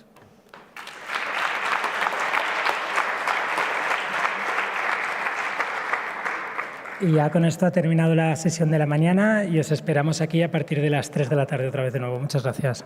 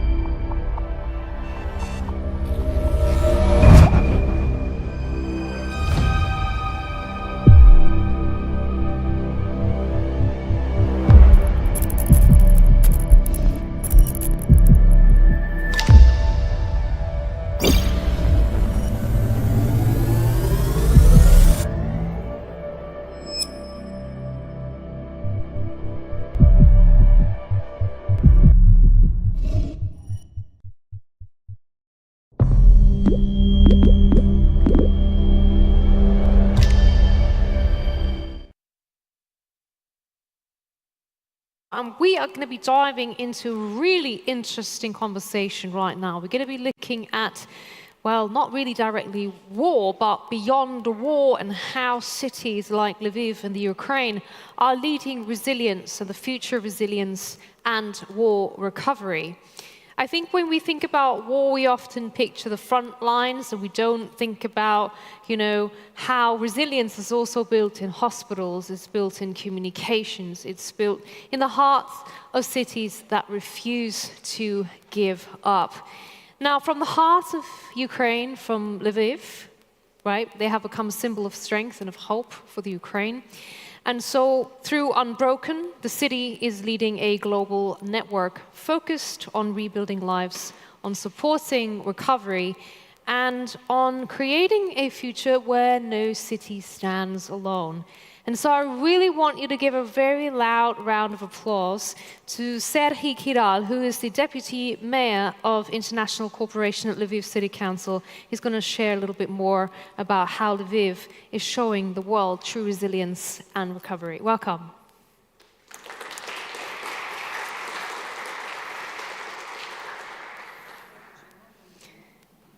Serhii, you can come.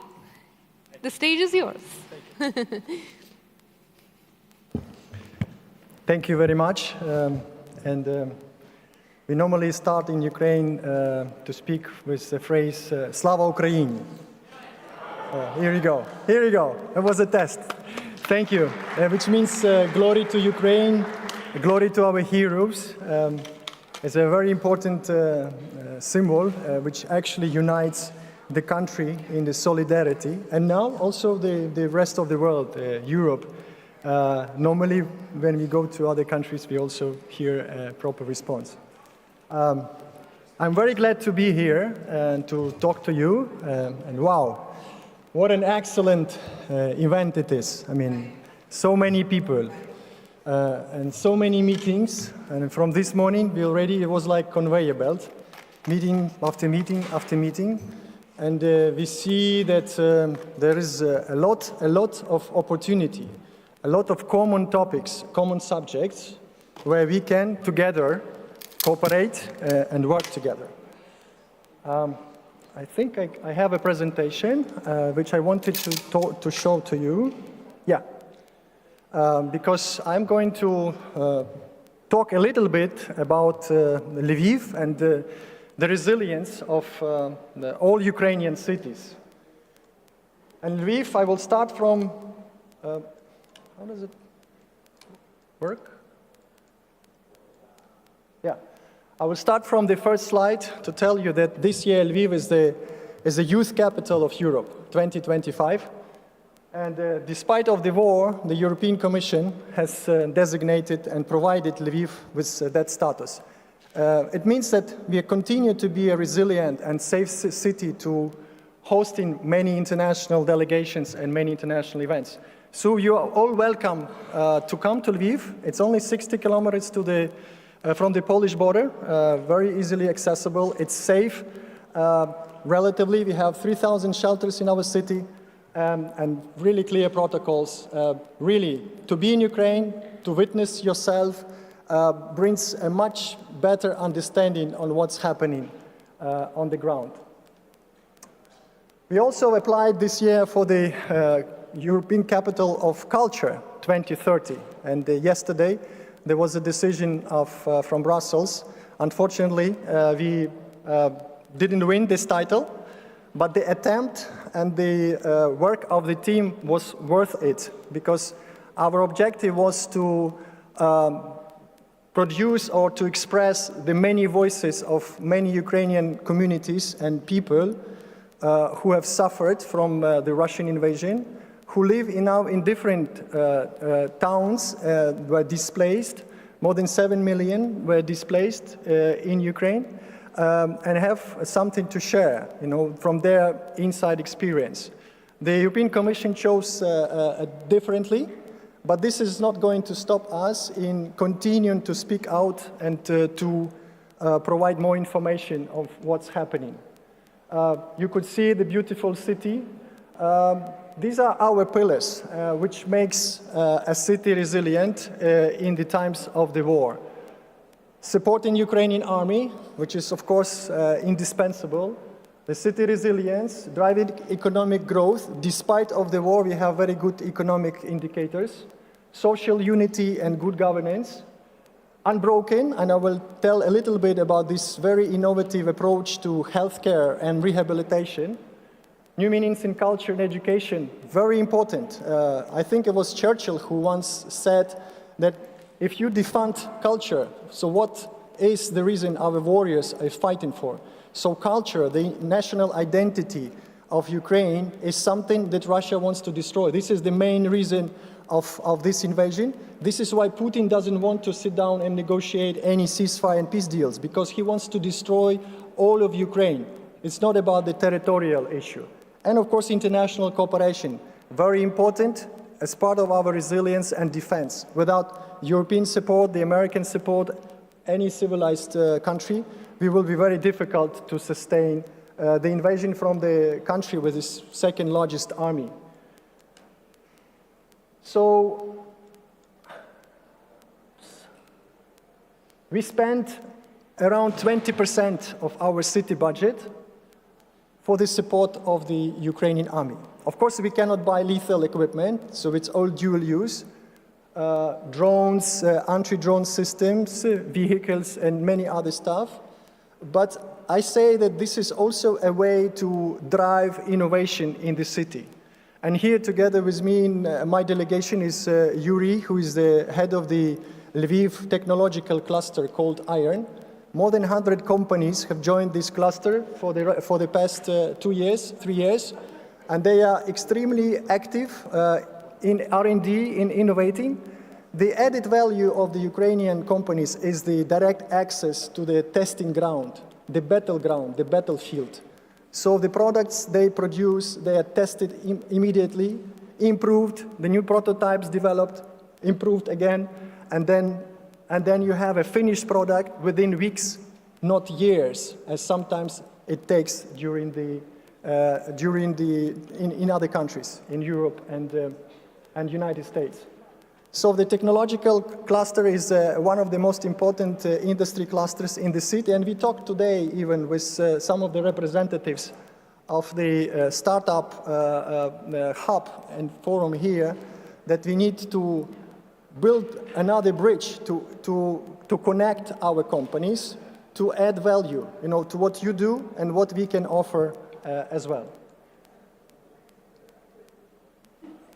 I think it doesn't work any better. So some of the products are depicted here of our cluster, and we support the cluster by allocating grants. So we allocate normally per year around 50 to 70 grants, anywhere from 10,000 to 30,000 euro per grant for the companies, for the equipment, paying rents, working capital, anything they need to operate, innovate, create better products that we can buy and then send to our defenders to be able to protect ourselves. Of course, the veterans policy and the veterans is a very major issue right now. In Lviv, more than 58,000 Lvivians are serving in the front line. So it's a large group of people, almost every family from my city of 1 million population sent to a loved one to the front line. And we must create a whole ecosystem and infrastructure, institutional based and others, to support not only the veterans but also their families. So we provide them through the veteran centers with all kinds of support. So what is Unbroken? Unbroken is our contribution to the war effort. As Lviv is far from the front line, about 1,000 kilometers, we have the largest medical cluster in Ukraine, more than 200,000 square meters, 4,000 medical personnel, 3,000 beds. It's a lot. So more than 25,000 of our defenders and civilians from the front lines, from the east and southern parts of Ukraine, were provided treatment at our cluster. But we've started to observe some new things. The combat trauma today from the drones, for example, and other missiles, ballistic missiles, is very different than it was in the past. So we are investing a lot in innovating, exchange of experiences, and building new capabilities and capacities to provide a better treatment. There are many stories like this family, Stepanenko, which was affected through the Russian missile attack in Kramatorsk train station. So people were evacuating from the pre-front line territory. More than 68 people died from that missile attack. And this family, the daughter Yana lost 2 legs, the mother 1 leg. And after rehabilitation, Yana became a runner. She ran in Boston Marathon last year and in spring this year in Tokyo Marathon. It's a symbol of resilience and symbol of survival. Or like Mikhailo, who lost a leg and a hand. He was actually the first patient to get the bionic hand from the Ukrainian manufacturer, a company called Esper Bionics. It's one of the best manufacturers now global-wise. Getting a lot of experience from the patients like Mikhailo, innovating and bringing to the market a much better product. After rehabilitation, Mikhailo became a coach about diving. We have this joint program with the Croatian Veterans Association, using diving as the therapy for the mental health and for the physical rehabilitation of the veterans. We use sport a lot, and that's part of our unique feature of our ecosystem of Unbroken, using sport for various types of rehabilitation, like this sledge hockey, partnering with IT companies. So Unbroken is very holistic, comprehensive approach, including social housing, rehabilitation centers, prosthetics, workshops, rehabilitation for prisoners of war. We have just this year, we opened a new center for prisoners of war, mental health center, because without the mental health rehabilitation, physical rehabilitation makes no sense. It doesn't produce the same type of result. And of course, sport for the veterans. This is the rehabilitation center which we have in Lviv right now. It was very different 3 years ago. So this is part of the most recent investment. These 2 floors made of CLT panels was just completed in a few months ago. This is a typical interior inside. And we also attract a lot of prosthetists. You know, to make a prosthesis, you need to have a prosthesist working with components and elements to adjust, to adapt to every patient, which is every patient is unique. So what we do, we work with the National Academy of Art. We are attracting the sculptors who know how to work with clay and with hands and train them to become good professionals and prosthesists. And for them, we built this prosthetics manufacturing center with a capacity of 1,000 prostheses per year together with the German government. And we built it in 3.5 months. 3.5 months. It's not possible to do in Europe, any other country. It's possible in Ukraine. It's made of wood. It's very nice design. So based on the experience we gained through the Unbroken, through these thousands and thousands of patients and dozens of different collaboration projects with other hospitals throughout the world, we decided to start our own training school, which is the Unbroken University. And the first priority of that university is the medical school. So again, today we discussed with your mayor, because in Valencia you have a very good university and also a healthcare cluster, that maybe we should cooperate as well in certain areas where, for example, your doctors have a lot of expertise and our doctors have a lot of practical experience because of so many patients and so many clients. Another part of the Unbroken University, of course, and it's a big problem, the manpower issue is everywhere in IT or any other sector. Also in the municipal sector in Ukraine, it's in the municipal governance. So one other school will be a public governance in the municipal sector. And Lviv has this unique opportunity because it's a safer place, far away in the west. It already has become a big hub for training. So many cities from all over the country come to the city. As you see here, thousands of people where we train in different areas of municipal governance, like architecture, like design, like infrastructure. So we are a natural hub. A new project that we are going to implement is a new surgical building because of the drone combat trauma. You have sometimes dozens, 40, 50 different metal parts in your body. So surgeries, sometimes it takes 4 or 5 operations to take them out. Our surgeries are overwhelmed. So we are forced now, and we have attracted this very famous Japanese architect to do this PPP project as part of our ecosystem. We work with Taiwan, for example, on renovating old buildings and turning them into new rehabilitation centers. All like this rehabilitation center, which was opened recently for prisoners of war, it was done with the city of Mechelen from Flanders, from Brussels, an investment on their part. Or with the European Commission, 20 million euro grant for the social housing for wounded patients from the unbroken ecosystem. For the time of rehabilitation, and sometimes it's about 6 to 8 months, they will stay in these fully furnished apartments and learn at the same time, how to live with their disabilities in a normal life before they go back home. With Lithuanian government and the Japanese Red Cross, we are building a new rehabilitation center outside of the city for the patients and the veterans together with their families.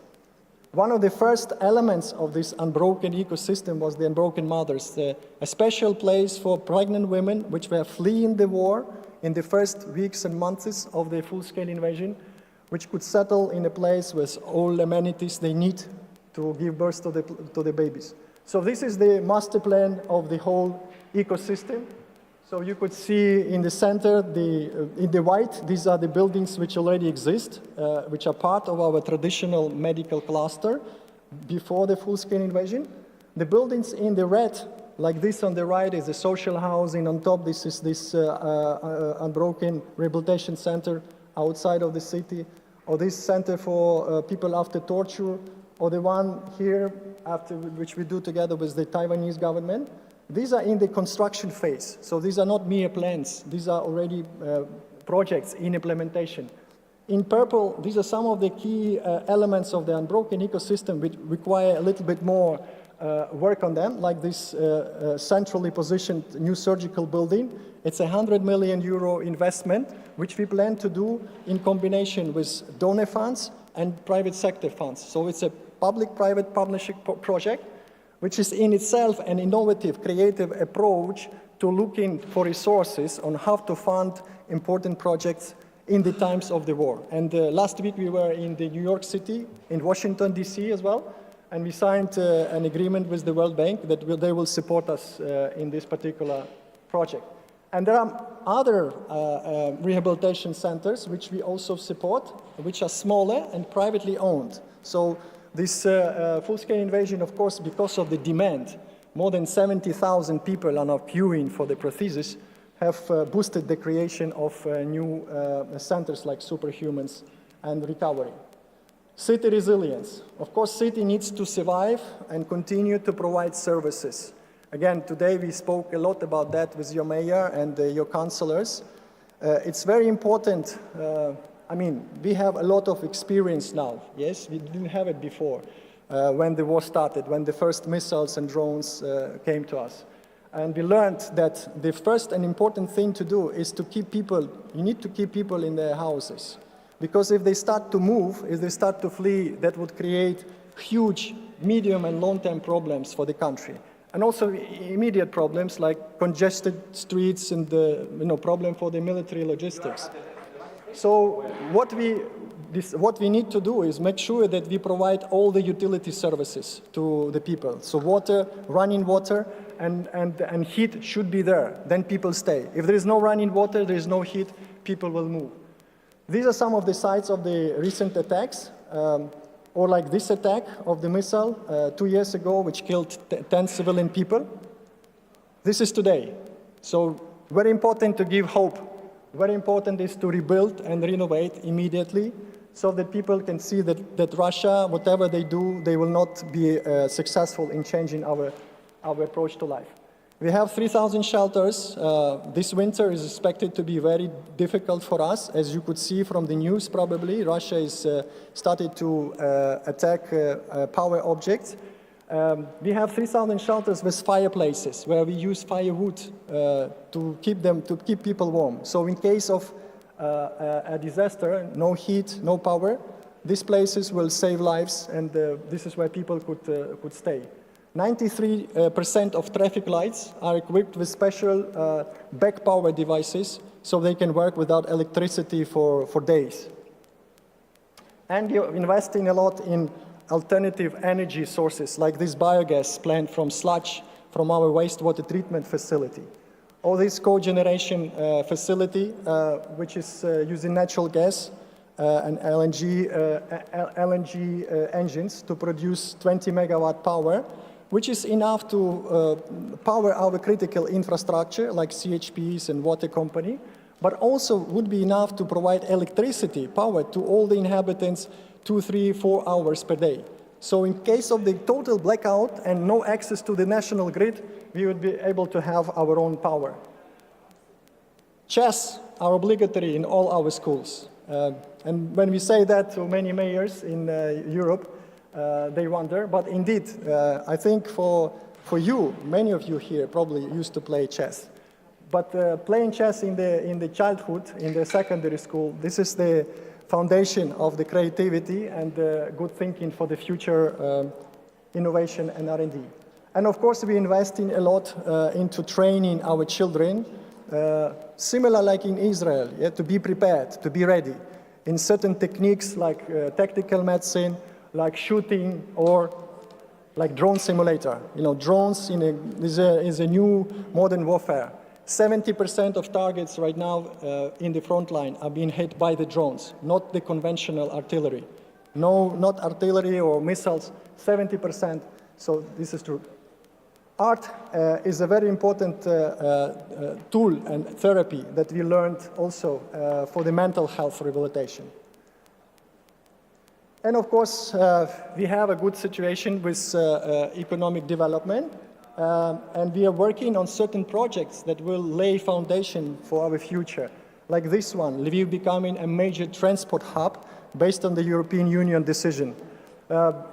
So from three different directions, the narrow gauge, the European gauge rail track will approach Lviv. We'll build a new train station. This will boost industrial, logistical, and other sector investments to turn Lviv into a major gateway between Ukraine and many European countries, including Spain. We are investing a lot in industrial parks to bring manufacturing. We have more than 100 companies which relocated from the east to the west, and they are located currently around Lviv. That increased our GDP and gives us the money to invest in these grants that we are giving to the defense cluster.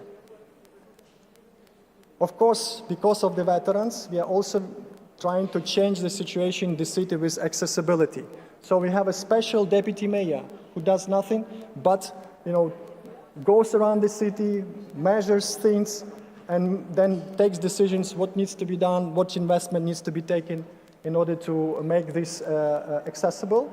Same, it relates to the public transport. And by the way, these trams are also manufactured in Lviv.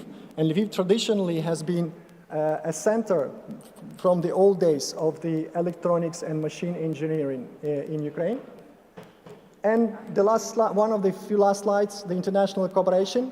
One of the areas where we go out and share our experience is through the Unbroken Cities Network.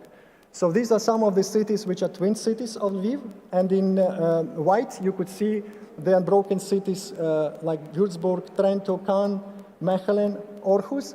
And I understand that the city of Valencia is also joined the network, so we need to put them also into this list. And we have many partnerships with cities to help us develop this ecosystem. Without the partnerships, without their support, it would be really impossible. And I don't know if I can play this video for you. What is courage?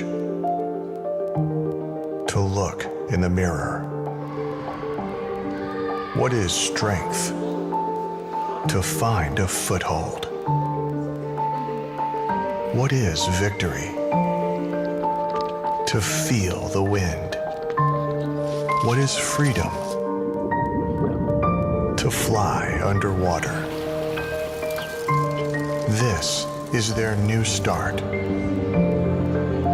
New history.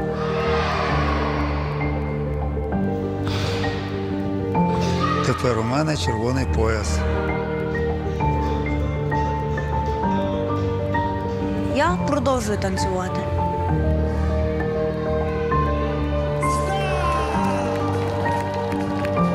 Я почала бігати.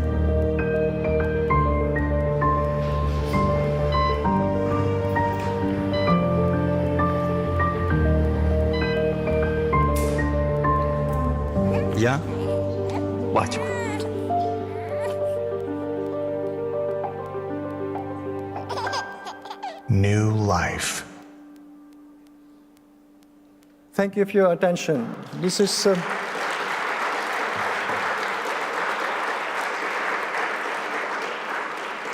And please stand with Ukraine, support Ukraine, because we are fighting for all of us. Thank you very much. Thank you. Thank you. That was very inspiring, Serhi. I'm really grateful that we have people like Serhi here to talk about, stories of resilience, of recovery, stories of going beyond tragedy, and stories of hope. So.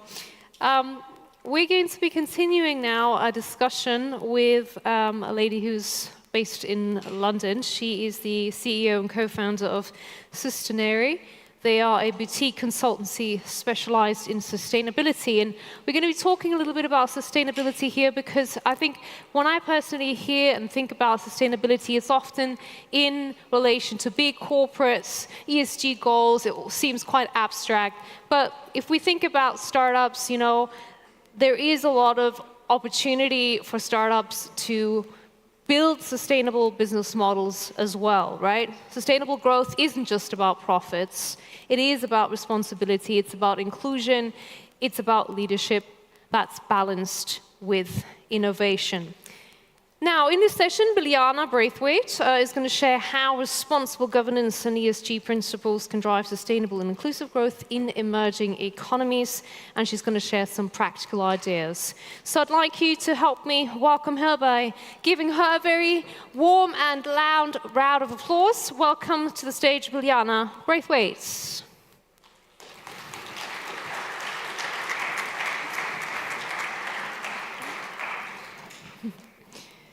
Biljana, welcome to VDS.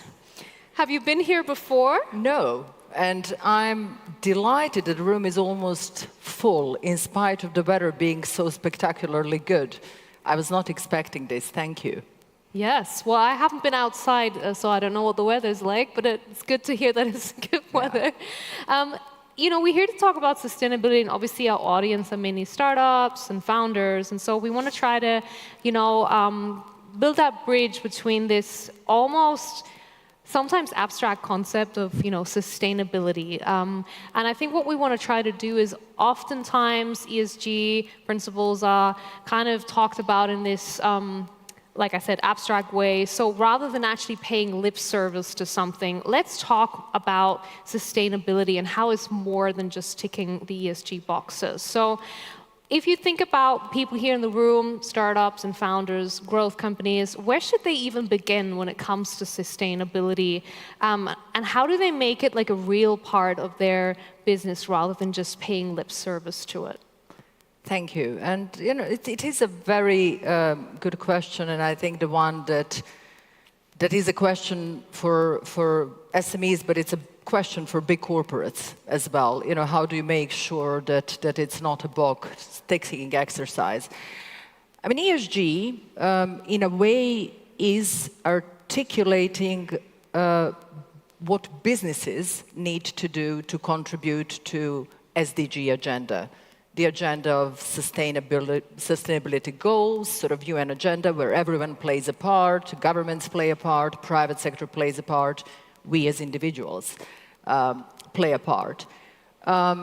Unfortunately, the term has, from being quite aspirational to begin with, become synonym for something very technical, synonymous for reporting, and therefore potentially box-ticking exercise. But I think if we go back to the origins, and it was not called ESG back then, but the notion of private sector taking into account those factors goes back to the 80s and goes back to pension funds who by definition have to have a long-term vision. They're going to have to be paying pensions in 50 years' time to those who are contributing now. And it was them who started factoring in climate risks. It was them who started factoring in governance risks. So if you approach it from that perspective, actually it's in interest of your business. And if you don't look at it as a compliance mechanism, but you look at it as sort of almost a checklist that will help you guide the business better. That's a very good start, I think, for a small and a large company. So the first thing would be really genuinely making it a core of the business strategy. I mean, the second, I guess, would be, one size does not fit all. What is material for your business? What material for IT company will not be material for a company looking to innovate in green steel, right? You will have different risks, you'll have different impact. So you want to look at where the opportunities and risks lie for you. Obviously, there is compliance that you have to align with. There is the legislative framework, but then from then onwards, you want to see, what's going to set you out sort of amongst the competition, what could be your USP, what does it make sense investing into. And I think it has to come from the leadership.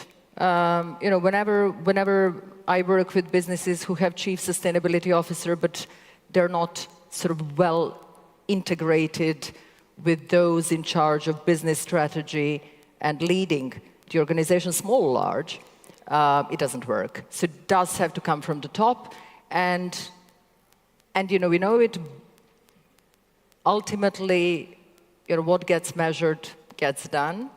So it is worth having targets and knowing what you want to achieve. And that actually is also, incidentally, a good defense against accusation of greenwashing, because the public in particular is now quite suspect of the blanket claims. And actually in the European Union, the regulator is moving in that direction too. So having clear targets and being able to report on that is a good thing.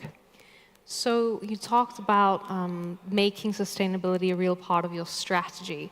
If we go back to these, much smaller companies, obviously corporates have got hierarchies and established structures, but startups starting out, maybe even growth companies, can you give us a concrete example of how that would look like in terms of making it part of your strategy? What are some of the questions that people need to be asking themselves to ensure that sustainability is really integrated into their strategy? I mean, listen, I think there will be startups here. There are many startups that are set up on the premise that they're helping with the planet's to-do list, right?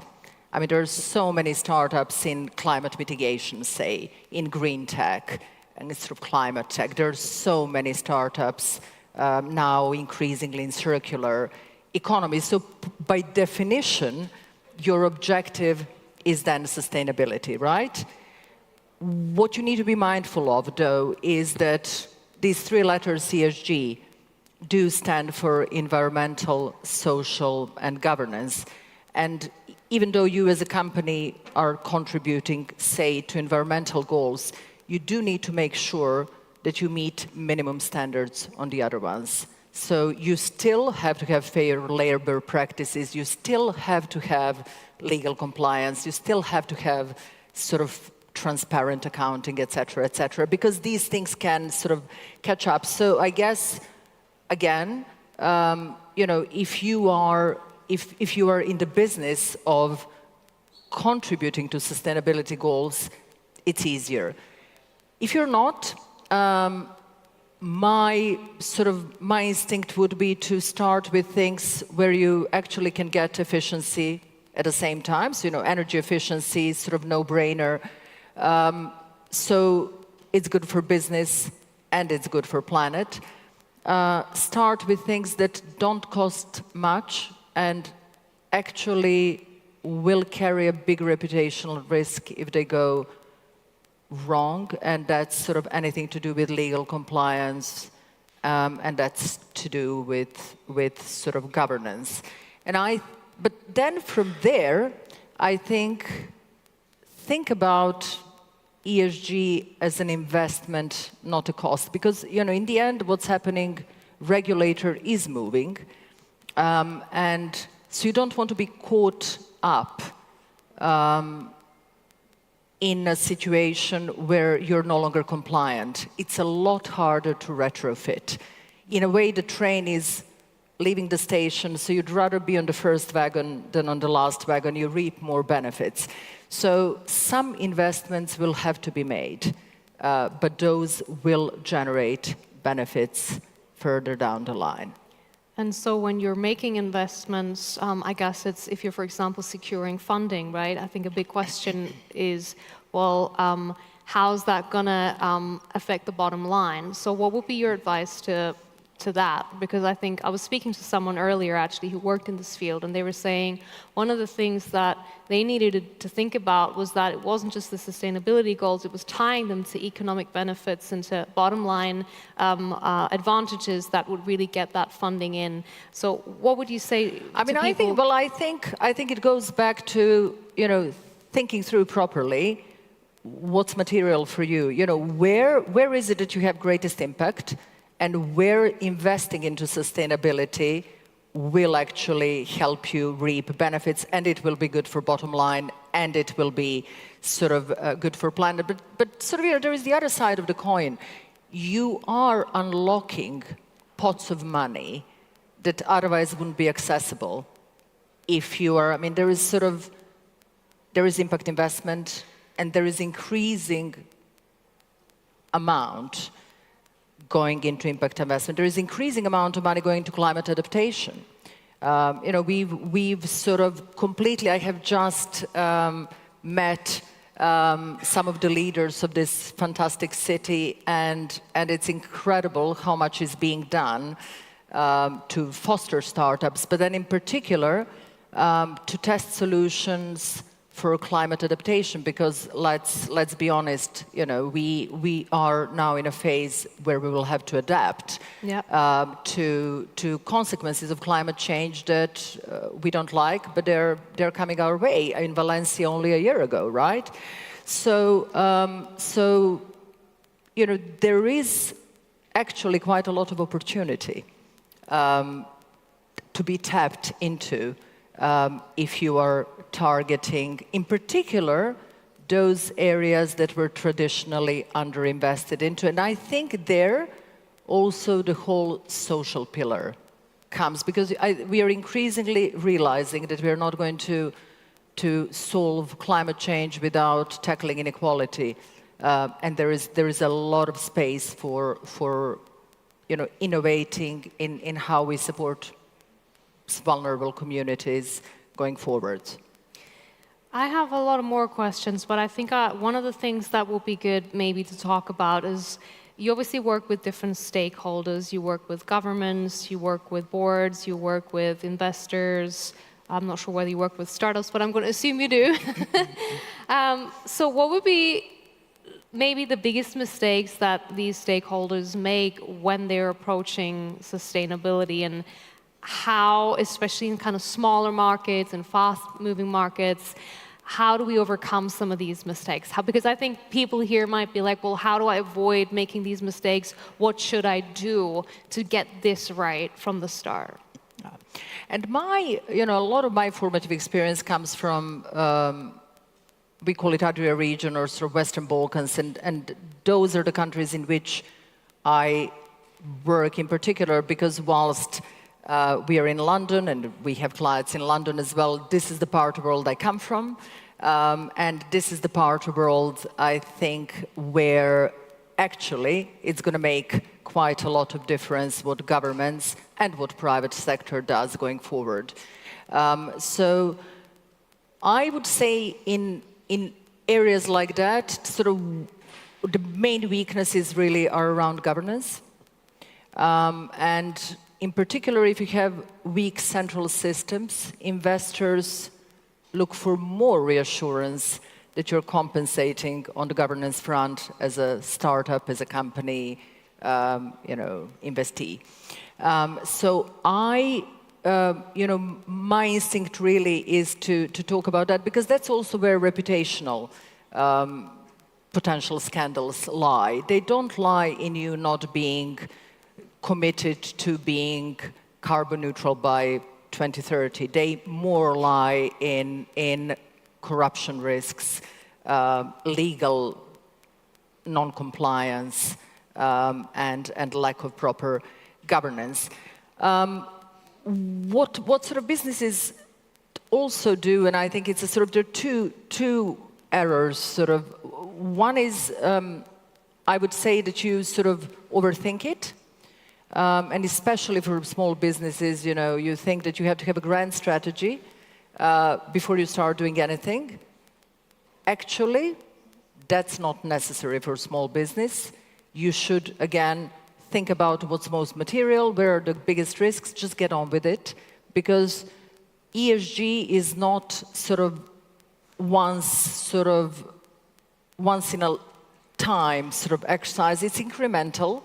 You need to keep on investing and making the best enemy of the good, you know, waiting to have the funding to get the proper strategy, etc. Just sort of start with compliance and identify one or two things and then sort of get on with it, but get on with it early. But really think what's relevant to your industry, because it really is not one size fits all. And this is where then companies invest where they ought not to invest, and then it's seen as a loss. You sort of need to think about, you know, what industry you're in, what's your business plan, and then slot in sustainability sort of properly into that. So you said, and this was actually one of my other questions, the low-hanging fruit, as we call it, governance. Start with governance. Exactly. So that's like the number one thing that people should focus on because it's sort of, I mean, it's meant to not cost huge amounts, right? Fair labor practices. Not least, I mean, we talk a lot in Europe about attracting talent. Young people do care about type of company they work in and you know, how they're motivated, how they're sort of treated, and in this rush to get best talent, I think that there is plenty of evidence that retention of staff is a lot better in companies that have thought through these things. And even when you look at governance, you know, a lot of these things are common sense. Why do we want inclusive leadership? You know, why do we want women on boards? We want women on boards because it's right and it's fair and we are half of the population, but actually there is a business case for it. And the business case is clear. Companies that have more inclusive leadership are better at having more thought-through long-term strategies, better perceive potential risks. Simply, they have different viewpoints in the room, and that's a strength.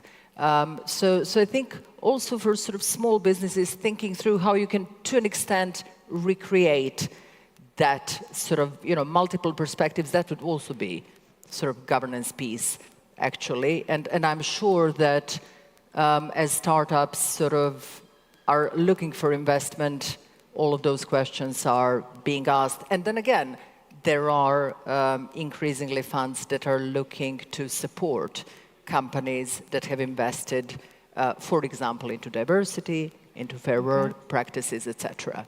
So would you say then that starting with governance is kind of the low-hanging fruit, followed by which part next? I mean, I think from there, the thing any business as sort of common sense would do is look at where doing the right thing for the planet also gives you the efficiency. A lot of it, you know, a lot of it really is about, you know, from sort of going paperless to energy efficiency are actually also cost-saving measures. And the startups being strapped for cash should, you know, in a way, achieve two goals with thinking through these measures. And again, I think there is quite a lot of technical support to be found for that. I mean, certainly in Western Balkans, I know from chambers of commerces to IFIs to everyone wants to help you find those routes. And so there is funding for that. So just, I mean, there's a lot more things that I could ask you. Obviously, this is a topic that I think maybe a lot of people are curious about. They would love to integrate it, but it sounds a lot of the time maybe intimidating, right? And so I like how you broke it down with, okay, let's start with something simple, although governance in itself is probably not that simple. So if there's like one thing that you would like people here to understand about how to make sustainability part of their competitive advantage, how to think about ESG, what would that one thing be that they can start with now? I mean, could I make it two? I mean, the first one, which I haven't said, is you're doing, any startup here is probably doing quite a lot of that agenda well already. Because, as I say, a lot of it is common sense. You're not going to be running air conditioning and have windows open, right? It's not a sensible thing. So you're probably actually doing some things well. Note them down and report on them. So I think that's sort of one thing. But the other thing is really kind of reap on sort of the fact that there is now a convergence in a way. Sustainability and innovation are becoming one.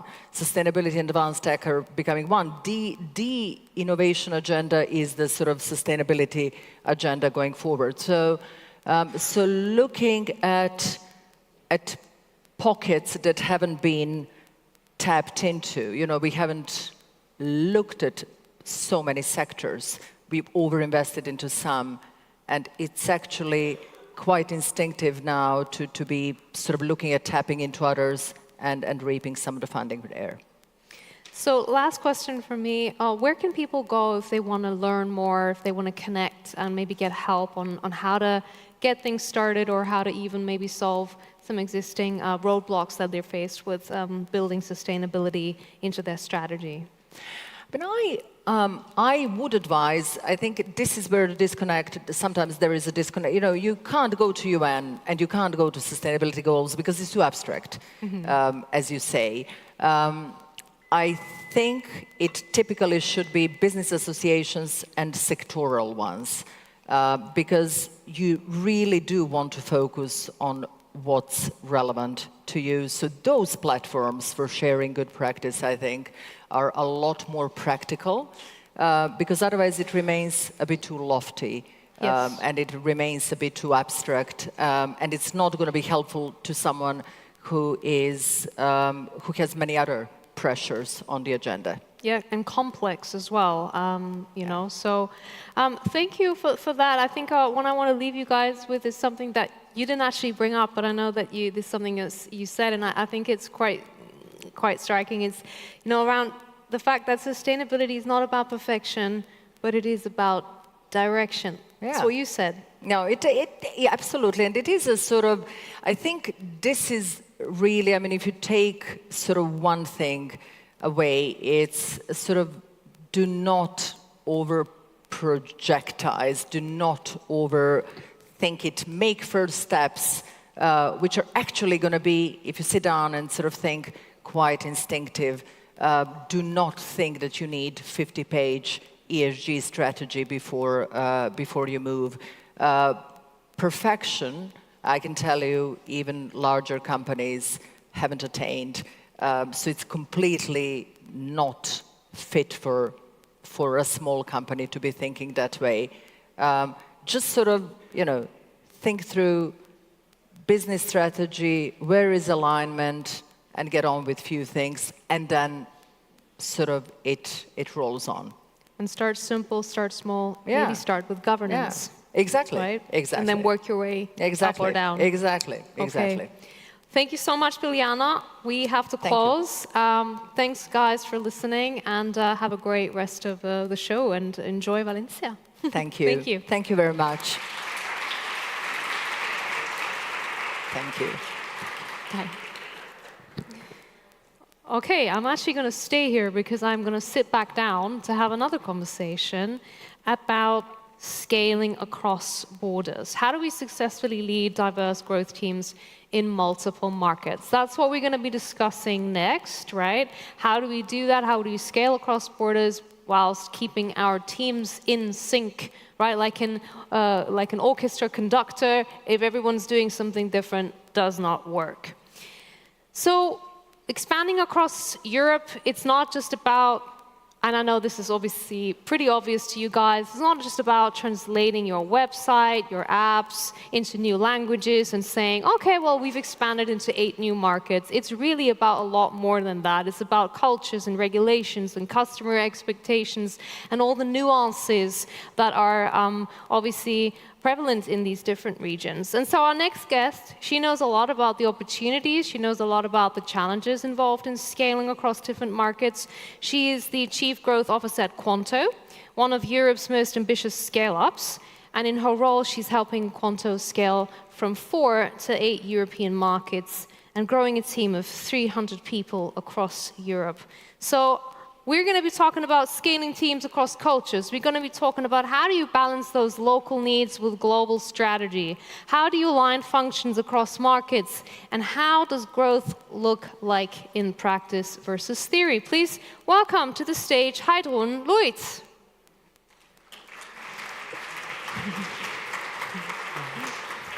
Hello. Hello. Take a seat. Thanks for having me. Heidrun, when I was doing the preparation, I found out that you're actually German. I am, yes. And I am German too, but we need to speak in English. That's all right. So, first of all, I think you've been in your role with Quanto for like over a year, right? Yes, I've just had my anniversary last week. Really? So, you know, I can no longer Congratulations. say I'm new. Happy birthday. Exactly. Yes, you can clap. Yeah. So I didn't explain what Quanto does in my introduction, and I did that on purpose, because I would like you to summarize what Quanto does in a nutshell. Okay. Love to do that. Because bottom line is, we champion entrepreneurs and entrepreneurship. That's in a nutshell. How we do that is through banking and finance management for the SMEs in Europe. Reason being, Alex Pro and Steve Fanavi, who founded Quanto in 2017, so 8 years ago, they had a business before Quanto, and they sold it very successfully in 2016, and they said, listen, the one thing that really did not work for us was banking and finance management. That was a real pain point for a small business, for a startup, even for scale-ups, because at the end of the day, there is complexity everywhere you look when it comes to managing your finances. And so they very much said, listen, we were entrepreneurs, it was our pain point, we want to solve that pain point, and off we go. 8 years on, Quanto is now over 1,600 people, serving over 600,000 customers in Europe, at the moment across 8 markets, different segments, different products. Anything very much from a business account over your payments, your invoicing, your cash flow management, spend management, accounting, I mean, you name it. Anything that moves your business money is what Quanto offers. Anybody here use Quanto? Anyone have a Quanto account? Raise your hand. We're not gonna, don't worry, we won't interview you. No. Well, that is an excellent opportunity, I'd say. Well, actually, first of all, I don't believe that. Secondly, opportunity for you guys to pitch yourselves. Anyway, 100%. Heidrun, you said that you guys have, obviously 8 years old, 600,000 customers. I know you've got ambitious growth goals, right? I think you want to acquire 2 million customers, up to 2 million in the next 4 years or 5 years. Exactly, roller skates on. Big expansion, big growth goals. So walk us a little through your growth expansion. I know it's been quite an ambitious journey, but it's also been like rapid growth, right? If you compare last year's figures, 2024 to the year before, you grew year on year like 30%. Yeah. So tell us more about how you guys have grown. Yeah, absolutely. I mean, if you think about, in 8 years to go from 2 founders and an idea to over 600,000 customers, the word is rapid. So everything was rapid, from the new customer acquisition over building the problems to serve the needs of the small customer, to understanding, okay, so how do we do this across markets, what people do we need, et cetera, et cetera. At the end of the day, and this is a really important message, I think, given the topic, everything you do later on, you have to sow the seeds in the very beginning. So Alex and Steve said from the beginning, we will be that European leader in finance management. And in order to do that, let's start from the very beginning with that vision, and that is a cross-market vision. There are 26 million SMBs in Europe, so they're the backbone of society. Let's serve them. But the only way we can serve them is by already starting from what is required when you go cross-market.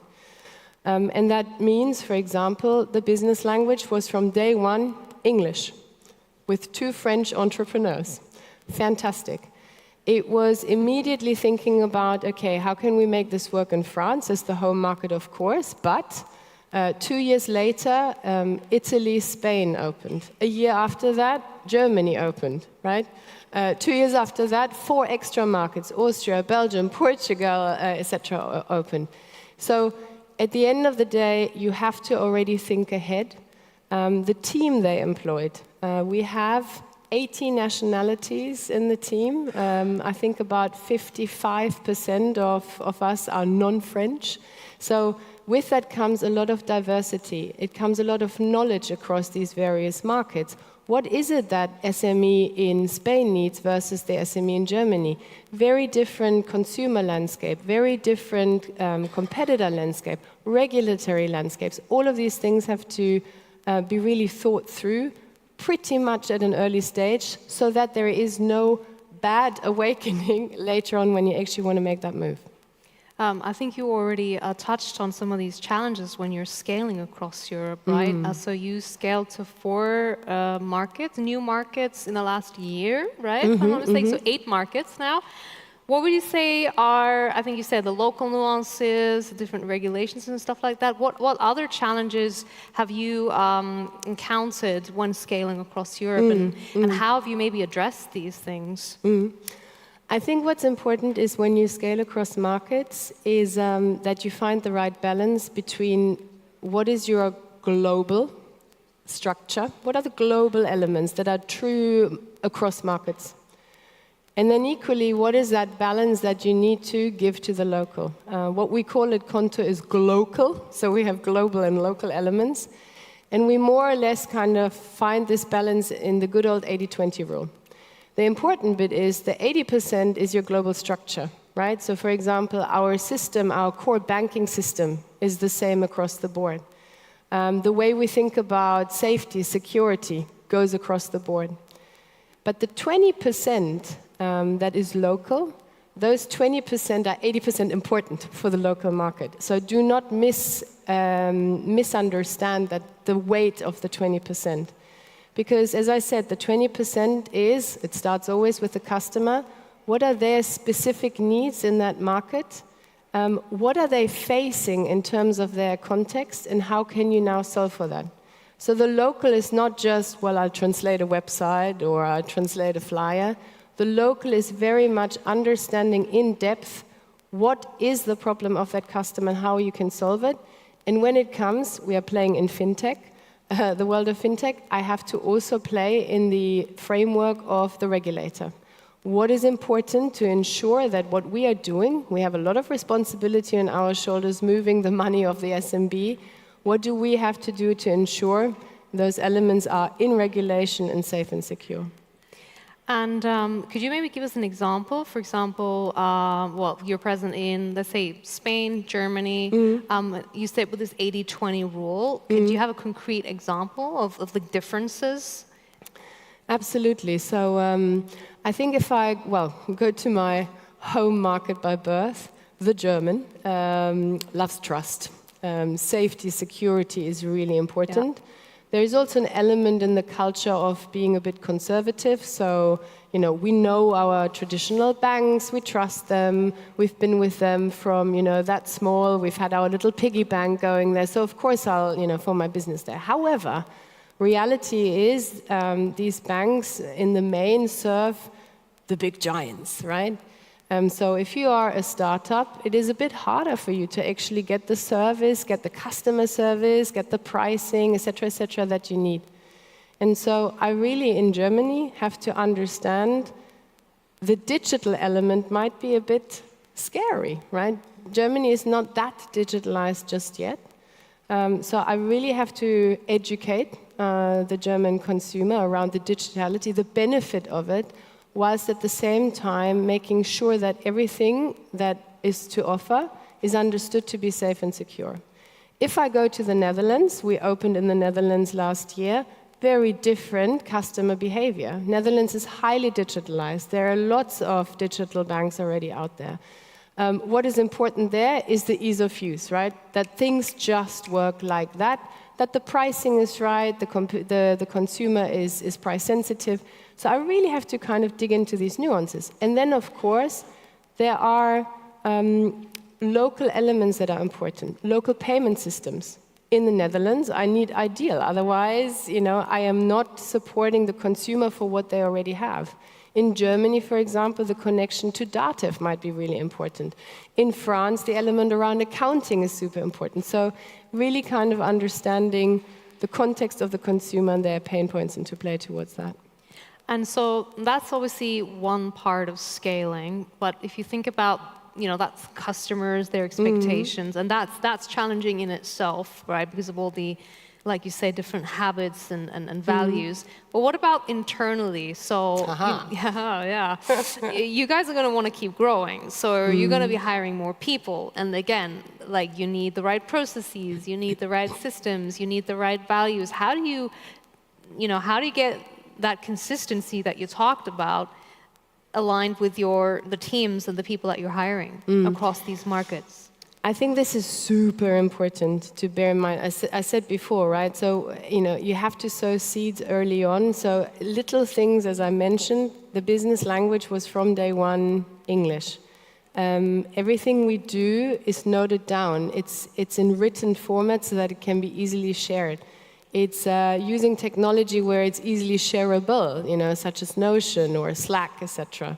Because communication is key across borders, across cultures, across different systems. When it comes to people, if I think about Konto, when they started, it started in France. Even when the first other markets were opened, they were opened from France, right? You have to start somewhere. But when it then all of a sudden became a matter of, well, let's now open other offices in Milan, in Barcelona, in Berlin, you name it, then all of a sudden you have teams sitting in different locations. So it's not as easy as having a chat over the coffee machine or the water cooler. But you actually have to understand how you form culture. And this culture element at Konto is incredibly important because it breaks nationality cultures that might create difference and kind of, a bit of a conflict. But actually you create a company culture that unites you. And it unites you in your North Star, your vision. It unites you in what is important in your values. So value number one for us is customer obsession. Then it goes into teamwork, which is important for cross-border. It goes into ownership. If I delegate something to a team, let's say in Barcelona, I need to trust that they are going to execute on this. That said, we've grown very fast, right? From 2 founders to over 1,600 people. Normally, human beings are okay to manage within a group of 100 before you need processes. So processes are, of course, something that we've had to introduce. And if you grow so fast, you have the risk of elements starting to go in different directions. So what we are really focused on now is jointness, joint planning, so that be it product, be it the go-to-market, be it the operations team, we not only all have the same vision, we not only have the same objective, but we have actually built the plan together. And so therefore, when it comes to the execution of that plan, there isn't a team going, in the left direction and another team to the right direction. We are all forming the same plan, we all have the same roadmap, and therefore it's easier to deliver at the end of the day. So that's where you come back to having that 80% kind of strategy that's fixed, and then the 20% flexibility. I had another question about, you said you guys grew really fast. What do you think is, what allowed you to expand and scale so fast, would you say? I mean, in 1 year, you've expanded to 4 additional markets. Maybe I'm naive, but I think that's quite a lot in a year, right? It is. It is. Yeah. It's scary. Is it working? No, I think what allowed us to expand so fast is the vast opportunity out there. I mean, there is more need out there for what we have to offer than we can, almost deliver. And so there is an amazing need to actually go really fast into this. That said, 4 new markets last year. To be absolutely honest, whenever you go into a new market, you have to be really humble. It's not, that you've woken up one day and said, I know everything about Belgium and I know everything about Portugal. No. You go and you have to study. You go and you have to do research. You have to go and test. And a lot of these tests will fail, right? But through the failing, you learn ultimately what works and what doesn't work. There is an element of starting small. Even though your, let's say, core market, France, is massive and already has hundreds of thousands of customers, well, you start with customer number 1 and then customer number 2, right? And you focus on them. So it's not a matter of wherever we go, everything has to work straight away and scale to the same level. You go into it humbly and you say, let's learn a little bit, right? And so if I think about those 4 markets, we've learned that all of these markets are incredibly different. And so we've decided to, whilst we are open in these markets, we are serving our customers, we're taking this very seriously. When it comes to where to, within those 4 markets, go a little bit faster now, we found one of the 4 that we feel has that extra potential to give it that extra little bit of sizzle. And so we focus a little bit more, right? And so then you do it bit by bit. So I guess the opening at scale is a matter of having the ability to learn so that you can then do the scaling part better. Very interesting. I think you probably have also grown fast because you've also acquired 2 companies, right, in the last 3 years, one in 2022. And then do you want to talk to us a little bit more about your M&A strategy, what you've done and what you're maybe, I mean, you're probably not going to reveal who you're going to acquire next, but, I don't know. No, I think it's a super important point you're making here because, of course, growing, you don't just have to do it all by yourself, right? There is a general kind of question always, do I build, do I buy, or do I partner? Of course, what is called your hedgehog in the book From Good to Great, so ultimately, what is your core that you built? But when there is opportunity out there to actually go, having a fusion of 2 businesses coming together to make a greater than the 2 parts by themselves, that's when you actually go into the conversations on mergers and acquisitions. So in 2022, we merged with Penta, which was at the time in Germany, one of our competitors, in fact, and really good in the market, with the same type of audience that Conto is serving. And so there were lots of synergies that we could really make use of by moving these 2 businesses together. 24 in France, understanding the need in particular of the small businesses within this SME space of accounting and pre-accounting, really understanding, okay, I'm moving my money, I do my payments, I do my invoices, but eventually I have to reconcile and do my pre-accounting and work with my accountant. We acquired Regat to ultimately learn, what this space is about, so that under the umbrella of finance management, we can start serving our customers more and more. So what's next to be seen? M&A at the end of the day should be part of any scale-up, because you, of course, have your organic growth path, and then you have your M&A growth path. And in terms of exit plans? Exit plans. I think, look, if I think about what's next for Conto, at the moment, so the first 8 years, we have gone across borders through a payment institution license, which for Europe is a fantastic way to be regulated. We are regulated in France by the ACPR, and the payment institution license offers us to passport into other European markets. We have now grown to a maturity where we want to break into extra areas of, what sits within banking. And so we've applied for a banking license. We're now ready to do that. Really excited because at the end of the day, having a banking license will allow us to go into new product areas that, again, for a small and maybe later on medium-sized customer, be it in financing and saving, etc., are really important. So exit, I think there is a long way ahead. It's a long time in the future. It's a matter of now growing and also including through the banking license, but also financial tooling. There is no end. I've literally just come off a call to discuss what more to do, what better to do to serve our customers also in the financial tooling space. So. Well, I mean, you need to reach your 2 million first, right? Your 2 million Indeed. customers. But you can't do any exits before that. I just want to give the chance to anyone here in the audience. We have only just under a minute left. One question, maybe from the audience. Anyone? Just raise your hands, shout. Anyone? Oh, there was going to be more questions, actually. In that case, what I would like to hear from you as a last kind of piece of advice. So one piece of, I know people hate this, like one piece of advice, and maybe I have two pieces of advice. But let's just say, what's like the most important piece of advice that you can give to people who are leading diverse growth teams, who are scaling their businesses? What would be that one thing that you would tell them? I think plan early on. So know where your vision is, plan early on, and then take those steps towards it. It's as simple as that. Long-term vision, but mini steps. Okay.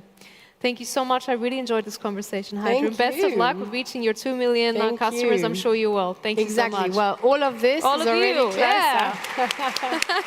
Thank you. Cheers. Cheers. Cheers. Bye-bye. Okay.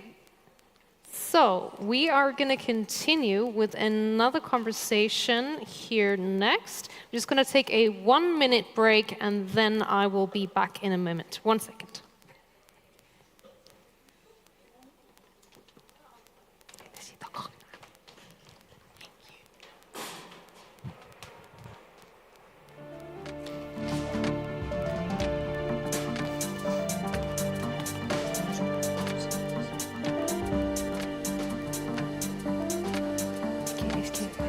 Es que no lo tenía, por eso tengo el color.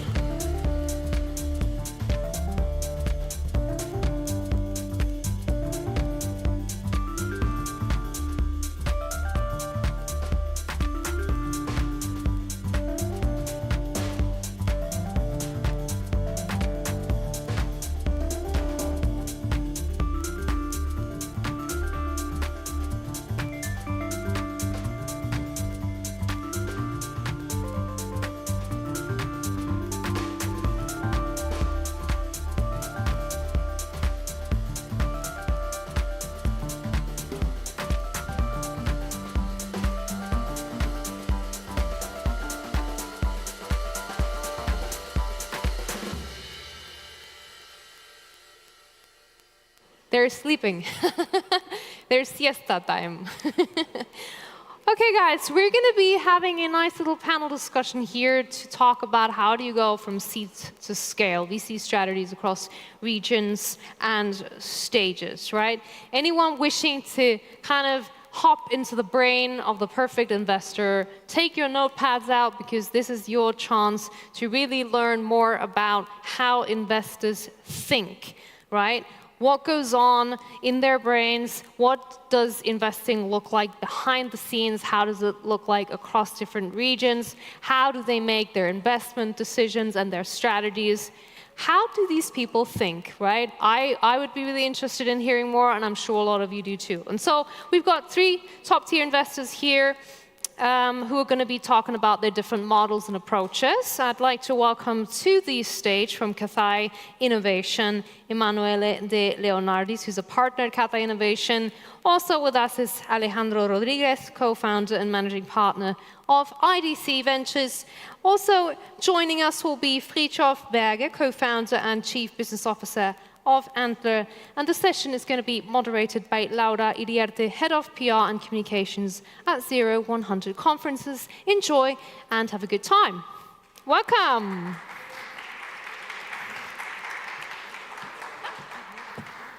Hi, thank you very much. I don't know. You can go on your own. I've introduced everybody, but if you want to do a special welcome, you're very welcome to do so. I don't have much to say. I'm Laura Iriarte. I'm head of PR and communications at 0100 Conferences. We connect LPs and GPs in venture capital and private equity, and I'm also the host of the Impact Talks, where I talk to investors on their approach to impact. And I'm very happy here. Please join me, guys, to the stage. You were already mentioned before. Fridtjof Berg, co-founder and chief business officer at Antler, Alejandro Rodriguez, co-founder and managing partner at IDC Ventures, and Emmanuel Leonardis, partner at Cathay Innovation. Thank you very much, and thank you very much, everyone, for being here this afternoon. So I already introduced myself, and I think it's very important that you if you could introduce yourselves as well. We will be talking today about from seed to scale, VC strategies across regions and stages. The idea is to see the investor perspective in a very multi point of view, because as you're going to hear now from our speakers, what is the strategy? Please tell us a little bit about what is Cathay Innovation. Sure. So hi, everyone. Glad to be here. So my name is Emanuele Leonardis. I'm a partner at Cathay and in charge of what we call business development and ecosystem. So Cathay is basically a global multi-stage venture platform with presence in Europe, North America, Asia, Latin America, and Africa. And we invest globally. We launched last June our 1 billion fund, which is a vertical AI fund, probably the largest in Europe. And we invest in AI that is transforming different industries, including healthcare, energy, consumer, fintech, and healthcare. And we have we worked over time on a very solid platform approach where we basically connect founders to our global ecosystem of corporate and industrial LPs, providing them with global market access almost immediately. So that's it for Cathay. Great. Great summary. What about you, Fridtjof? Yeah, thank you. So I'm a co-founder of Antler, and we're a global early-stage venture capital firm. Our strategy has been to be both in emerging ecosystems and developed ecosystems, backing founders really from the inception stage. So if you look at our footprint globally, we are in 27 cities across 22 countries. This ranges from emerging ecosystems like Ho Chi Minh City, Kuala Lumpur in Southeast Asia, to Nairobi, Lagos, a lot of places that are growing rapidly, but also established ecosystems, San Francisco, New York, Stockholm, etc. So it's really a play or a bet on talent coming from everywhere. I don't think that the big cities, San Francisco, obviously a frequently mentioned example, will go away from cutting-edge innovation. I think that's very true as I see what's coming out today. But also at the same time, there's many more cities producing unicorns. I think the number now is well over 300 cities have made a unicorn. And that number used to be 20, 30, a bit more than 10 years ago. So we're living in this truly global world, and backing people from an early stage has been really our thesis. We're managing 1.4 billion in AUM, back close to 500 new companies every year. And depending a bit on the region and the way you measure these things, I think we're one of the most active AI investors in the world in terms of deal count. Obviously, some much bigger rounds happening in other parts of the ecosystem, but in terms of volume of AI companies, we're arguably the most active, or one of the most active. Wonderful, thank you. And what about you, Alejandro? Well, thank you, Emmanuel, Fridtjof. Congratulations for the project. I have been lucky to be in 2019 one of the co-founders of IDC Ventures. We start first with a fund, really focused on the fintech marketplace space in that moment of time, thinking really going to Series A, but at the time that we lead rounds and be in the boards, we become doing more follow-ons and leading some rounds in B and C. That makes us to get really good contacts across the board. Then some of our friends was launching new funds. Then we start to back some other funds and suddenly we realized that we have a practice for a fund of funds that we officially launched 1 year ago. And at the time that we were investing also in fintechs, we realized that it's extremely relevant for all to be able to, for some kind of companies, have access to capital in other forms. Then 2 years ago, we launched our practice of venture debt. And finally, what happened is some of our LPs, because we are mainly based with private money, we have almost no public money, or nothing at all today. But our LPs were really worried about what is the idea of crypto, what was happening in crypto in 2021, 2022. And then we make some agreements with our LPs to co-create a management company of crypto. Then finally, after 6 years of hard work, we became with a platform, with a multi-assets, that is a toolbox for the founders that enable us to be something that we like to say, that is, we try to be the co-founders of capital for them. Wonderful. Thank you very much for this brief introduction to all of you. But so the idea is to talk a bit about what is shaping venture capital, right? So if we go to something that you already mentioned, no, AI. How is AI shaping venture capital? From 2 ways. No? One way would be like the operational part, right? How are you as funds using venture capital to improve your operation, decision-making, deal flow, etc.? And also, how are you investing? How do you choose what is good AI, the companies that are going to actually move the needle in the future? Maybe you can start because you mentioned AI first. I'll start, and I think it's a very interesting question for our stage because we're really at its inception, and I think that it is mentioned a lot, but it also cannot be, I think, overstated how much it's changing the early stages of building a company. We have one of our portfolio companies, Lovable from Sweden. It got, in 8 months, 100 million in revenue. It's insane. It's like absurd, but it's a good example of the extremes of how quickly you can get to product market fit and get something tangible out in the market with a lot fewer resources than before. So what does this mean for the earliest part of investments? I think you need to act perhaps even faster than before. I think for later stage funds, it's probably very relevant to think about how do you maybe write smaller checks earlier just so you can get a seat at the table, because once the train is leaving the station, it's very hard to get in then, at least at somewhat reasonable valuations. So I look at this as a great thing for founders who are able to prove a lot with not too many resources, and that's very new. Now, to answer quickly on the Antler side or the investment side, from the very beginning, we've been very diligent in tracking, learning, and categorizing the data on early stage founders. So I do believe that we sit on arguably the biggest data set on early stage founders, and we're trying now to influence our decision making on, based on statistics, based on these millions of data points we have since 2018, can we complement our sort of human decision making by data? And one of my favorite quotes is Bloomberg said, "In God we trust, everyone else brings data."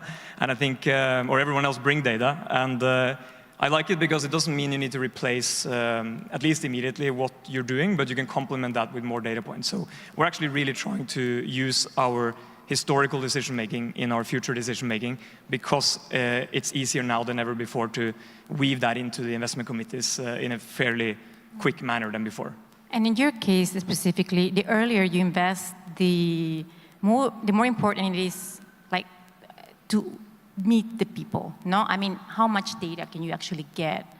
No, I mean, I think in your stage, it's more about meeting the founder, having feeling, meeting. I mean, you invest in people more than in a company itself, right?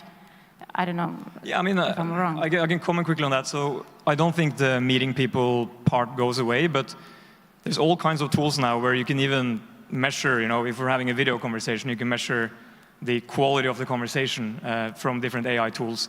We're not letting this guide our decision-making too much now, but it has real potential that you can compare that conversation we had to, let's say, 1,000 other conversations and figure out that based on the answers Laura gave, she's probably in the top 10%.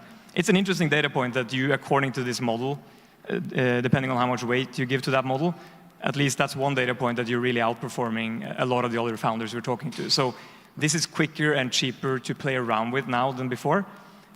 I wouldn't say that's automatically leading to investment decisions for us, but it's something we're testing a lot, and we're actually investing heavily in our tech team to increase confidence in using these extra parameters in our decision making. Wonderful. Emanuele, you mentioned which stages did you invest in? Early? Please, I need your help here. Yeah, we basically back founders early until pre-IPO. So I would say from seed series A until pre-IPO. That's where I went to get.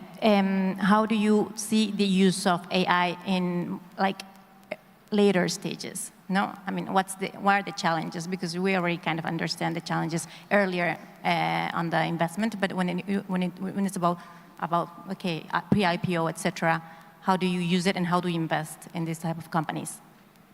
Well, the way we see things at Kate is, I mean, AI is clearly redefining the venture model, right? So as my colleague was saying, in a few years' time, I think we will be able to talk about real-time venture because AI is basically compressing the timeline. So by the time you create company, you do due diligence, you create market access. So all of that is going much quicker. So the real question is how we can leverage as a venture investors, how we can change ourselves from capital providers to actually leveraging AI and ecosystem to accelerate the value creation. And that's true for an early stage company, but it's also true for a late stage company. I think one point that I wanted to make, because AI is a broad topic, but very often the question is how can Europe compete in a globally, especially against the US when it comes to AI. And the view of Kate is that while US basically they are dominating the foundational model in the computing infrastructure market, Europe still have a big advantage compared to the rest of the world, especially because we have a very specific domain expertise and also maybe easier access to industrial data, which is very important for applied AI. So how you build AI applications from the industry that are deeply rooted into the complexity of the real world. I think that's the point where Europe has a strong competitive advantage with respect to the rest of the world. Maybe quickly, I mean, talent as well is a key topic that always come into the discussion when we talk about AI. It's true that Europe is producing like a disproportionate amount of AI talents globally, and the problem is less how to produce these talents, but how to return them in Europe and make sure that they don't relocate to US or they don't take a US capital. And what do we do? No, because you're saying you have the great talent here in Europe.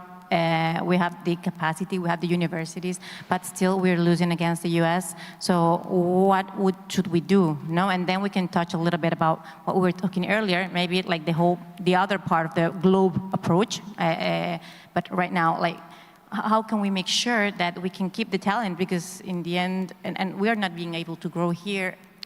And you invest in later stages. So what do you do, for example? I think the way to retain talent in Europe, and we see a strong momentum actually for founders trying to build global companies and competing globally, especially on topics around manufacturing, healthcare, energy transition.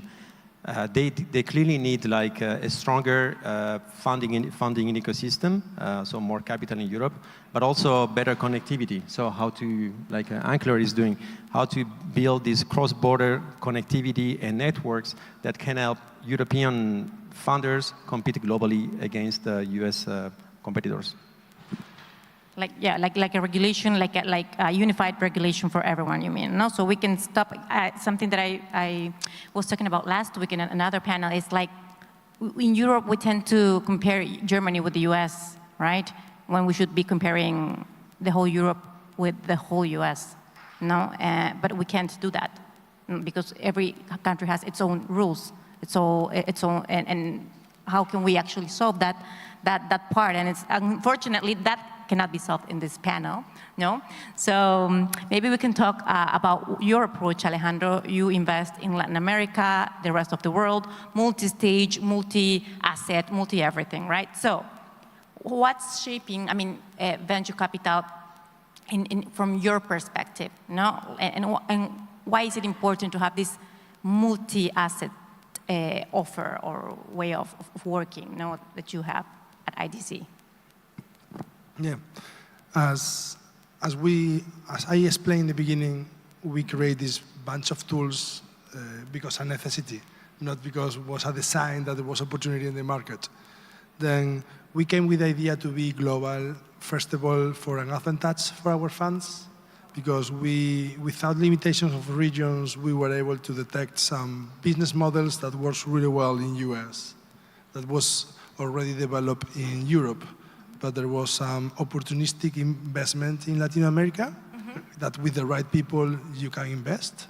For example, neobanks. Neobanks, long time ago, was something really famous in Europe that they replicated in US, but there was a lack in Latin America, that finally Nubank came as one of the big players. But we also get like the top 3, top 4 of these neobanks. Then was a really good advantage for us to be global and find the right strategy that we want to deploy. And we have done this with different other portfolio companies. For example, one of the investments that we did in the beginning was in relation with the food.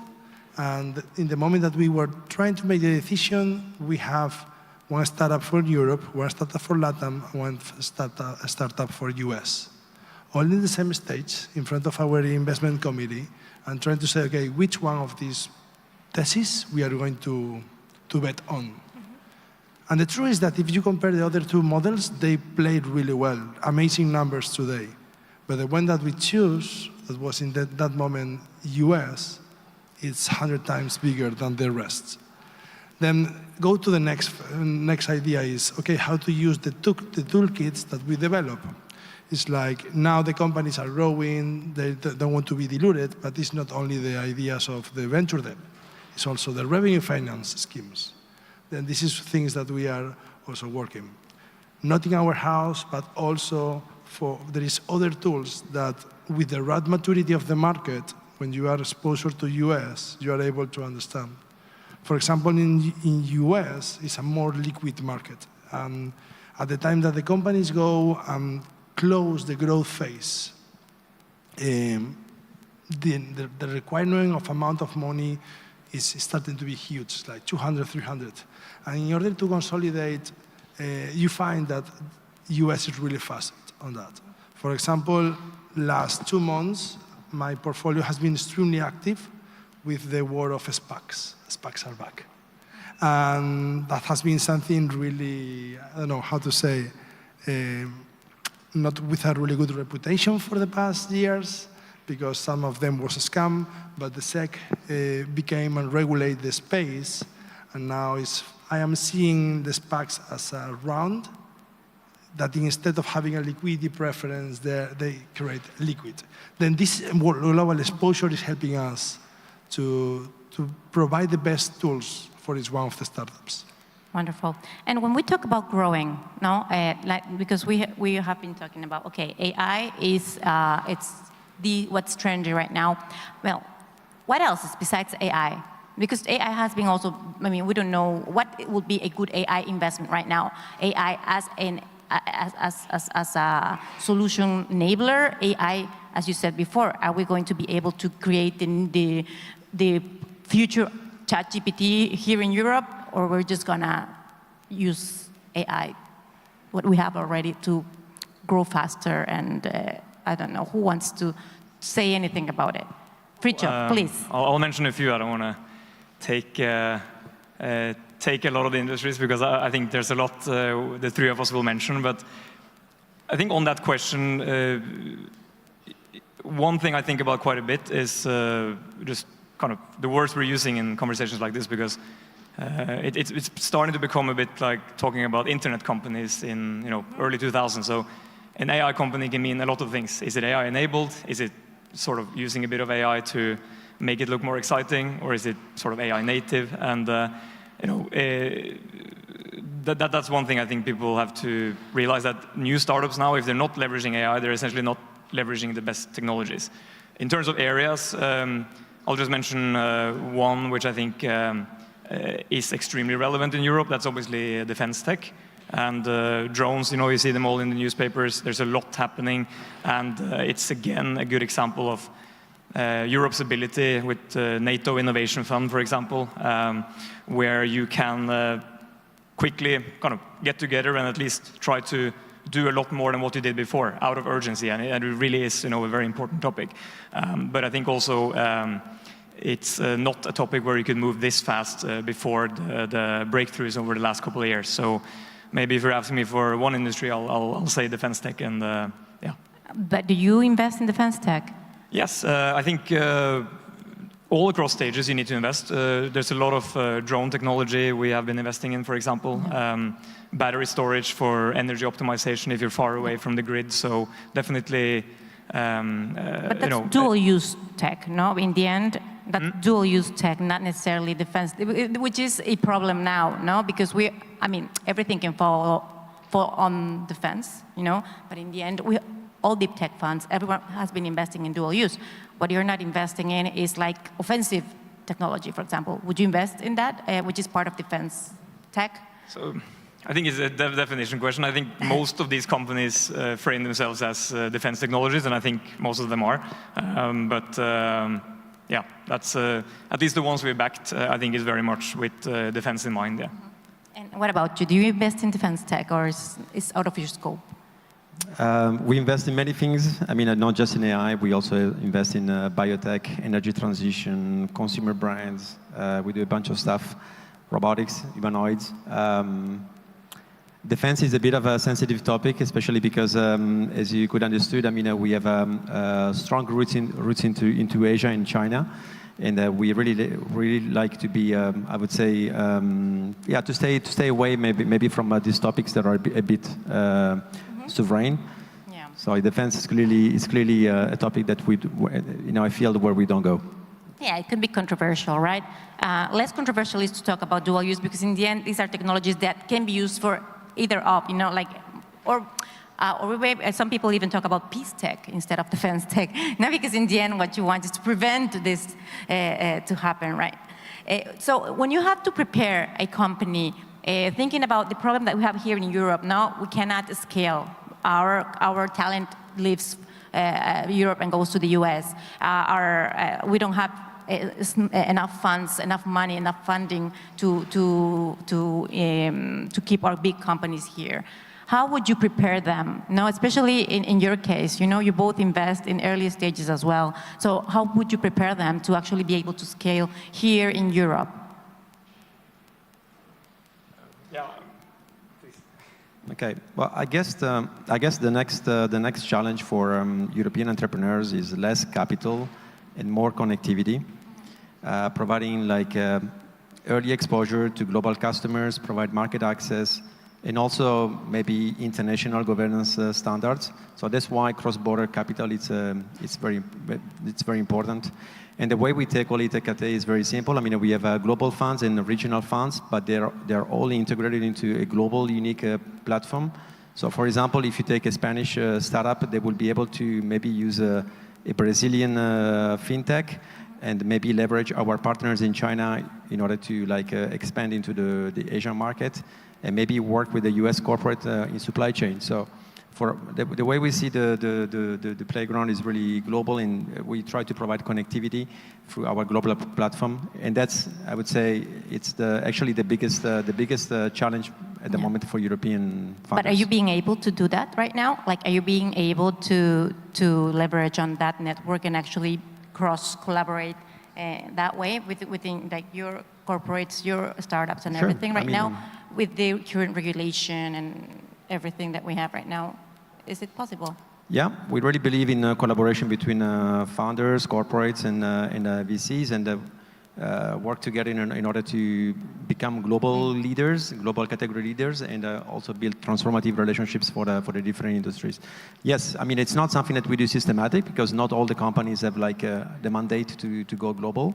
Maybe some of them will stay local, but we have several examples where we take a French company or a US company or a Chinese company, and we help them expand globally and become global leaders.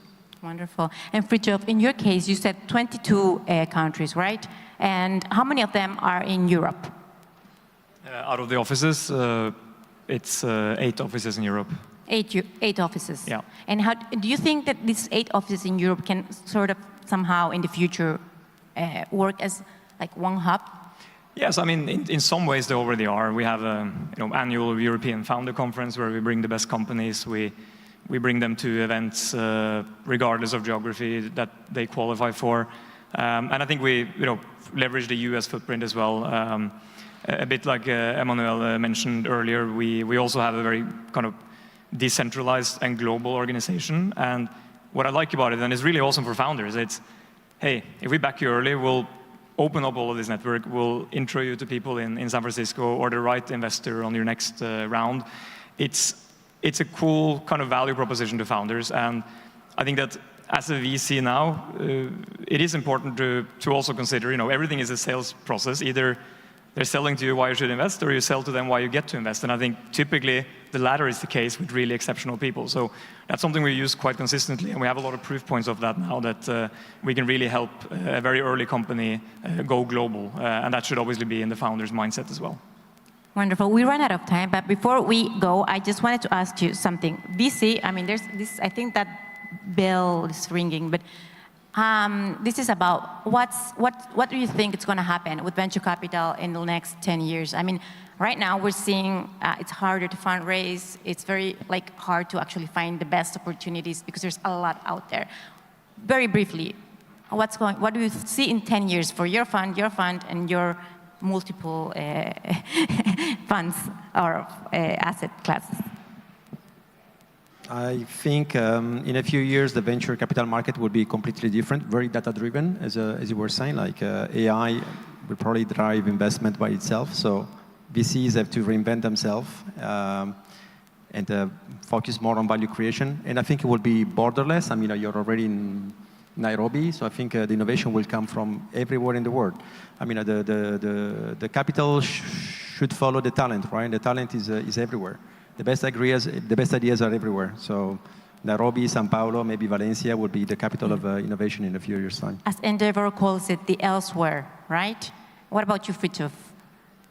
I think VCs will have to go earlier, leverage data. I like what you said about borderless. I think also increasingly industry category less. So, sometimes people say, oh, that means industry agnostic. I think it means more you have some larger themes, but they can cut across industries and technologies a bit based on how founders are trying to solve the problem. Wonderful. Alejandro, very briefly. From my perspective, I believe that venture capital should be venture, that people that takes huge risks to make the world a better place. But on the other side, I believe that there is a lot of new tools that will make that the liquidity and transparency for the funds will come to the market, that will make that the fundraise will be easier, and going to the next stage of the companies will be better with all this revolution of the tokenization of security tokens. Then I believe that in the next 10 years, there will be a lot of startups being listed and generating a lot of value for Europe.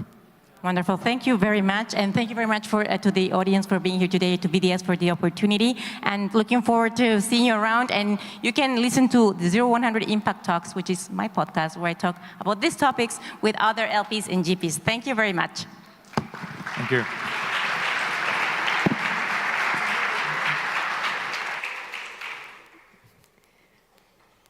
Thanks, guys. You can just leave the microphones here.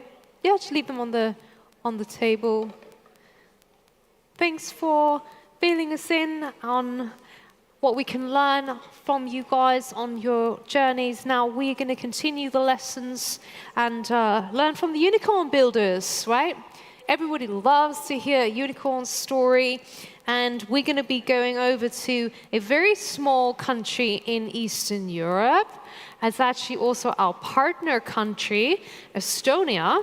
Now, Estonia is an interesting country because they're very small. They have just over 1 million people, but they actually have, I think, over 10 unicorns, right? So they're the #1 leader in unicorns per capita in Europe. And as they would say in English, small but mighty, right? So tell me, who are those 10 unicorns? Does anybody know? The Estonian that originated from Estonia. Does anybody know? Any unicorns? Yes. Good. Which one? What else? Tell me. She's speaking to me. You know, nobody here is talking to me. Tell me. Skype, what else? Yes? Wise. Yeah. Bolt, Playtech, Gelato. Anyway, a lot of them. So they kind of know how to do this well. So we need to listen, right? What's their secret? What can we learn from Estonia? Those are some questions that we're going to be answering today. And I'd like to welcome our guests. We have Martin Koiva here, who's the co-founder of Klaus. Klaus is an AI platform for quality management, which was actually acquired by Zendesk last year. Also with us will be Taavi Kotka. Taavi was Estonia's first CIO and one of the pioneers behind the e-residency program. He is the founder of Proud Engineer, and he now assists governments and large corporations to solve complex challenges and building an inspiring digital future. The discussion is going to be moderated by Carlos Murillo, co-founder of Spinoff, a consultancy studio based in Madrid, helping bold new startups grow fast and strong. Put your hands together and welcome these guys to the stage for the last panel of the day. Welcome.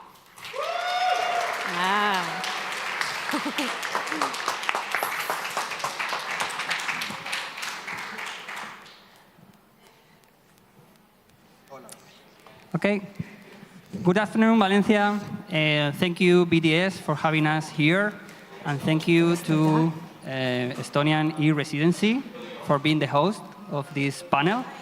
In Spinoff, we believe that the future of entrepreneurship is yet to be defined, and we must break or challenge the current startup playbook to create the future. The startup playbook was written in Silicon Valley, mostly, but the future of a startup is being rewritten in Tallinn or here in Valencia, and everywhere where the founders build with purpose and not hype. We have heard the same startup mantras 1,000 of times, like move fast and break things, raise fast, scale faster, fail forward. But today, we are going to review some of the startup playbook myths and see how Estonia faces them. Estonia, a country with 1.3 million people that build a digital nation, 10 unicorns, and a startup culture of trust in the base, not as a slogan or aspiration. Estonia didn't just build companies. Estonia built an ecosystem where the government acts like a startup and the founders act like engineers of trust. This session is about breaking the startup playbook, challenging the myths we've been told about how to start, scale, and succeed. And thank you, Martin and Taavi, for being here. Okay. So first of all, I want to jump into one of the myths, which is innovation only happens in big markets. Okay. Apparently, it looks like you need 40 million people to do something in innovation and to create something with value. And you in your country have the population more or less of a Coldplay concert, somehow. 10 unicorns, 0 excuses, focus, beat size. Question for Taavi. How did such a small country create something that big? Yeah, you can ask that. Let's say Estonia is like 40 times, 50 times more than Spain. So in your e-banking app, you have all the functions. Like you can do everything in your e-banking app, but in our e-banking app, we are a small country. We only can check account balance. It's not so, right? It means that the small country needs the same functionalities like big countries. But the cost per transaction is so much heavier because we have so few transactions. So we have to be extremely efficient when we build those kind of stuff. So I agree with you that big markets are needed, but they are needed for sales. They are not needed for innovation. So for innovation, if you have in a small market, it's actually even better because you have to be efficient. If you can make it work in a small market, it works anyway in a big market. But you can't succeed without a big market. So I think the reason for Estonian unicorns being the unicorns is that they tested it in a small market, they saw the needs, and they instantly went out. They started to do export. And in Estonia, it's extremely important that both the private sector and the public sector, historically, has bought from Estonians, meaning that we didn't let Accenture or IBM or any other big companies, we didn't let them into our market. Our own language protected this, it was like market protection, but this gave experience to our own companies. Also, let's say, if you innovate nowadays in Estonia, you can always go to the CEO of Bolt or any other Estonian unicorn and ask that I have this new product. If you see a need, like support me, like help me to make you as my first business case. And then when you have like, oh, Bolt uses me, like it's already easier to enter to the Spanish market or other markets. But yeah, answering your first question is that if you can make it work in a small market, it works anyway in a big market. And it was a competitive advantage, this mindset of efficiency. Still is. Once still is, yeah. How you realize that it is in the international markets? I mean, you don't have to be a genius to understand this, like, so, I mean, or I didn't understood your question, like, so. No, I mean, when you go abroad, yeah, and you have this mindset of efficiency and so on, yeah. Did you feel the difference between another markets, or it makes the difference? Martin can comment that, I think, because like Estonians, one thing we cannot do, and that's the sales. at least for my eyes. That is true. I'm an engineer, so. No. I tried hiring salespeople in Estonia. No. We're good at a lot of things, but sales is not one of them because you need to talk to other people, and that's not something that we do. Just quick explainer on the national stereotypes. Estonians are super, the national stereotype at least is that we are very introverted. So when COVID hit and you had to stay away from other people for 2 meters, then nobody wanted to go that close. But as far as the efficiency goes, I think now we have learned to have other qualities that help us build and innovate and raise money and whatnot. But initially, it was just a lack of resources. So I think there is such a thing as like over-fertilization in an ecosystem where you have like anybody can get some kind of grant and keep your like half-baked idea going. Initially, we didn't have that. I think it's true for the entire country as well, because after the Russian occupation ended, we started from zero, and you didn't have any other options. So you really had to be efficient in all the different sectors. And I think the spirit is still there. Like now we have learned to fundraise, and we were talking about it before that we're getting hundreds of millions of VC investments every year. But I think the underlying spirit is still the same, that we were kind of scrappy. So it's extremely important that your local people get this experience. Your students, your like engineers, people in other disciplines, they have to get the experience. I mean, Dubai, Abu Dhabi, they have chased the idea that like they would like to see more startups coming out from there, and they have money. So the question is like, you have all the money in the world, you have access to the markets, why you still don't have unicorns? And the answer is simple. You don't give those jobs to your own people. Like there are other people like Capgemini and others, Deloitte, who do those kind of jobs, and they don't get that experience. So first thing, what I see as a key changer, or like how Estonia was different, is that the experience was given to their own people. Okay. that links very well with my second myth, Silicon Valley rules, and we need to do everything like Silicon Valley does. But you didn't copy Silicon Valley. You created your own code. You turned bureaucracy into software and founders and citizens into creators of a digital nation. So my question here is, when you build e-residency, were you consciously creating an alternative to Silicon Valley playbook, or did it grow naturally from the needs of Estonia or the Estonia's culture? There was many things, especially in digital society field.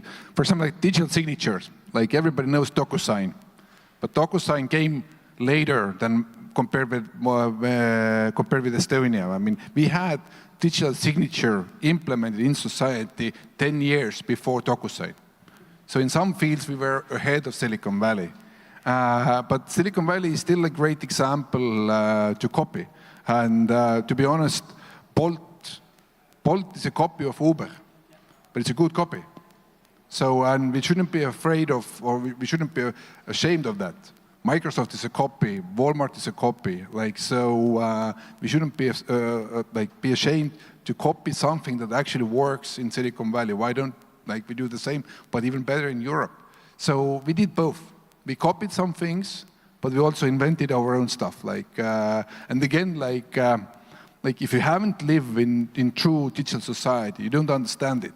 I mean, if you build an application in Estonia, you never, let's say, create a username, password type of thing, because authentication, authorization already comes like a package, not like from the national repository, or GitHub. And these kind of things, like if you haven't experienced that you can connect your data with everything, with healthcare data, with education data, etc. Yes, you have to have a license and reasoning, but in the end, technically, it's possible. And again, if you haven't experienced that, it's hard to understand it. But our people, they got that experience very early. They are copies, but with your own culture and your own ideas, right? So do you give these little tweaks to the models that already exist? Yeah, definitely. What does e-residency mean today for founders outside Estonia? Is it a business tool or is more a mindset? It's both. First of all, if you need a place to park your company in a way that until you keep the money in the company, it's not taxed. And if you build a company, if you build your personal wealth, that's the best thing. Until I reinvest my earnings back to the business, I'm not taxed. And that's something that's quite unique, and that supports the startup mindset. If you're focused to build company 10 years, it's a great place to be. And at the same time, managing your company fully automated, and the cost, if you're a founder, you always care about the cost. The cost is minimum, compared, for example, with other large countries in Europe. How long does it take, on average, to start paying taxes and so on? How long does it take when you need to pay your taxes? Yeah, paying taxes for entrepreneurship and so on. We could do it 18 times over on stage right now, okay. Because it's you just confirm basically. So it's pre-filled. You go online and then you confirm. So no time. I'm saying we have 17. Company taxes are fully automated, so we have 17 minutes left of the panel, so we could start a company. Yeah.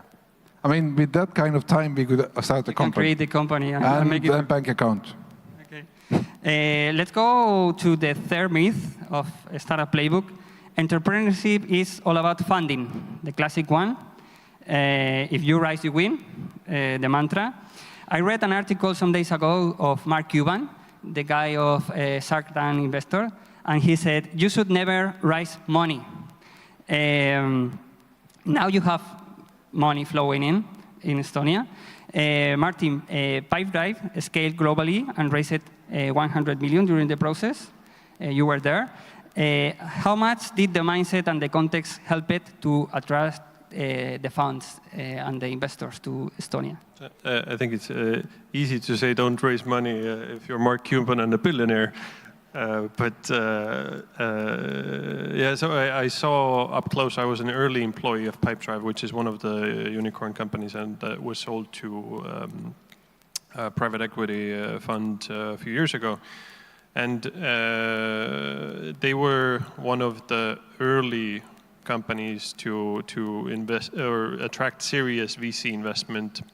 And I think the same scrappy mindset was probably like one of the underlying things, because everything, if you look at the ratios of like how much revenue per whatever VC dollar invested or revenue per employee or total cost, like whichever of those metrics you looked at, those were all really, really good compared to anything that you could build in a place like London or New York. And of course, that's true across most of Europe or most of the world. But I think the underlying mindset was also the same, even as Pipedrive raised like nearly 100 million. In the beginning, we didn't have enough investment funds in Estonia, and it was extremely hard, especially when your company already showed significant advantages. Let's say, usually, like we had enough money for Series like pre-seed, seed, and Series A, but there wasn't enough money for Series B, like not talking even C or others. Like this has changed a lot, and I would say we still have a struggle between Series A and B. That part we need to, just how to say, like make it stronger. Have like more funds for that, but having money, and especially the people like the local funds, the local fund managers, they know personally all the founders, and it's a big difference. Like if the fund manager lives next door or lives in New York, there's a big difference. So having local capital or like locally managed capital is extremely important. But one thing that changed, and I was already, had been in the before situation when VC money was extremely scarce, and now the after, when it's like somewhat less scarce, is Tallinn has become, or Estonia is literally on the map now. Like I have some German VCs, for example, who are, they do like a roadshow. They just go around all the cities that they consider important, and Tallinn is now a stop. But it wasn't like that before, so I think same is probably true for Valencia, and I don't know how well known it is among investors, but at some point, if there are enough success stories out of a place, then the VCs take notice, and they're like, all right, let's start connecting there as well. And now we have like scouts of all the big VC firms in place. Some others, like earlier stage funds, like international ones, have physical presence permanently in Tallinn as well. So it's changing, yeah. So, I mean, if you look at the VC funds in Europe, Atomico has been historically, I think, the most known and still number one. But the current rising star is Plural, which has 2 Estonian founders from 4. Like so, like. It happens with funding sometimes that it creates like a bubble of some projects. They have fundings, they are growing, and it seems that they are not profitable enough at some point. Question for both of you: when do you think is the time to stop chasing capital and start building value? I think you have to build value always from zero, but like when do you switch? It's very, very difficult to answer because it's completely dependent on the situation. But I think often it's just the moment when you feel like the actual answer is like when you feel like you can't grow fast enough anymore to raise money at a very at favorable conditions. Like that's when it actually changes. And they're like, all right, let's go. Let's like try to be profitable now. But in reality, it just depends on your exact situation and like what your purpose is. Like what do you want to build? Because If the purpose is to build like the biggest tech company in the world, then you probably need to keep raising. And what is like Databricks, I think, is the company that is now at Series F or something. They're about to run. They will run out of letters soon to name the funding rounds. But they are also building something truly gigantic. So makes sense. So I think the answer depends on like what you're trying to build. And also, I think if you come one stage earlier, if you don't have a product market fit with your seed round, close it. Or pivot or whatever, don't raise another round. So you have to have enough money in a seed round to prove that you have a market fit. Sometimes they have the money, but they don't have the plan or the clear plan. So that's why. Let's jump into the fourth. The always a founder dream. This one is funny. Nobody tells you this, but if your company overcomes the seed stage, your role in the company changes, and you start being a manager, not a founder, you know. So you are not anymore the founder of the idea, and so on. So this is an identity crisis somehow, you know, because sometimes there are some founders that are in love of the adrenaline of start something, you know. Martin, you have lived this transition from founder to CEO to manage a lot of people. What did you have to unlearn to grow your company without losing yourself? No, I mean, the transition from founder CEO to working at a big company was for sure the harder one. Like before that, I was the head of a department at a big company, right? So going from manager to founder, I think was in some ways harder because all of a sudden there's there's nobody else. Like you, if something is screwed up, then like it's always your fault at the end of the day, right? Because you're the reason why the whole thing exists. But having that freedom and then going back to not having that freedom, that was definitely like the harder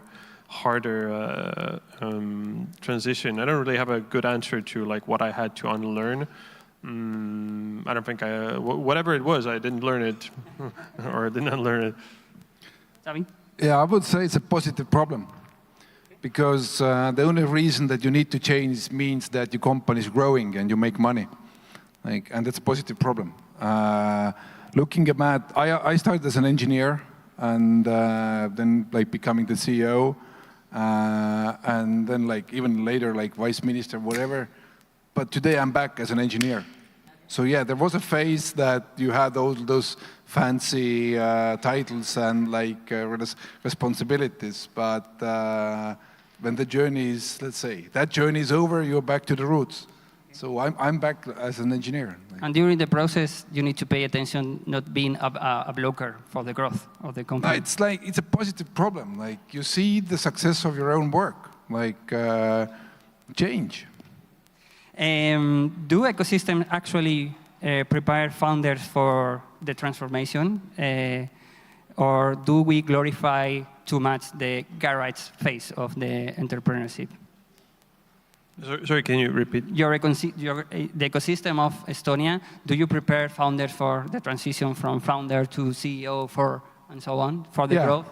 I mean, we have an extremely strong founder society.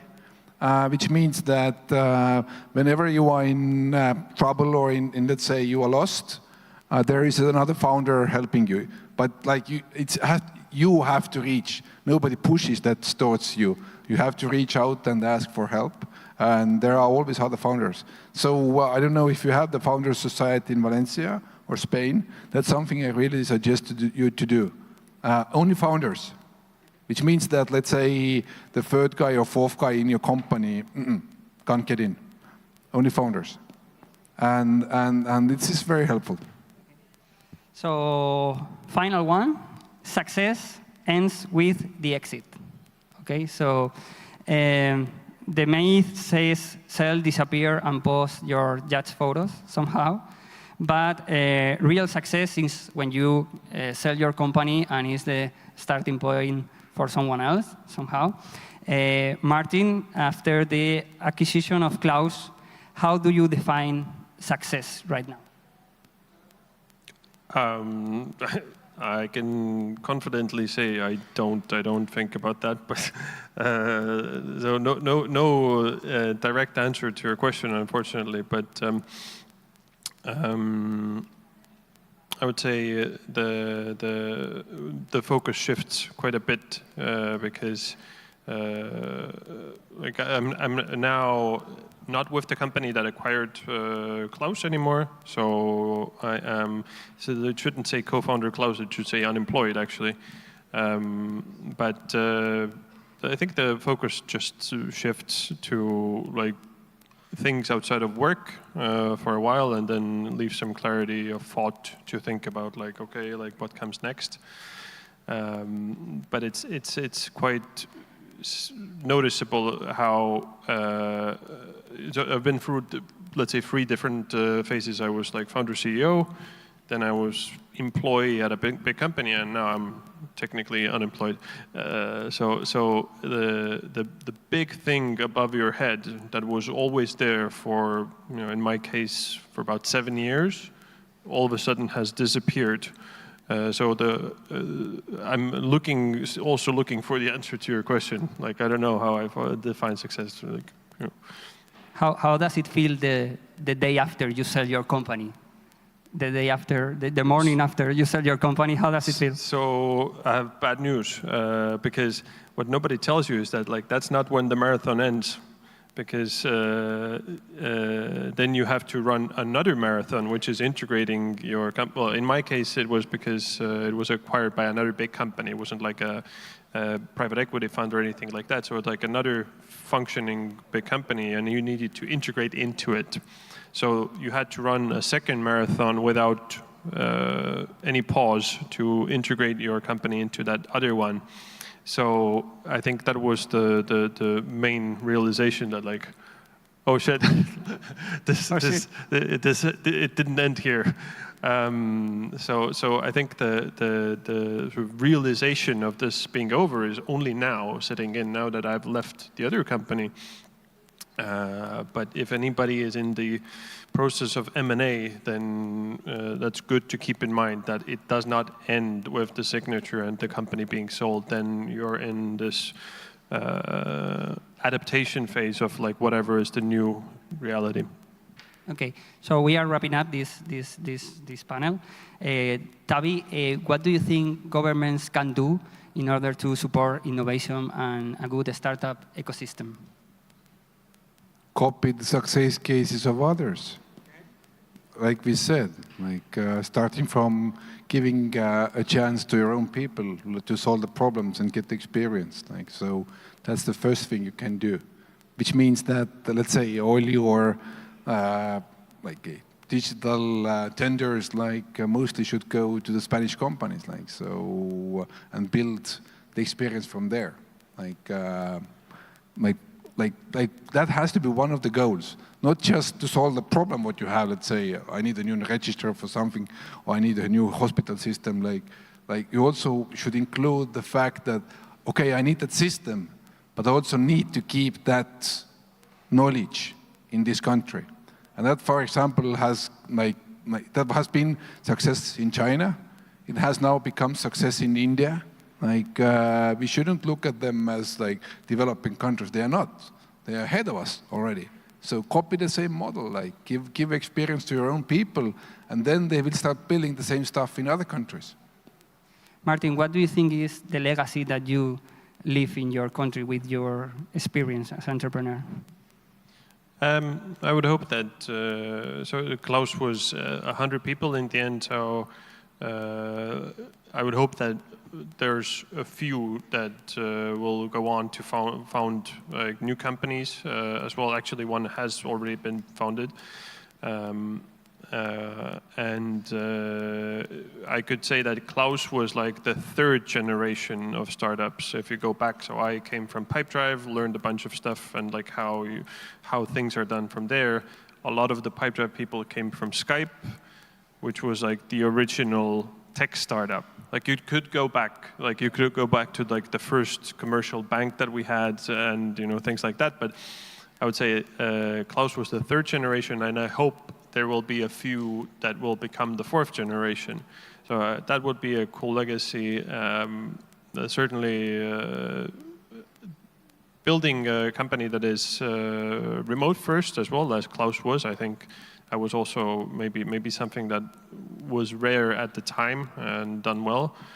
So yeah. Okay, any final thought that you want to share?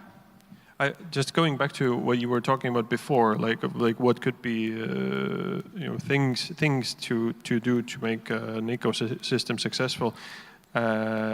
Displaying and talking about the local success stories, I think, has been hugely important in Estonia. Like the fact that we know all the the founders and CEOs of those companies.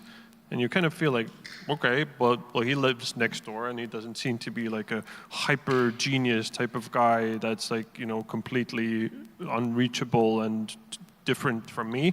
I think that has made a big difference, that like all the sort of people are known, relatable, their stories are like, yeah, okay, that doesn't seem like a different universe. Yeah, I mean, I went to the university with the Skype guys. So if you sit behind the desk with the same people, like you see them being successful, and like, come on, we did the math test together, and that was better than you in that math test. Like, so if you can do it, I can do it. Like, so that kind of like sharing the success stories and being open and supportive. There is a saying in Silicon Valley that in Europe there is Estonian mafia, and like they don't actually mean like real mafia. But what they mean is that that's the set of people, Estonian startup ecosystem, where they support each other. For me, it's not about build unicorns, it's about build ecosystems that make unicorns possible.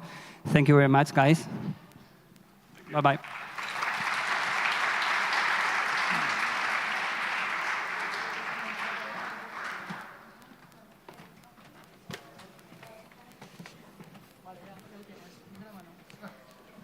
Okay, thanks so much. Now, everyone, I know that you are here. Can you hear me okay?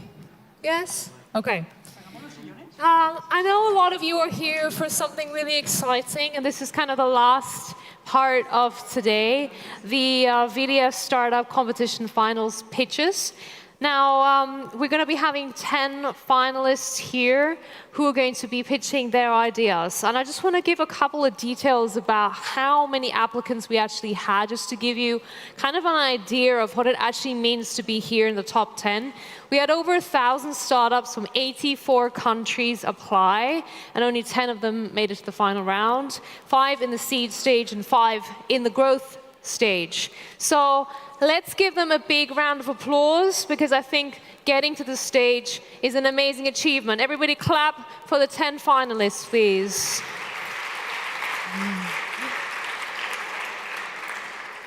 Each and every one of these startups is tackling real-world problems with technology to create a positive and sustainable impact and to make the world a better place.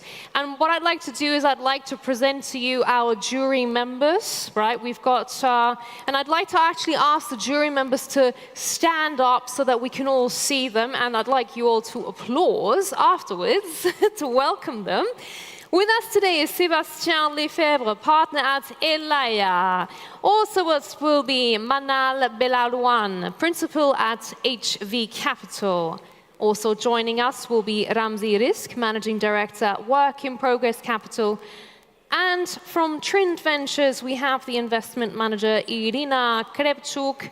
And joining us from VP Investors at Startup Valencia and the CEO of Frenetic AI, Javier Merias. Stand up, guys, so that we can applaud you, that we can see who you are, please.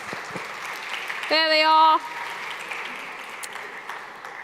All right, now, how are we going to do this? Well, each startup is going to have 3 minutes only. And I'm going to try to be really strict with this, okay? So you can keep your timers on. 3 minutes to pitch their ideas to the jury members, and then the jury will have 1 minute to ask questions, okay?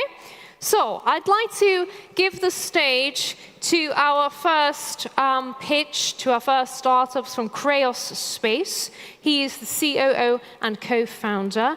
Please put your hands together for Francisco Boira.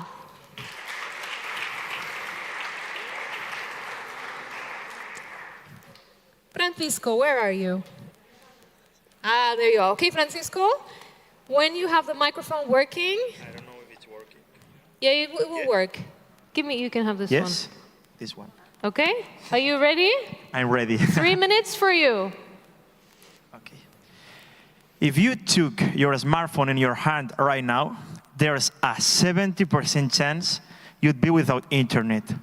Not because of your device, but because most of our planet is still disconnected. But what if you could stay connected anywhere on Earth, no matter how far, how remote, or how alone? At Kreos Space, we are fixing that by flying satellites lower than ever before. Just 200 kilometers above the surface, not 500 as usual. That's what's called very low Earth orbit. Being closer means sharper images, lower latency, and a stronger signal in telecommunications. In practice, that means detecting wildfires earlier, protecting critical infrastructure, or connecting your device directly to satellite. So even during disasters such as the Dana or the Apagón, communication never goes down. So why doesn't everyone fly this low? Because at 200 kilometers, there's still air from the atmosphere. And that air creates drag that makes satellites fall within days. Using conventional fuel to counter it makes the satellite mission completely unaffordable. So that's where Kreos Space comes in. We've built the first satellite able to stay in very low Earth orbit for years, powered by our air-breathing electric propulsion system, a plasma engine that breathes the atmosphere to stay in orbit. In short, it doesn't fight the atmosphere that makes the other satellite fall. It uses it to stay up. This is a breakthrough technology, so many companies wants to develop it. But so far, we are leading the field with the most efficient and versatile engine and with the strongest financial backing in Europe. We operate under a hosted payload model. Satellite operators pay for using our satellite and flying closer to the Earth. The market potential is astronomical, 200 billion, and we have already seen more than 300 million in pre-contracts. Behind this achievement is an exceptional founding team, 6 aerospace engineers supported by NATO or the European Space Agency. A few months ago, we closed our 8 million seed round, led by NATO Innovation Fund, so we can launch our first 2 prototype satellites. And now we are raising our 70 million Series A to deploy our next commercial satellites. We are Kreos Space, and we are here to bring space a step closer. Thank you.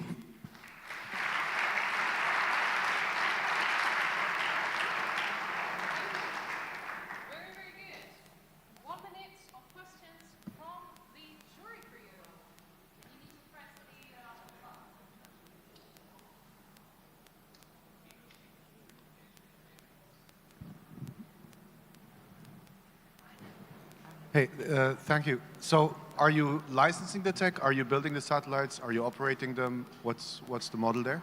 We are building the satellites and operating them. And we give the spot for the hosted payload. That could be any payload operator.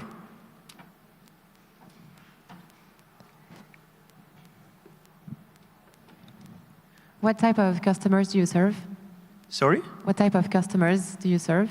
Satellite operators for Earth observation and telecommunications. Did you say type, right?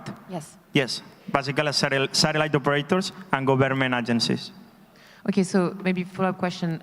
So what are the sort of best use cases that your technology unlocks that we didn't have with lower Earth orbit satellites?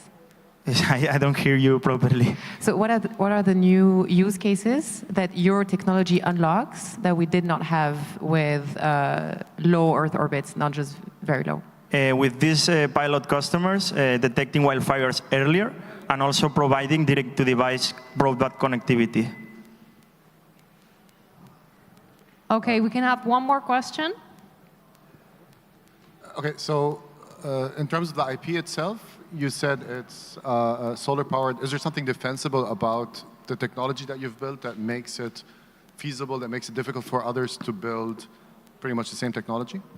Yeah, we have IP protected, and it's, to be honest, it's 5 years of research to develop this kind of thruster that is the only technology that allows orbiting so close, so closer to the Earth. Okay, thank you so much, and best of luck to you. Thank you. Thank you.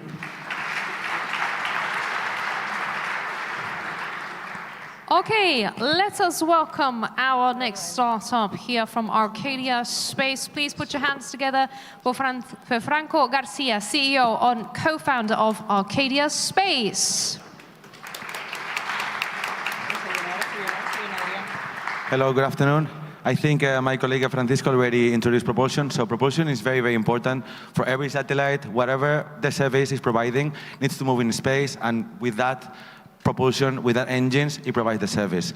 But it's not only the satellites. It's also, if you are producing in space now semiconductors, drugs, you need capsules, you need propulsion to move back to space. If you also want to launch satellites into space, you need in the rockets some propulsion for the attitude. It's a very big market. We are talking only today about more than 1 billion euros of immediate market of propulsion. And we want to completely disrupt it. How?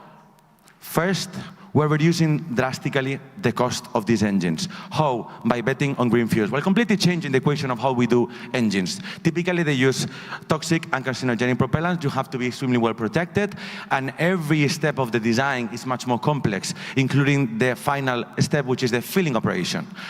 Because we are using hydrogen peroxide, we can be much more lean in the development of the propulsion, but also we can reduce a lot the operations, up to 70%.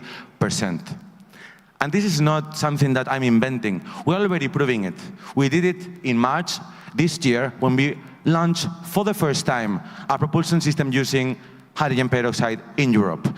We are passing for €500,000 to €2 million in operations, just the operations, to less than 50K. We're completely changing the equation. And this is what we do. Engines using a different fuel, providing the same performance but reducing drastically the cost and the safety. We have done everything within 1 year, within less than €1 million. Developing, qualifying everything for the first time in Europe. And now it's flying and operating successfully. We're extremely fast in the space sector. And we have done the same with other customers. We closed last year the first contract. We started 2 years ago developing from scratch the bigger brother of the engine that is now flying in space through a contract with ESA. We tested, we closed the contract, and now these engines that you see over there, these beautiful engines that you see in this slide, are in the premises of the customer with a nice Serrano ham package as well. How we are super fast?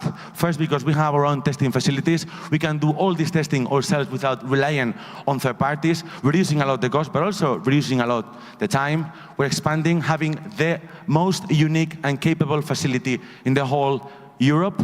And finally, the team. We're not whatever team. We were the team that developed for the first time propulsion system in Spain at the company called PLD Space. Today we are a team of 29 because this is changing already super fast. Raised more than €8 million. We come with the support with Pedro Duque, with Anton de Chessy, the founder of Loft Orbital, a 1 billion company, Expansion and Draper from Spain. We have raised 4 contracts with ESA, 1 commercial contract. Soon we will disclose a very major one and 2 more coming, and we have been the first ones in launching into space. We're Arcadia Space. I'm Franco Garcia, co-founder and CEO of Arcadia, and we are raising and happy to talk to you. Okay, thank you.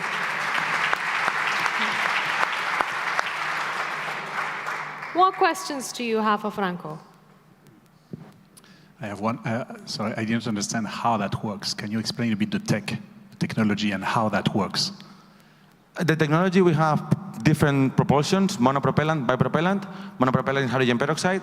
It decomposes in water vapor and oxygen. It's the cleanest technology that you can have. And then we have bipropellant, is hydrogen peroxide and a fuel that we are developing that is already patented and is epicolic. With the ignition, with the contact, the two fuels, it provides a spontaneous combustion, which is the similar technology than hydrazine. We are the first ones in demonstrating this technology. This is why we can replace all the traditional market. Thank you. Okay, another question? Can you please elaborate a bit more on the next milestones that the company has to face? So now we are already demonstrating traction. So now we are on the verge of starting signing, I would say, a lot of commercial contracts. We're not capable of delivering at the pace because everything that we do now is subcontracted, or the majority of the things are subcontracted. We will start now integrating manufacturing capabilities, and for that part of the Series A will be in industrializing and in passing the company from an R&D to a product delivery company. That's the major step that we have. Yeah, we can take one more. Are there any performance hits due to the new propellants that you're using? Any impact on the performance of the propellers themselves compared to the traditional ones that are being used by others? No. The reason why we chose hydrogen peroxide, which has his other problems in terms of stability, but this is also we are demonstrating them, is that it's almost as good as hydrazine. So the customer doesn't see any loss of performance, but a huge reduction in cost. Okay, we have to finish there. Thank you so much. Thank you very much. And best of luck.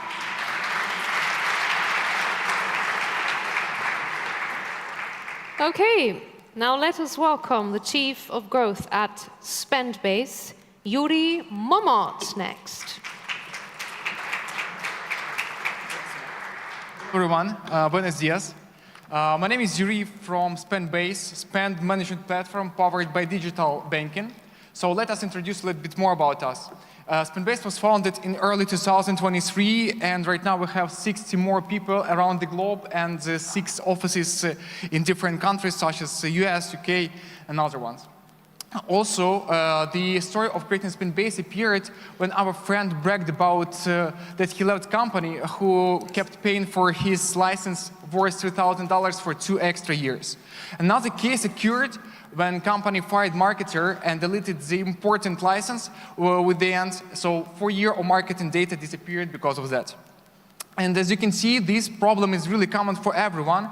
And our mission is to help companies to prevent such situations, optimize their spendings, and proceed with the savings for the software. As you can see, even with companies with 1,000 employees, the waste of the software is around 2.5 million annually. So what do we do to prevent it? First of all, we provide companies the whole picture of their spendings, then processing with the price benchmarking and applying partner discounts, as well as negotiating deals for all the software. The same goes with the credits for AWS Cloud, for Google, for Azure. Also, as you can see, here is the platform that we manage, because lots of the companies are still using Excel sheets to proceed with the software management. That's why we turn it into easy to use platform where you can track all your licenses, where you can see all your software usage, the renewal dates, and easily track where the hidden fees, the hidden prices is. Also, half of the year ago, we launched our virtual banking. So on the same platform, you can issue corporate cards in one click and assign it to employee, to software, to travel expenses, etc., and receive cashback on each transaction. So far, we're backed by MasterCard, Google for Startup, and European Union. So without any external investments, we managed to achieve $2 million in ARR and 300% so year-over-year growth. We have around 1,000 customers with only 1% of churn rate. And for the future, we are planning to double our LTV and open the banking in the US and Canada. Thank you.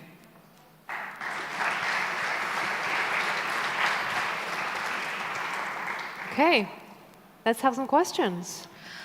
Can you please bring a specific and maybe non-obvious example of the expenses that companies oversee and that you help them find? Would you mind repeating, please? Yeah. Can you bring the example of non-obvious expense that you help companies to see?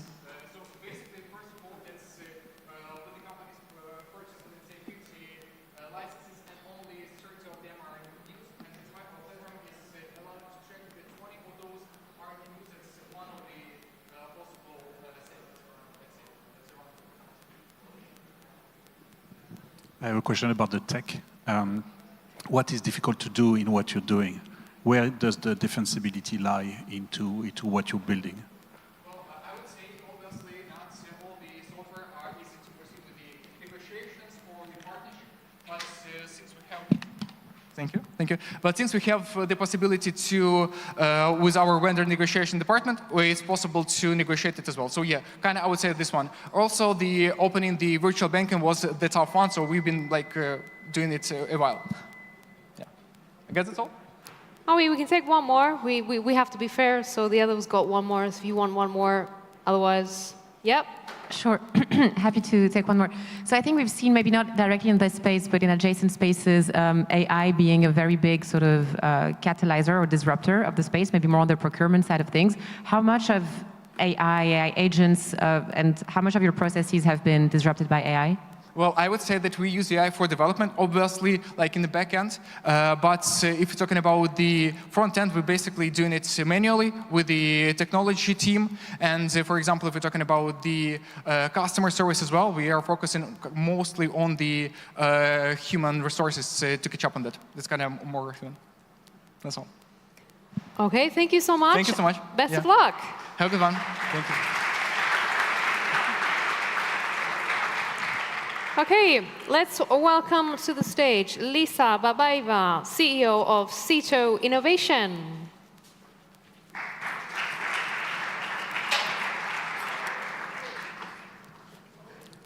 I don't think it's me.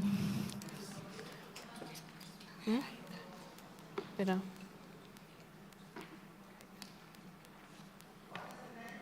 Cito Innovation.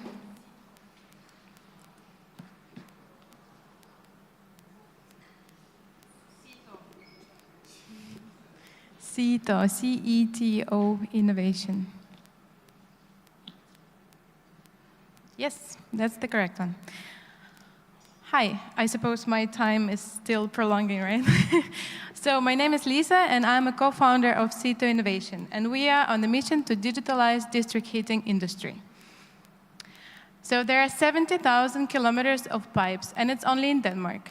And a lot of companies have no ideas what is happening underground. This infrastructure was established in the beginning of 20th century. Therefore, now a lot of companies, they operate with the guesstimations. So they dig out the pipes, they look into the pipe, and they see that they're actually perfectly fine. But there are no other solution to prevent their risks of leakages. However, the leakages also happens. And when leakages is happening, then it all leads to inefficient asset management.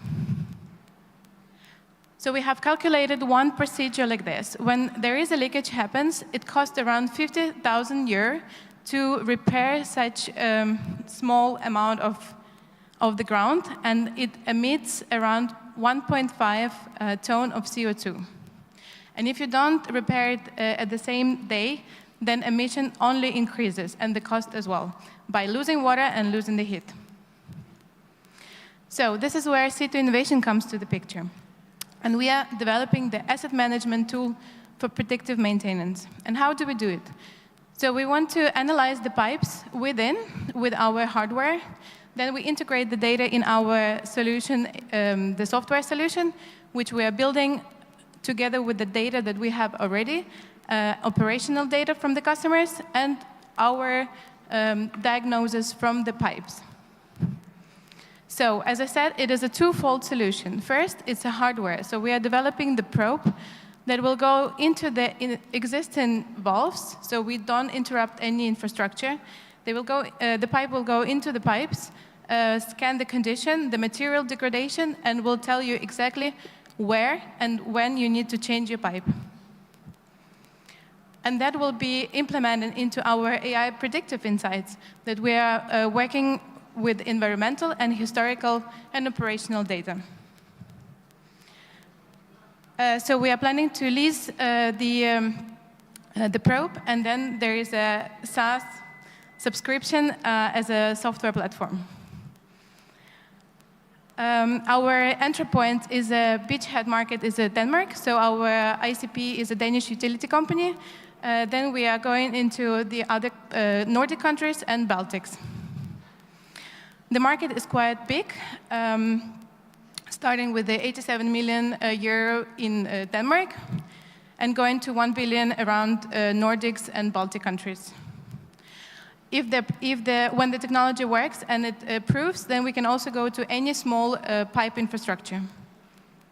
We have looked into our competitor landscape, and we can see that it's only us who is looking into the pipe. We have gained already recognition as we are quite early. We have established our company in January 2025. So we are supported by Innovation Fund Denmark, and now we are part of cohort of Antler, looking for 700,000 K year to match the pool together with Antler. And that will lead us to the MVP. And the team supported all this progress and process is a team of engineers, both hardware and also the data analytics and software. Thank you for your attention.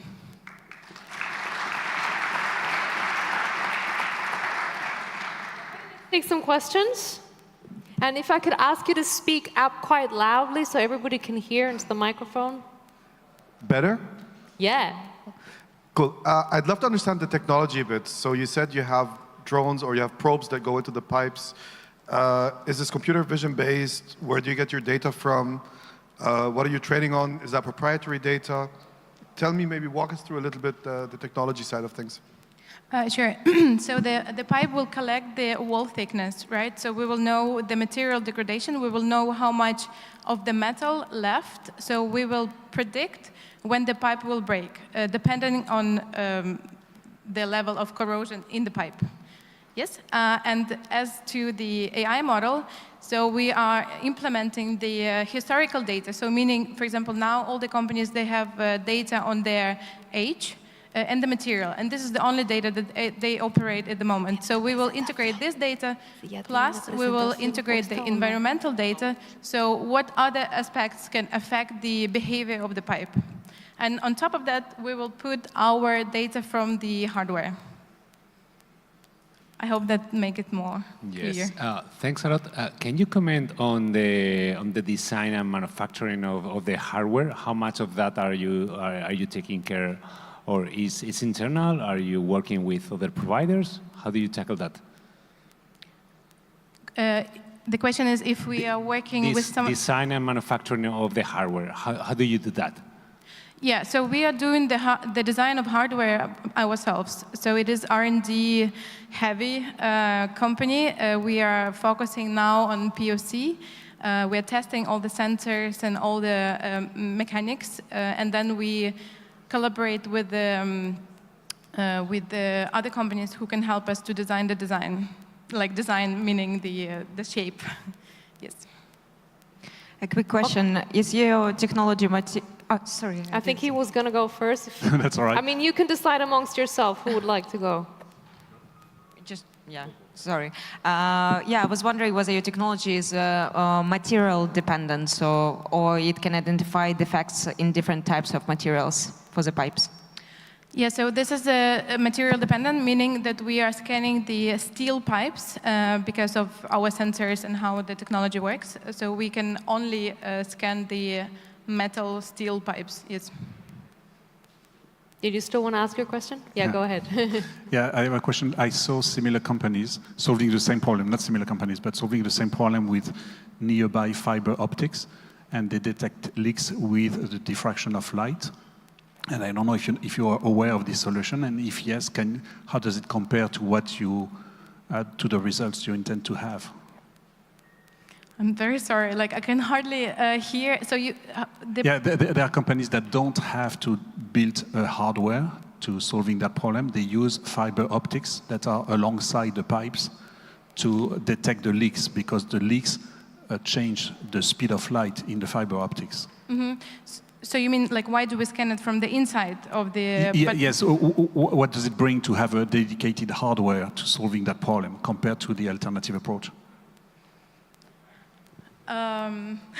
Do you understand the question? I think you might need to speak a little bit louder, because it's very difficult to hear up here. The sound is completely difficult. Yeah, it sounds pretty loud from here, but okay, I'll try again.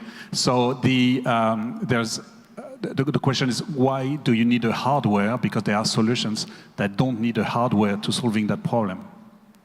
So like, what do we need in our hardware in order to... Yes, your device. Why? Because it's quite capital intensive. So from an investment perspective, developing hardware is very slow, capital intensive compared to just software. And so the question is, if you could only build a software because you could get the data through other means, right, you will be much faster, right? I understand, yes. So we can also only build software, but then it will be not as precise like if we didn't have a hardware. So, and also that the prediction will be made with the only software is not 100% accurate. So with the hardware, we will bring the accuracy of the model much higher. And this is like kind of our point to implement it in this solution. I hope I answer your question. Okay, I think that's all we have time for. Thank you so much, and best of luck. Thank you.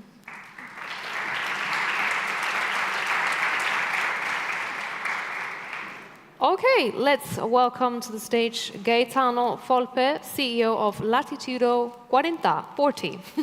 Hello, good afternoon. Let's start me with an image. Everyone in this room know that is the flooding in Valencia a couple of last year. And Latitudo 40, with the super intelligence from space, try to avoid the next disaster in another city in Europe. So what is the problem? That we have the data. Every day, satellite, sensor produce a lot of data, but these data are not used. Around 400 billion per year is the damage generated by this lack of data, lack related to data usage. And 40% is the time, the increasing in time to create a new project. For this reason, that know climate data, we are working here to simplify, refine, and make this data accessible for everyone, to everyone in the most easy way. We have an architecture, we use satellite data as raw material, we process with our pipeline, and we create our products that are actionable insight and simulation. Now we added, to simplify the access, also an AI agent, so we can interact with the map using natural language. What is our value proposition? We created data that does not exist. So this is an example. We are the only company with a virtual satellite constellation, so we do not own satellite, but we create new image fusing different data from different satellites. We can also increase the spatial resolution. This is always based on AI.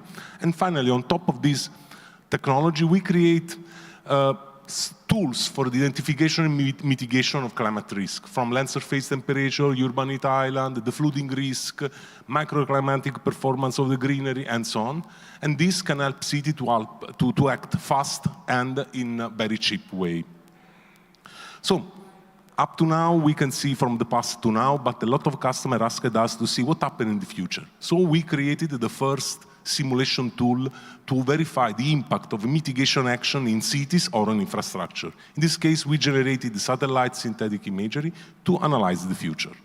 We are on the market, different customers, cities, data integrators, real estate. We just closed the first contract in the Gulf with the government of Abu Dhabi. The team is growing at the moment. Sorry, I lost the time. At the moment, we are 4 founders, the team with 25 employees, and our team is 100% space and climate enthusiast.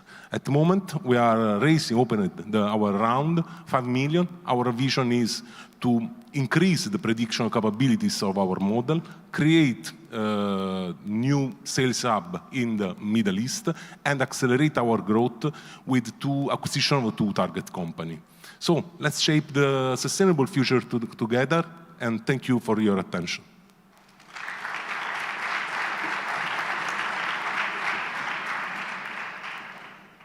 Okay, let's hear some questions. Really loud, so we can hear you on the stage. Can you tell us about the models? I'm assuming the data is public. You don't have any proprietary data. So what you're selling are these models that analyze the data, and then you're talking about predictive modeling.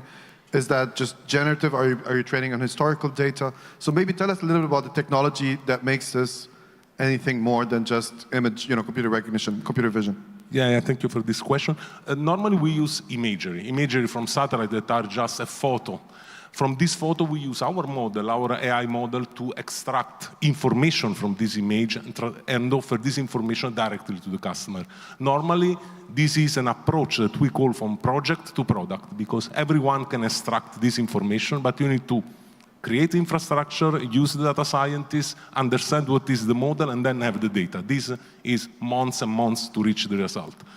In our case, just one click on the map and you receive all the information that you need from 10 years ago up to now and for the next 10 years.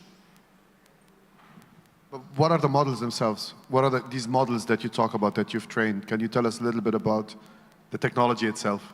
Yeah, the technology is the model AI-based that we are learned on climate model that we know, my team know the climate model, and we try to extract this model from the imagery that have different type of information. We use different type of imagery from the radar, multispectral, hyperspectral, so we fuse different type of data in the new product. The example is the thermal data.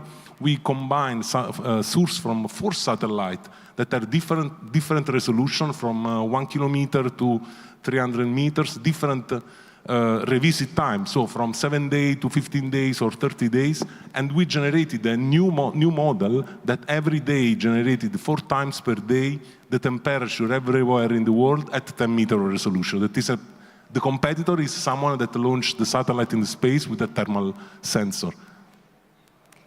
Okay, one last question. Can you please explain who are the customers of Latitude 40? And also, how long does it take to onboard a customer? Yeah, another good question. We have 3 types of customer. One is the city. We deal directly with the digital cities, different cities in Europe, from Helsinki, Milan, Tallinn, and so on. Then we have the data integrators. Our customers are companies that are delivering smart city projects for their customers that are cities or infrastructure, and they need the data to fill this information, to create dashboard, to create reports. And this is very fast because they already have the project. Third is real estate operator or real estate controller. Typical, the sales cycle for the city are from 3 to 4 months, also because they have the problem, they have the money, they need to solve the problem. In the other case, for Abu Dhabi, the sales cycle was 1 month from the first contact to the signature, and now they are expanding the request for us. Okay, thank you so much, and best of luck. Thank you.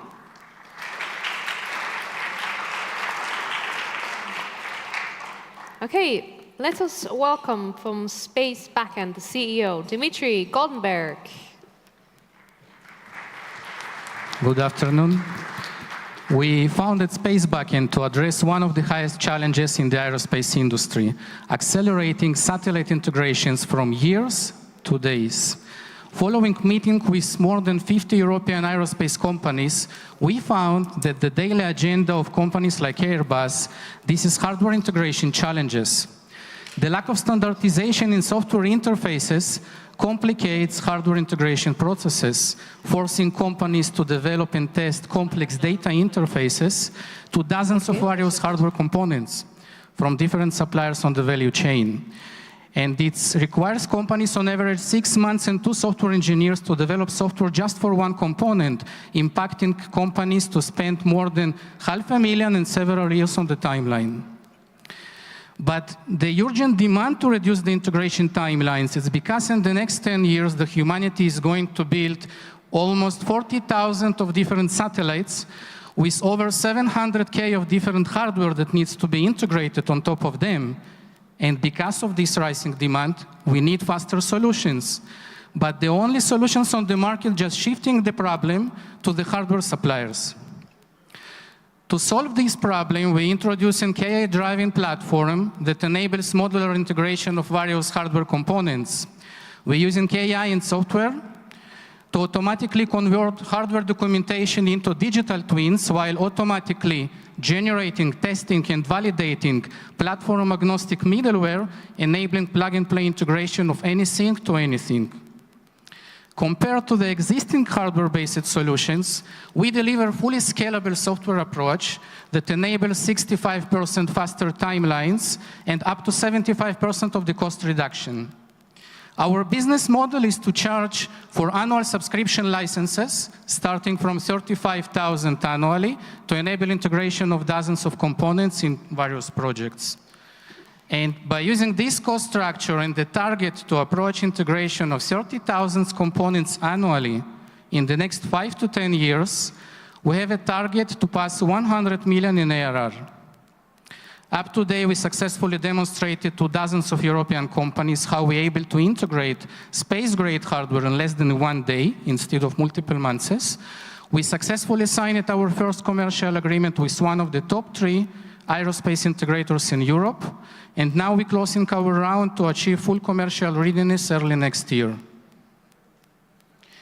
Our team brings together more than 50 years of experience in aerospace and software industry, leading projects in companies like Google, iSpace, SpaceAL, and Israel Aerospace Industries. Thank you so much.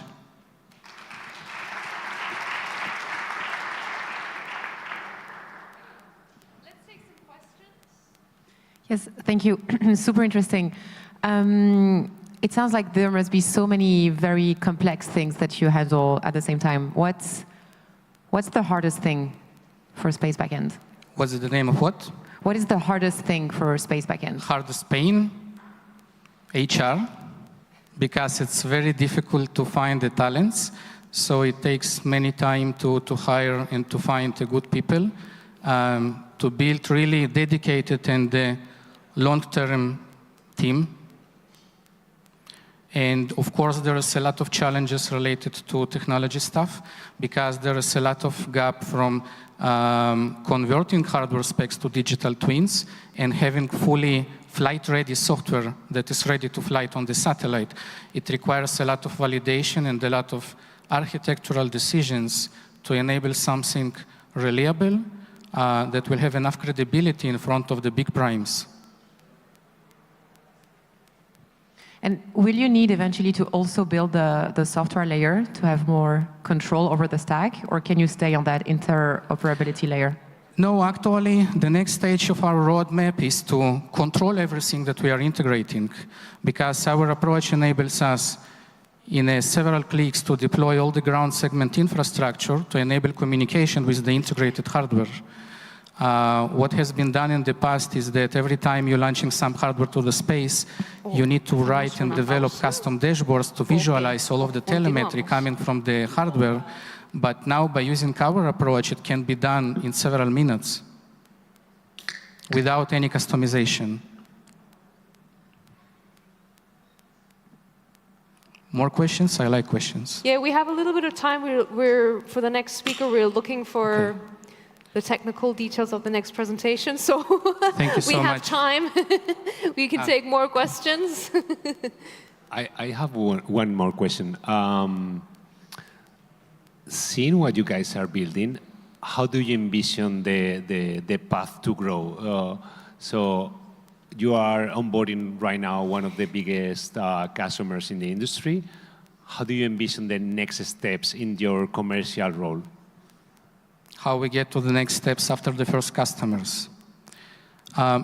In our industry, to have a scalability, we need to have a credibility in front of the primes, as I recently mentioned it. This is why our focus for the next year is to penetrate the market by focusing on 3 to 5 big primes to ensure a deeper product market fit before we are going to the cloud, to make the solution available to the entire industry. It means that once we have the credibility from the top of the market, and once our solution on the cloud, and not only on the on-premise deployments, it's much more easy to scale. A bit related to that, how many potential clients do you have? Potential? Potential clients, customers. Only in the satellite niche, entire aerospace, okay, 20,000. It's primes, big companies, contractors, satellite spacecraft integrators, subsystem integrators. Thank you. Thank you. Thank you, and best of luck. Now, I was just told that we are still waiting for the next presentation to be uploaded. We still need a little bit of time to do that, so we're just going to take a quick breather. Please stay seated. Do not leave this room. We're going to continue in about maybe 30 seconds with our next presentation from Tax Down. Okay? Be back in 30 seconds.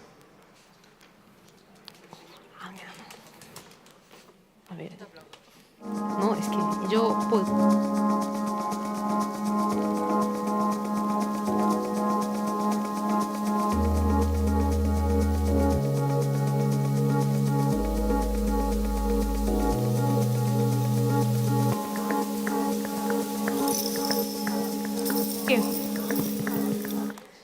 That was actually faster than I thought, so great. Great job, guys. Let us continue and welcome to the stage Álvaro Falcones, co-CEO and co-founder of Tax Down. Welcome.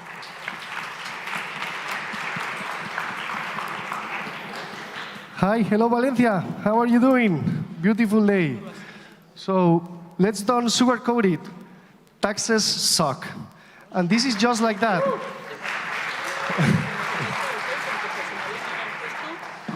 And they have sucked for a long time. Like first things that they have found written in clay tablets, taxes. Benjamin Franklin talking about the certainty of death on taxes, that's the only thing that is certain. And then Brian Johnson that is challenging death, but taxes are still there, are still painful. So 3.5 billion people have to do this every year, 350 million just in Latin America and Spain. Got married, children, there are some tax breaks for that. You change your job, you got phantom shares from your startup, that's also have some tax implications. Home and property, you bought a Tesla, there's a subsidy for that. So all of these things have tax implications that people don't know and no one told you. So what it ends up in people having confusion, stress, lost hours, and money out of their pockets. So let me introduce Tax Down. We have said enough. Enough meaning that you put the tax system to work for you and not the other way around. Tax Down is the platform that put the tax system finally to work for you. Basically, we created a tax agent that doesn't just show up on April on tax season, but helps you along the year to make the right decisions at the right time. We call it full self-taxing. It's like full self-driving, but for bureaucracy. And we do this by connecting with our partners and integrating with them, banks, public administrations, neo-brokers, crypto exchange, so everything is done seamlessly, end-to-end. What this means, like we envision a future where taxes are done magically for you. Your income, your deductions, your life changes are done for you, so you don't have to think even about them. And this is not just a cold AI. Like we have behind the scenes the best team in the galaxy of tax advisors and engineers that validate and work with AI, so everything is done right for you at the right time. It's the best mix of both worlds. Top 1% expertise with top AI and machine efficiency. And this could have not been done without the best team in the galaxy, a team that lives and breathes our mission of freeing the world from bureaucracy. So the truth is that I don't know what will happen about taxes. There'll probably be certain in the future, but the pain of doing taxes should not be certain. And for that, Tax Down. So just done right. Thank you.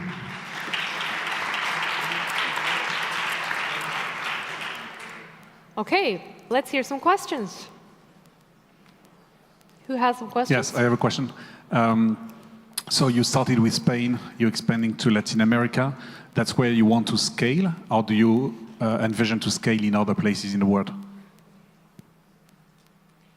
There's one slide that is not showing that, that is quite important. Like, we changed a category forever. We created one category that wasn't there before. We have 4 million clients between Spain and Mexico, #1 in both countries. We have saved 1.5 billion euros to the people. We work with 400 partners, top partners, the best banks, the best neo-brokers. We have been the top-rated app in the App Store, just below GPT during tax season. So yes, our plan is to expand. Now we are only in Mexico and Spain. We are the #1 player in both countries. And where next is my question. Let's see. Like we had a competitor in Germany back in the days. Now they're not so strong in Europe. Maybe Brazil, maybe go for Europe. But for our business, massive countries where the problem is complex and not solved yet. I have a question as well. Who actually carries the liability, let's say, if your customer follows the AI advice and then, let's say, tax audit finds like an error? That's a very common question. The truth is that if we do things wrong, like a normal tax advisor, we will take responsibility for it, of course. But if you just lie to me, I cannot know that it's a lie and I cannot do anything, no? But the truth is that we don't have a lot of errors. Like, it is fun that the errors that we have are human-based instead of machine-based. We have tax advisors, or normally the errors that we have come from the tax advisor and not from the machine. More questions? Actually, Alvaro, you said there is a slide that you can't access? Yeah. Why is that? No, probably my fault. Okay, not the clickers, not the problem? No. It's supposed to be between this one and the next one. Oh, okay. But well, it talks about our traction, the 4 million clients that we have, the 1.5 million users, billions that we have saved to the user. And this is not just money. Like, we really changed lives, and I think that's super important.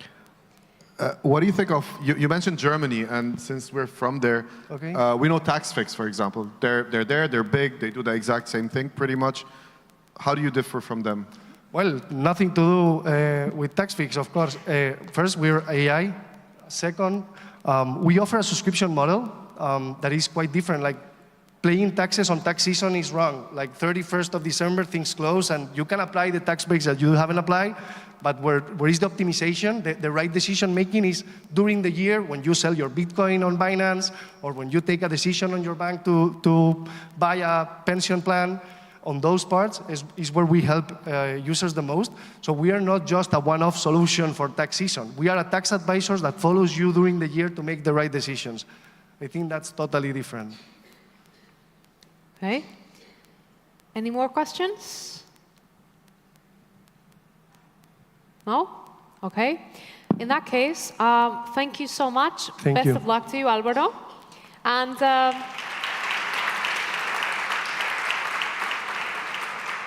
before we continue with our next startup, Zebra AI, we need to take another 30-second break because we need to get the preparation, the presentation sorted. So stay seated, and we'll be back in about 30 seconds.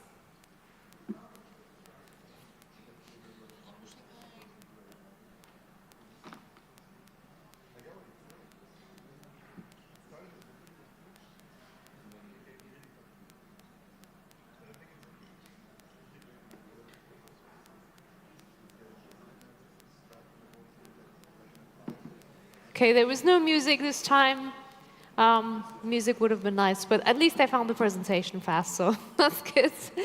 Okay, let us welcome to the stage the CEO of Zebra AI Inc., Alex Pedrenko. Welcome.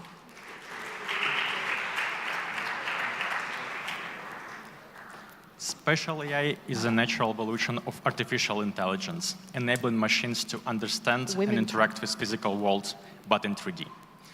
From robotics and self-driving cars to climate modeling and real-time visual effects, next-gen applications require a direct training on volumetric 3D data to capture the real-time physics. As text, image, and video AI modalities are mature, the spatial AI becomes the next frontier and the next $1 trillion opportunity. Its multi-industry reach creates the possibilities where breakthrough in 3D data processing will define the technological leaders of the next decade. But unfortunately, spatial AI, it's not compute-bound, it's data-bound. And without a clear breakthrough of how to efficiently process and stream this data, the progress will choke on cost, bandwidth, and time. Spatial computing stalls when bandwidth cannot feed GPUs fast enough with the training data, creating this data gravity problem that slowed the innovation despite having access to the huge amount of compute.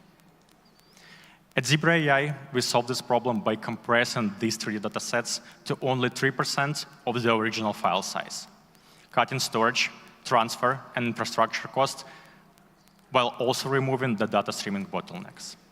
Our instant decompression streams data directly into GPUs and enabling both vertical applications and horizontal scaling across diverse AI models to train faster and much more efficiently. I'll simplify things. We basically built a codec for 3D data that basically can consume any type of 3D data. Or what JPEG did to digital photography, we are doing for 3D.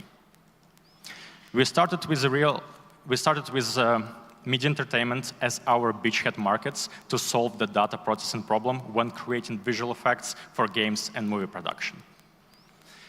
We serve our customers and help them to save hundreds of thousands of dollars on infrastructure, but most importantly, on artist time. We are trusted by HBO, Dimension Studio, different studios at Sony, DNEG, and Valve. And we also highly recognized by the industry. We are part of NVIDIA Inception, verified solution partner by Unity, Epic Mega Grant recipient, and A16Z speedrun alumni. Now, Zebra is evolving into end-to-end platform to create synthetic data, process, and manage this efficiently. You can think about scale AI, but only for 3D data play. And to execute on this vision, we form a strong team of 18 engineers with a unique combination of codecs, machine learning, and render programming experience. We built and optimized video codecs for AMD, Nokia, and Samsung. We hold 1 patent in the US and 7 applications still pending. And if you see the value in what we are building, let's talk. Thank you.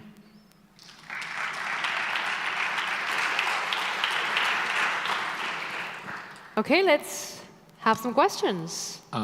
Alex, truly amazing, but I would like to really understand a use case or how do you apply this technology to a real use challenge? Yeah, absolutely. So if you can think about the product itself, it can be either a client-facing interface or a PyTorch library, where basically we connect using APIs to any software to compress 3D data and then to process this efficiently using our infrastructure. That basically saves on storage, infrastructure, and bandwidth costs. So for example, to dive a little bit deeper for the visual effects, to create visual effects or special effects for movie, you would require terabytes or petabytes of data for a single shot. And basically, it's impossible to fit this into real-time memory or like video memory to stream this efficiently. So basically, instead of hours or days to render the final shot, you would spend, as a customer, minutes to render a final shot with our infrastructure. More questions? What's your business model today?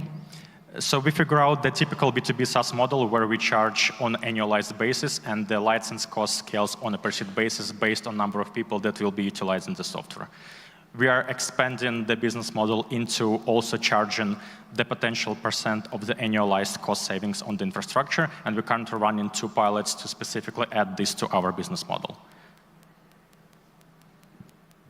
I have one question. What's your background?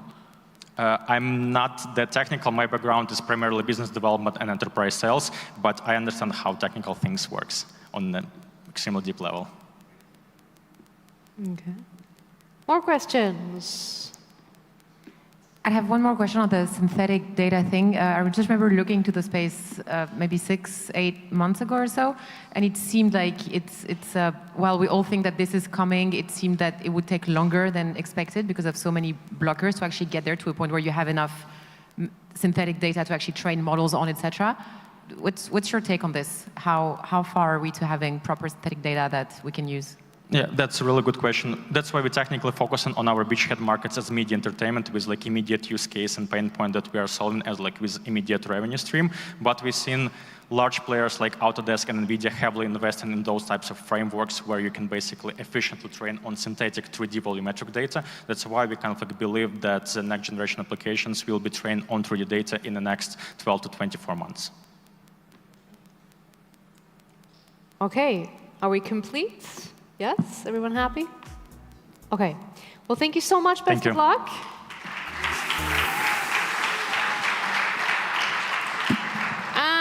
And another quick break until the guys set up the next presentation. As you can see, they're working hard behind the scenes to set up the presentation for Altum sequencing. So stay patient. Actually, we have them there. I can see it. They're going to be displaying it in just, yep, there we go. Awesome. Okay, so let us welcome the CEO of Altum Sequencing, Marina Planas. Welcome. Thank you. I'm Marina Planas, CEO of Altum Sequencing, the first spin-off of Hospital 12 de Octubre, Madrid.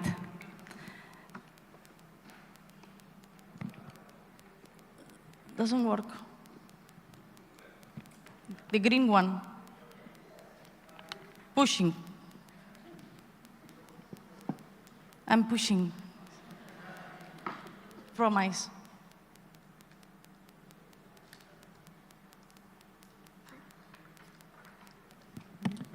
But next. Okay.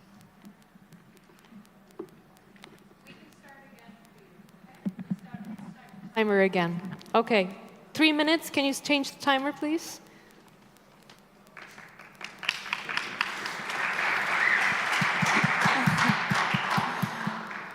Okay. This is Jess, my loved friend. She was diagnosed with cancer. She went through surgery, chemotherapy. After fighting 3 years, doctors finally said, Jess, you are clear. But she wasn't. Why?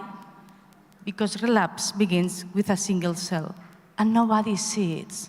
And for Jess, when it was discovered, it was too late. Sadly, she passed away.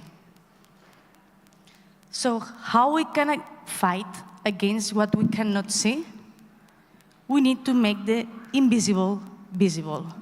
At Altum Sequencing, we detect one tumor cell over 1 million. How we do it? Imagine a plane flying at night.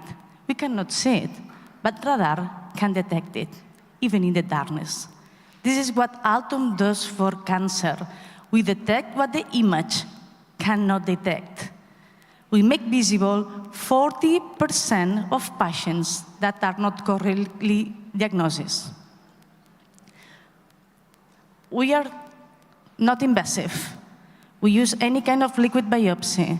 We have built a patient-specific data platform where we select the biomarkers for each patient, we analyze the DNA, and we make a report. We are fast and cost-effective, crucial for the healthcare system. Just imagine if your doctors have been able to use our test. Maybe today you will be here with us. Unfortunately, the market is massive. 1 in 2 men and 1 in 3 women in this room, we will have cancer our lifetimes. That means 31 billion euros global market, growing 18%. We have 3 pilots from 3 different pharmas, from 3 different countries. Altogether, could generate 300 million euros revenues. Today, half of our revenues comes from the US. We have 11 products and 2 patents. We expect 50 million euros by 2029.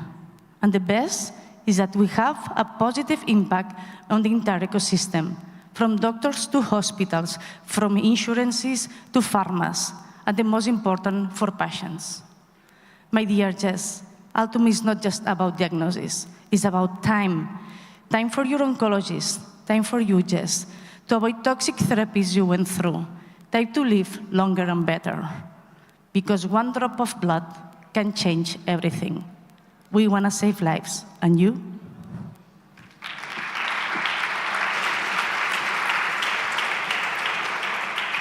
Marina, thank you so much. Let's hear some questions. Thank you. Could you please share what's the current cost per test and how you're planning on lowering? I cannot hear you properly. Cost per test, how you plan on lowering it? Thank you. How? Cost per test. Okay. Cost per test. Cost per test. Yes. Okay. Okay, it's not confidential, but it depends on our customer. I'm going to say one number and you can make some figures, okay? In one of these pilots I show, for 20,000 patients, incidents per year can represent for us 75 million euros. So it depends. This is in the case of a pharma. Okay, 1,200. But it depends for the customer that we have. Is that clear? Are you looking at pre-cancer, early stage lesions, just cancer, and then are you integrating any multi-omics, genomics, epigenetics, genomics, any of the multi-omics into the model that you're using? So are you leveraging anything beyond just the blood draw? First question.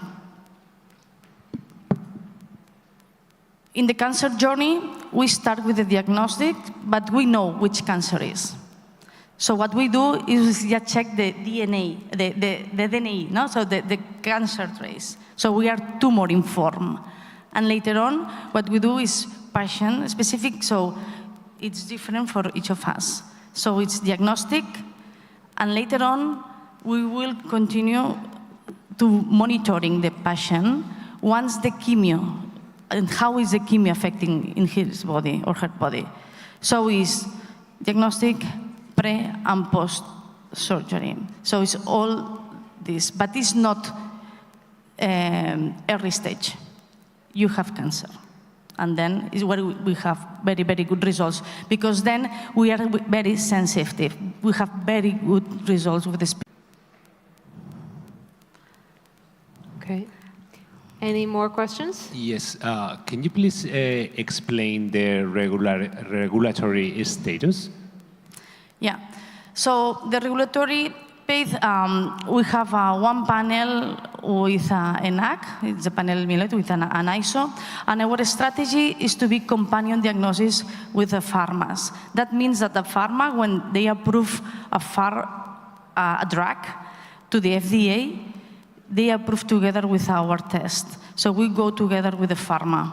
So this is our strategy, not go just alone.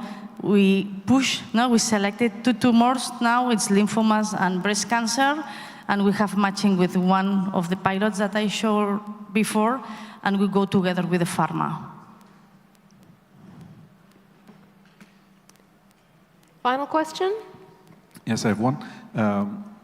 The information we have is that you raised very little money despite being created in 2019. And I'd like to know how much you've raised so far and if you are raising new funds now. Yeah. Last year, 2024, we raised a full Friends Family round of 600,000 euros. And we have several grants, you know, in Spain, so we are lucky for that. But now on an insights alone, we are going to do a round, finally also this year, and I want to do it from 5 to 10. 5 to 10 is a big difference, I know, but one of these pilots is almost finishing to sign, so it depends if we sign one of these or not. Because we will need to go to the States, build a lab, and also validate 2 more products. This is why we want to raise 5 million. Okay. I would say thank you so much. Best of luck to you. Thank you.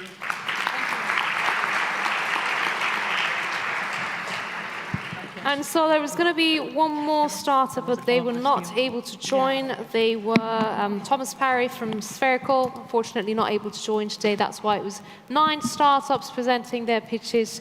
And what the jury is going to do now, over the next 24 hours, they're going to convene, they're going to discuss what they think should be the 2 winners, and the winners are going to be announced tomorrow in our final awards ceremony happening here at the main stage at 5:45 tomorrow. So make sure you join us.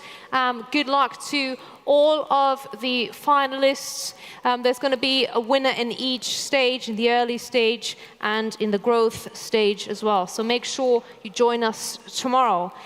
This was the end of day 1 at VDS. I hope you enjoyed yourselves. I certainly did. So much information, so much inspiration to absorb.